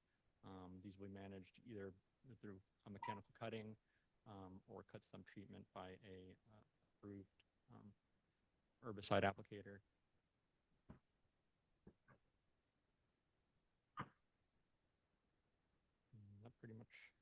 sums it up. And I think that we had some changes to the fencing plan that we were gonna go into. So just as part of this, so this is the restoration. So Michael walked through the restoration plan. So part of this restoration plan, again, the trash and everything else, we want to reestablish the pre-existing chain link fence which ran along the edge of the pavement. So that area was basically from this building here, and then it ran along here, and then it ran and it ended up down here, kind of stopped near this utility pole. Because this is a commercial space, people are driving slow. They see woods next to them that's not being used by anybody. It's a classic place for, unfortunately, people to throw trash. And so we do want to run a fence all the way down to Maplewood Ave, right along the edge of the asphalt, basically. So that way, that fence would go right to the ground. So that way, windblown trash can't get off the asphalt. And that creates a space for us to be able to quickly address trash, pick it up, and prevents it from going into the wetland system, which has been happening for a long time, again, just because of the nature of the area itself. Because of the safety issues on the property, we also would like to put a fence around the remaining part of the property. Part of this does a few things. One is it would prevent further encroachment onto our applicant's property from abutters doing things. We do know there's been some encroachments in the past, particularly in this northeast corner here. This blue line basically would be a fence that would be wildlife friendly. It would be 6 inches off the ground, so that way wildlife can still come into that area, because that area has some more woods. There's more connections and more areas for them to travel to, whereas the southern portion, which is along the commercial line, is all densely developed. You've got the commercial properties, you've got the train tracks further to the south as well. So that's something that we think is a way to kind of not only provide some safety, but also prevent a lot of trespassing onto the property, which has been a significant problem in this area, to mitigate the safety concerns that have been occurring. So again, the restoration plan is looking at the holistic planting. So basically, we're looking at how do we get vegetation that can grow to maturity, but also not be cut down in the future by a utility company or something else. So that's why we're basically restoring kind of what was there. This area was a lot of shrub, Phragmites patches, not densely forested per se. There were limited trees along the edges, and so we're kind of putting that back, but also kind of again thinking holistically in terms of making sure the long term that this can function in a way that doesn't need long-term maintenance in terms of pruning and stuff like that, and let nature do what it needs to do as well. And then the low-growing shrubs along the edges is just to give us that extra visual to be able to watch for trash along the edges, while still providing a robust native edge to the wetlands itself. And we did do a delineation across the entire property, which was requested. So this evaluated all wetland soils to ensure that we had all the wetlands properly delineated due to the disturbance. So that was one of the requests that I know Chuck had in the enforcement order. So if there are any questions, I'm glad to take those now. Not right now. My first one would be I'm interested in there's a larger development going on right next door, that 30-unit, which I think in the end, because there is a lot of vagrancy in that area, unfortunately, that those people, I'm hopeful, will kind of take care of this place a little better. I'd rather not see chain link fences, but I really don't see any other options unless someone else does in managing that area. It's unfortunate, but the critter avenues are better than nothing, I guess. We do a roll call comment. Member Cook? I'd like to see some more with the plantings that are going to be done there, especially along the edge where they always keep talking about putting a road in. I want to make sure we have some established large trees back there to put those thoughts to rest forever. And along Whistle Stop itself. So I'd like to see some more information about the trees and exactly where they're going to go. Member Sergeant? Thank you for providing a restoration plan that incorporates the commission's desire for the planting of more than 50 trees with an extended monitoring period. Thank you. I have concerns about the openness and nature of the invasive species management plan. Without greater specificity, it's conceivable that Norway maples potentially could be mechanically cut with a chainsaw, adding to more deforestation of the area. I'm also concerned about the use of herbicides in the wetland area. I'm not a big fan of glyphosate, or it's often called Roundup. Would like more details as to all of the invasive target species, density, and why hand or mechanical removal is not feasible. And there needs to be a permanent wetland markers and wetland signage is maintained in perpetuity to ensure the wetland is never mistakenly landscaped again. Member Pateri? I might share the same concern with Rob about a chain link fence, but it's mostly aesthetic. I don't know if a wood fence would be achieve the same purpose. It goes all the way to the ground, but I understand if that takes more maintenance and deteriorates more than the chain link fence does. Regarding the wildlife friendly fence, what do you have in mind for that type of, design of a fence? What would that look like? And on that plan where you showed the sort of the two fence outlines, there's a blue and a red line, but there's a gap by that building. So is there something that already exists there in a fence, or are you going to do something? There's an existing fence there. Okay. And I guess the only thing I'd like to see is some sort of continuing protections after the restoration is completed, so that essentially the plantings that are put there stay there, Anything additional from you, Member Golo? No, I do appreciate the plan. I would, like Bill said, I think we need a little more density where we can. I know it's a narrow strip, most of it, but I would appreciate a little more myself. But other than that, no. Member Jackson? I don't have a lot of additional comments. I agree heartily with the concepts presented tonight. I would like to see a little more specificity in the planting plan as well, and to have more detail on the new fencing. I understand the need for the chain link fencing on the commercial part of the property to prevent trash from proceeding further into the resource area. That's it.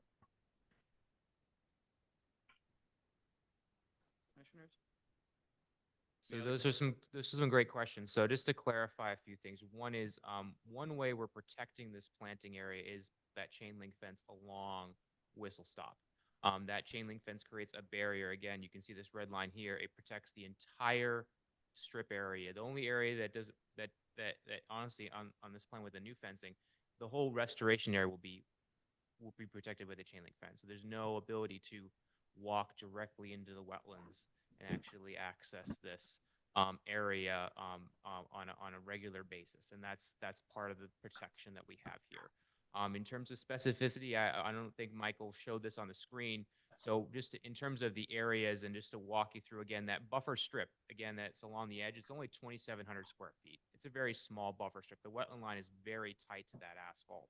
So it's not a very big area. We've got 5 trees and 44 shrubs. We did a lot of shrubs along that just because we are going to be doing some junipers, so they're small and they're going to grow along the edge, but they do spread quite quickly over the ground once they've been established. And again, we'll be monitoring this area for 3 years. The forested wetland does get 56 trees.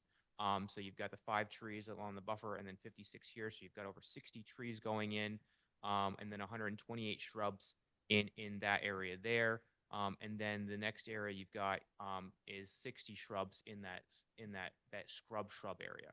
So we do have quite a bit of shrubs going into this area. You also have to remember this area was cleared. It was not grubbed. It was not stripped.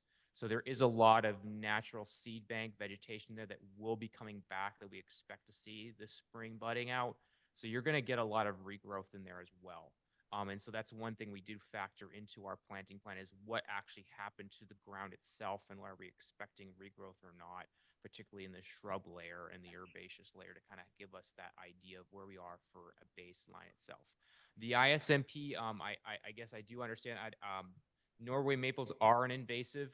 They really should be eliminated. I'm not totally familiar with the extent of the Norway maple stand here. And Michael, do we have you? So I mean, we're not really aware of many Norway maples there to begin with. And if this commission needed to hold off on approving any invasive species or long-term trash plan, we could definitely revise something that would be a little more to your specificity. We've done glyphosate targeted herbicide on Phragmites patches next to vernal pools actually in Sudbury with the commission's approval there. It's been very successful. We had over 99% of the Phragmites gone and all the native stuff around it was good. It was very targeted in terms of very meticulously done. We didn't really recommend that here just because it is a very large stand. You can't dig out Phragmites unless you want to dig a big hole. And so our plan here was to just basically control it, which is basically allow us to mechanically just trim it down twice a year. So that way the stands aren't strong, they're not robust, and also prevents the other natives from being choked out. So if the commission didn't want us to use herbicide, we don't really have a problem with that. We just have to understand that there's some controls that just you're not going to be able to eliminate or eradicate the invasives there if we don't have herbicide, particularly for the Phragmites. So, but we would like to get the restoration planting plan approved tonight because we would like to get those plants ordered and get this thing scheduled. We are in the springtime and we still have hopefully another six weeks before we start to getting into the drier periods of the year. And we'd love to get that restoration going this spring because planting in the middle of the summer could be hazardous to the planting success. I think those were, and then the back fence, I think again, we were envisioning chain link fence just to be contiguous around the whole thing. I think a wooden fence along the parking lot would be damaged quite a bit from cars probably. So I think that's the concern there. I think those were the questions that were asked. And if, is there anything else that I missed?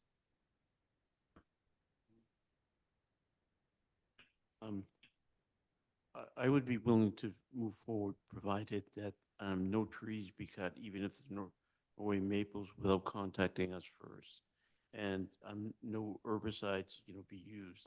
Because here you're planning on mowing down the Phragmites, and so that's really not an issue. And glossy buckthorn can be removed by hand or mechanically. And I didn't see any other species that were mentioned, so I didn't see any need for an IMP. So I would, as long as that's not on the table, I'm fine with moving forward. We have no problem not taking down any Norway maples. If you don't want us to take down the Norway maples, we will leave them there, and we can definitely make that language very clear in the invasive species management. Basically, the goal was to be hand mechanical removal. That means you're using hand tools. You're not using a mower, a walk behind, nothing like that, because that's when things get a little out of hand. So having hand tools is a strategic part of that. And again, we're going to be there for 3 years. And the goal is to develop a good team with the site management team. Anthony owns the property. He lives there. He cares about this property a lot.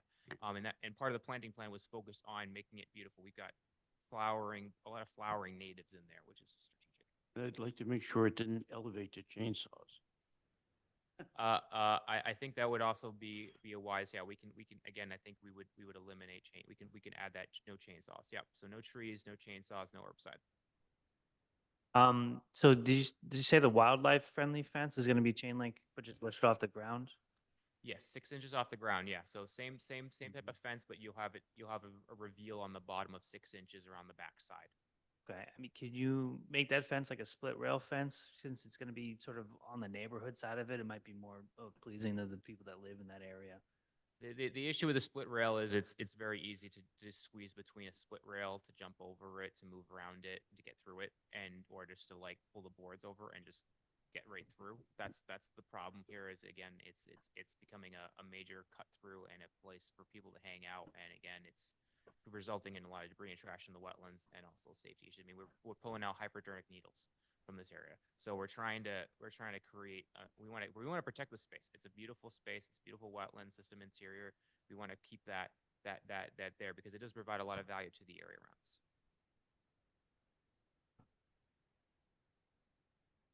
Okay, well, we have one decision to make. We have to either give him a directive so we can move forward and get some plants in the ground. I would also like to hear if Chuck has any additional comments. I don't, but I do agree that getting plantings sooner than later is beneficial to get a successful season this year. With that, do we need to make a motion or to approve the planting plan? Yes, I can do that.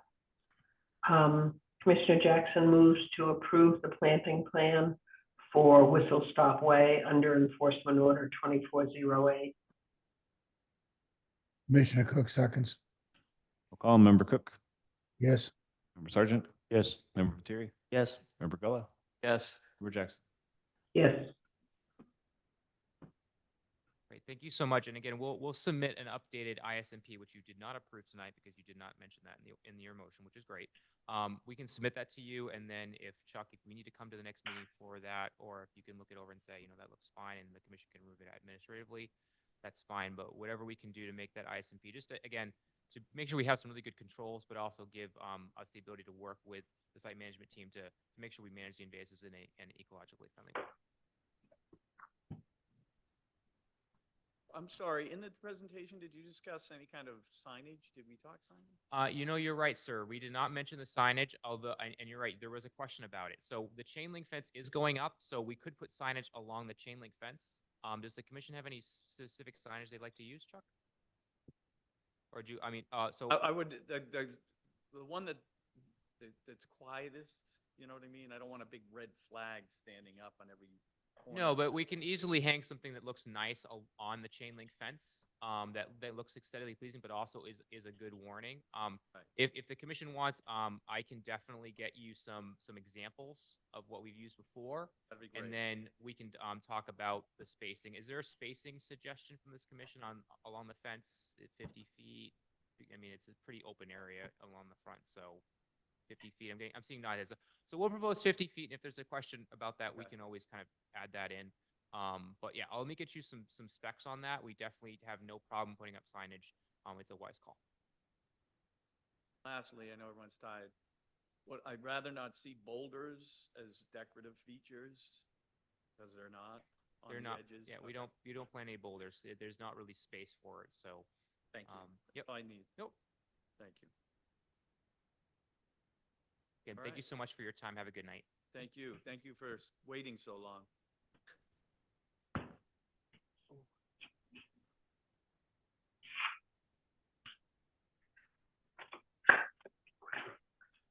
Is there anything else? Good.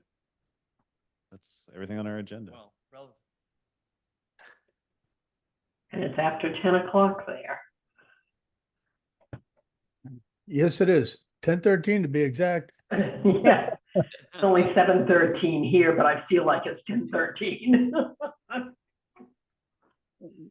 Anybody want to make a motion to adjourn? So moved. Second? Roll call, Member Cook, Yes. Member Sargent, Yes. Member Materi, Yes. Member Jackson, Yes. and Member Gullo. Gotta say it in the mic. Alrighty. Okay, let's do this again in a couple weeks. Yeah, I think we need to bar new admissions. No wonder we can't get replacements for the last two places. Have a good night, everyone. You too, Bill.